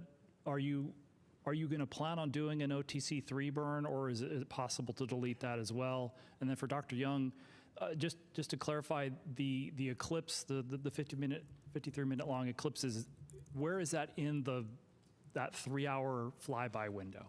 Thank you. So currently, OTC, the outbound trajectory correction number 3, we do plan to do that based on our current numbers. So. And we'll do that with the SM reaction control system. And the eclipse, so the fly-by-day profile will look like a roughly 5-hour period where the crew is observing the moon. Like in the video you guys saw, they'll see the illuminated surface of the moon. And then a short time after Earthrise, we will kind of have a break in lunar viewing attitude where they'll be doing some other tasks before then pivoting back to look at the eclipse. So the 53-minute eclipse is roughly, an hour after Earthrise at the end of the flyby window. Thank you. Next up, Jackie. Hi there, Jackie Waddles with CNN. Another question for Dr. Young. I just wanted to ask, because the president's budget request came out yesterday, and we saw another proposal to cut 47% of NASA's science budget. I just wanted to ask you, how are you thinking about how that changes the agency's science initiatives and even some programs that help support Artemis, even though I know Artemis had an increase in funding. And also would just love to know how that's affecting employee morale and what you're doing to kind of keep employees happy. Thanks. Our briefing today is focused on Artemis II. Our budget numbers are available online at nasa.gov/budget. If you guys have any additional questions, you can reach out to Public Affairs after about the budget. Thanks. Let's go to another question in the second row. Yes. Thank you. Tarek Malik with Space.com for Dr. Young. When we spoke back in September, there was a lot of uncertainty about what the crew would be able to see during the flyby coming up, and I imagine that kind of came down to the launch on April 1st. So I'm really curious, given that they're going through their targets today, their geography and whatnot, what you are hoping, I guess, to see, or what they're looking at the most in terms of what they have to practice, and then how do you keep them not looking at the moon outside of that 5-hour period as they're on approach and on the way out? Thanks. Relatable question. Absolutely. So it was a really interesting challenge, and we did speak back in September about how to scope the flyby, given that, what targets will be visible to them are entirely dependent on when exactly they arrive at the moon, right? At any given moment in time, 180 degrees of the moon is illuminated and 180 degrees is not. And so what we did was we actually built a list of targets or features on the lunar surface for the entire 360 degrees of the moon, because we knew that once they launched and we realized when they'd get there, we'd be able to narrow down what was visible and from there prioritize based on our science objectives. And so as we were getting closer to this April launch window, we were building out that target list of how we would prioritize, launching throughout the April launch window. And then ultimately, of course, we launched on April 1st. So actually yesterday, the science evaluation room, the room that was showed earlier on screen, you can bring it up now again if you'd like, they were working to basically finalize that list of lunar targets that will ultimately go up to the crew and be executed on Monday. So what the crew are studying today is like the 80% solution. It's a study guide, and then tonight the final targeting plan will get uplinked to them, and they will review that prior to the flyby on Monday. And so we really, in that way, are able to maximize the science that we're getting out of the flyby by waiting until we know exactly when we're going to get there and maximizing the science out of that specific illumination profile that are presented to us. So I'll say that, the last part of your question about kind of where has the most effort gone into, I'd say we had done a lot of planning for months on the targets of interest on the illuminated lunar surface. The eclipse we really started to focus on in the last few weeks, and so we put a lot of effort into fleshing out those prompts, because ultimately the crew, to execute this plan, will be looking at their lunar targeting plan on their crew tablets and executing target by target by target based around prompts that the science team provides to them. So we put a lot of effort in the last several weeks into eclipse planning, in addition to continuing to flesh out the lunar targets in their own right. We are going to take a few questions from our phone bridge next. If you are on the phone and you have a question, reminder to please press *1 to get into the queue. We'll start with Nell Greenfield-Boyce with NPR.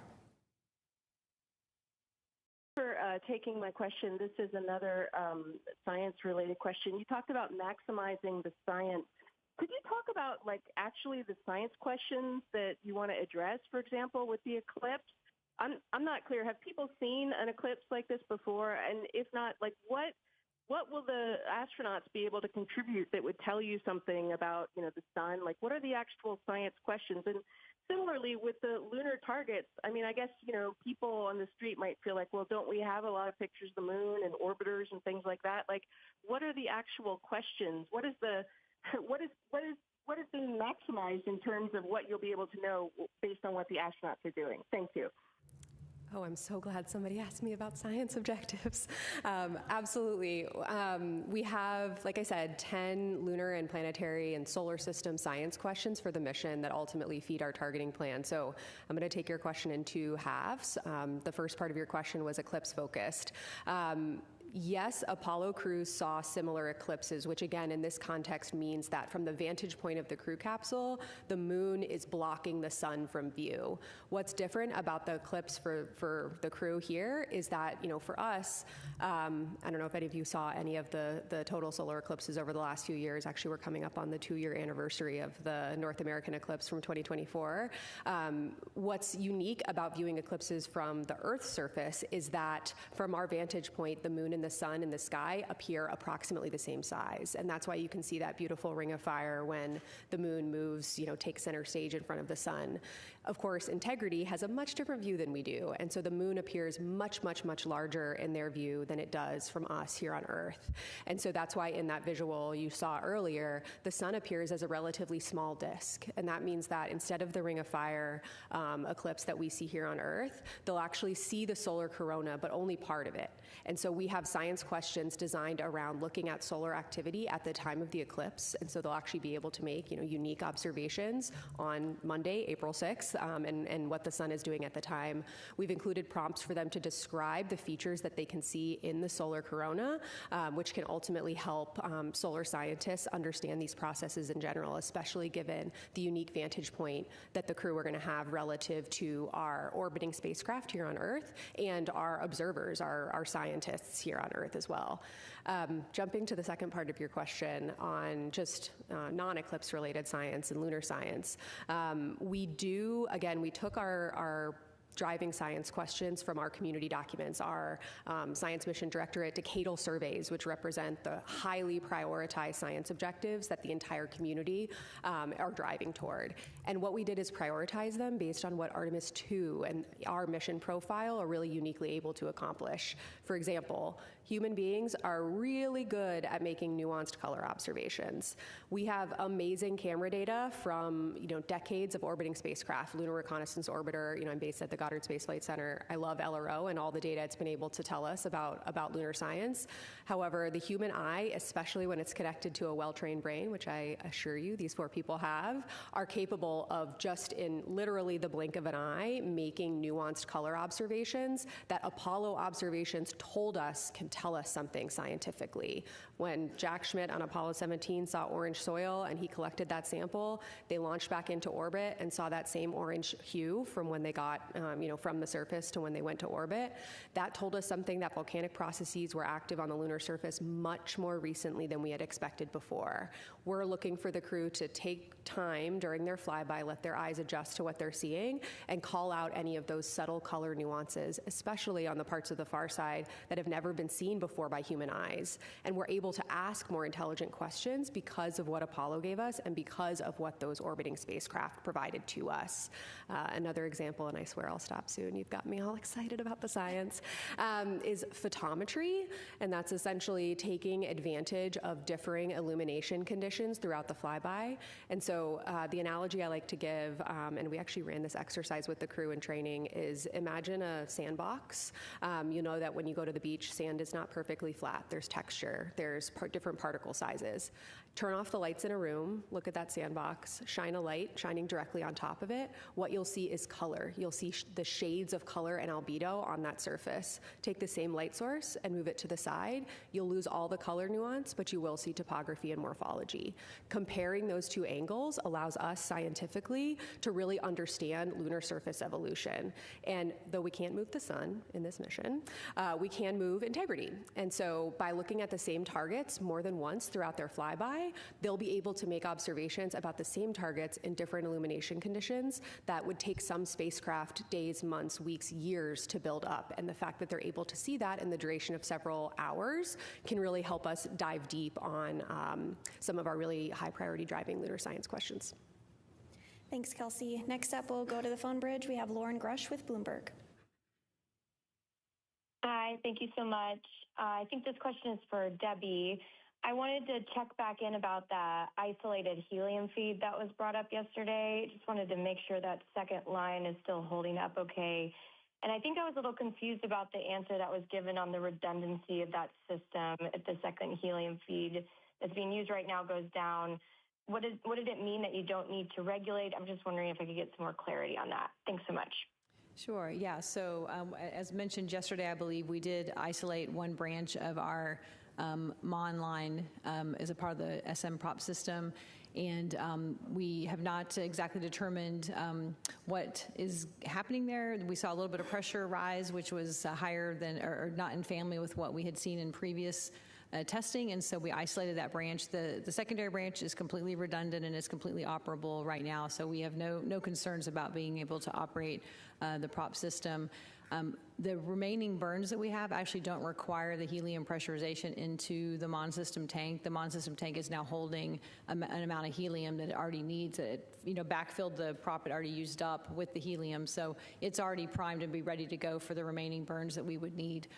If we did have an issue on that branch, we can always go back to the other branch. Using the other branch is not precluded just because of this item that we saw, this feature. We just decided to isolate that one and use the from a health perspective, use the healthiest branch for any remaining burns. Those burns are really small. I'm sure Judd could speak more to what we have left to do, but that's why we said we don't need the helium pressurization anymore, because the MON tank already has the pressure in it that it needs to execute the remaining burns with, I think, 4 to 5 times more than we would actually need based on the predicted burns.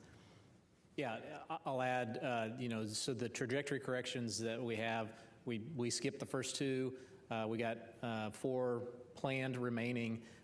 Each one of those we budgeted maybe 30 seconds or so for, and we're really only seeing we only need probably 10 seconds at most, and so we've got plenty of ullage is what we call it. So plenty of pressurization in the system to not have to use the helium, even if we had a problem with the secondary line. And I guess I should also mention we are also protecting for an off-nominal type abort situation. In that case, you may have to use a pressurization system, and the second branch is perfectly healthy to accommodate that as well. So we have not lost any redundancy or fault tolerance in our system. We decided to isolate the one branch that we didn't like the behavior and proceed with the rest of the mission on the secondary branch. We'll take one more question from the phone before coming back into the room. Next up is Joseph Howlett with Scientific America. Hi, yeah, this is for Kelsey. I'm curious if there's a particular lunar feature or another that you're excited to get human eyes on. Is there something that in particular that you're looking or hoping for the astronauts to see? And then also, have they gotten photographs of any other celestial bodies besides the moon already, or is that planned for the next couple days? Yes. If you ask, 100 lunar scientists what their favorite features are, I'm sure you get 100 different answers. I think I'll maybe cheat and give a couple. I think Oriental is obviously extremely compelling. This is an impact basin that plays such a critical role in not just lunar science, but in planetary and solar system science. It's the type impact basin we use to understand impact processes across the solar system, which is one of the most ubiquitous processes across the entire solar system. And we've never had human eyes on by far the majority of it. I will say, a little bit closer to home, the crew is really excited about that target, and they're really excited about, understanding its significance in lunar science and planetary science. So I'm really eager to hear their descriptions, specifically of Oriental, just given the excitement that the lunar science team has and that the crew has. We also, when we were training the crew, we gave them a Big 15 lunar geography challenge. So we gave them 15 features across the entire surface of the moon that at any given time, no matter when they launched and what the illumination was, they'd be able to see at least 5 of them at the time. And so if you can, know these 15 features, you will always be able to orient yourself on the moon. One of our targets that they'll actually look at twice on Monday is Ohm Crater. That was one of the Big 15. They've used it as sort of this, quizzing themselves. We actually literally made them flashcards for understanding lunar geography. And so I'm excited that Ohm made it into the targeting plan and that they'll actually get to see it twice under different illumination conditions. So there's a lot of really exciting potential for the observations. And, frankly, what I'm the most excited about for Monday is hearing those descriptions starting to come down from the crew. They've practiced for many, many, many months on visualizations of the moon and getting their eyes on the real thing. Really, really looking forward to them bringing the moon a little closer to home on Monday. Next up, Will. Hi, Will Robinson-Smith with Spaceflight Now. Thank you all for taking the time Question for John Honeycutt.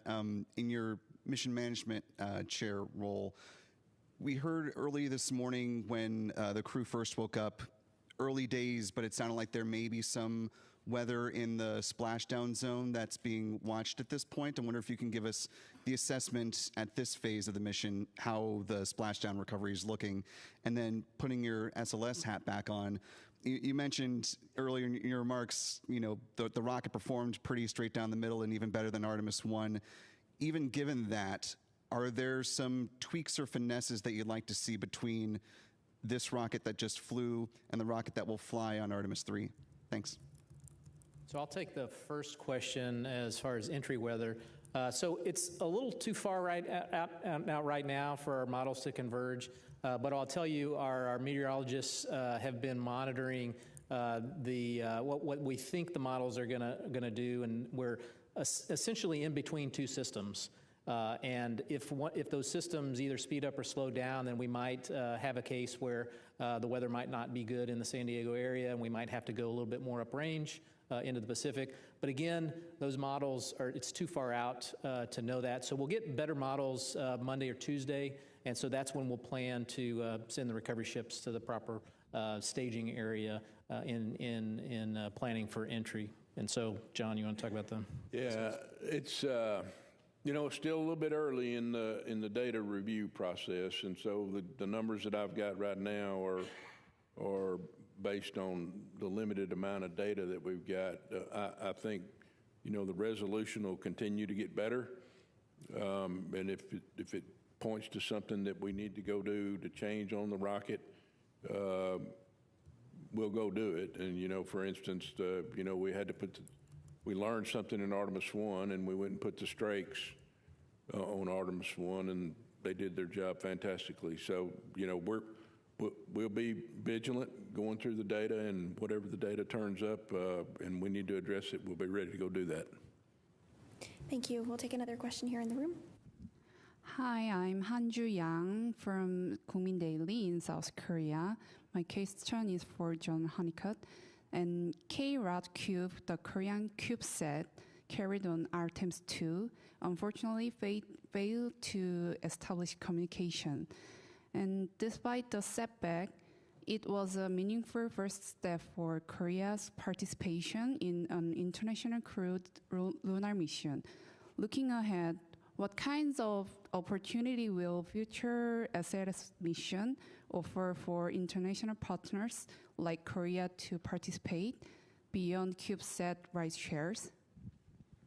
Yeah, so given where we are on the mission that is being planned for SLS and the architecture that the administrator and the associate administrator talked about over the last couple of weeks, I'm not aware of anything that they're doing. That doesn't mean there can't be something coming up.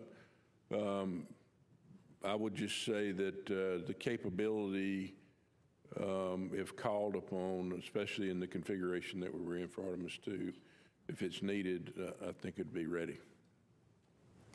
Next up, another question in the room. Hi, Alejandro Turnbull from Space Scout. Over the course of today, we've heard that Christina might have had a little bit of issues with her computer, her personal computer, and just wondering if any of you could speak to what those issues were and what you're doing about them, and then also how you're going to take those learnings from that, as well as Reid's viral issue with his email from the early part of the mission, and apply those to future Artemis missions and personal computers on future missions. Yes, so Christina's portable computing device, it failed. I mean, it's a computer failure, so it's not usable anymore. But we still have three, that Reid, Victor, and Jeremy have, and so she's able to swap out and use, borrow their computers for any uses that she may have. As far as the email issues, again, that's just because we're not connected to the internet or to a sync all the time. We have to do manual syncs, and sometimes those files get corrupted. So I wouldn't say it's a real big issue. We got it corrected, and so it's not unlike issues that we see on the International Space Station. Sometimes we have to do some IT support, and I would say that's just nominal. We understand how to work those and carrying those forward. Another question here in the room. Hi, Katrina Miller from the New York Times. This question is for Kelsey. Can you clarify that there are parts of the moon that have never been seen by human eyes that will be seen by the Artemis II crew? And then I'm also curious if you have any words to share on the cultural importance of seeing the far side of the moon with human eyes. The reason there are parts of the far side that have never before been seen by human eyes are that it's because that when Apollo missions launched, they prioritized launching into windows where the near side was illuminated, because that's, of course, where the Apollo missions landed. And so for when Apollo astronauts were orbiting the moon, the far side, they of course orbited over the far side, but it was not illuminated at the time when they were in orbit. Also, they flew much closer to the moon than Artemis II will fly, and therefore the horizon views of their spacecraft did not permit them to see the poles. And so we have a really unique vantage point with the Artemis II mission where the crew will actually be able to see the whole lunar disk. This means that they'll be able to see the poles, and they'll also be able to provide scientific context for their observations. Some of the really neat things about lunar surface processes, especially impact cratering, is they can toss material hundreds, if not thousands of kilometers across the surface. And because of this unique vantage point that Artemis II has, which is so much farther away than we experience with Apollo, they'll actually be able to provide context for those processes that are so influential across the entire lunar surface, where one crater in the northern hemisphere can shed material all the way down into the southern hemisphere. We're looking forward to the unique views. Back in the room, this gentleman in the black cap.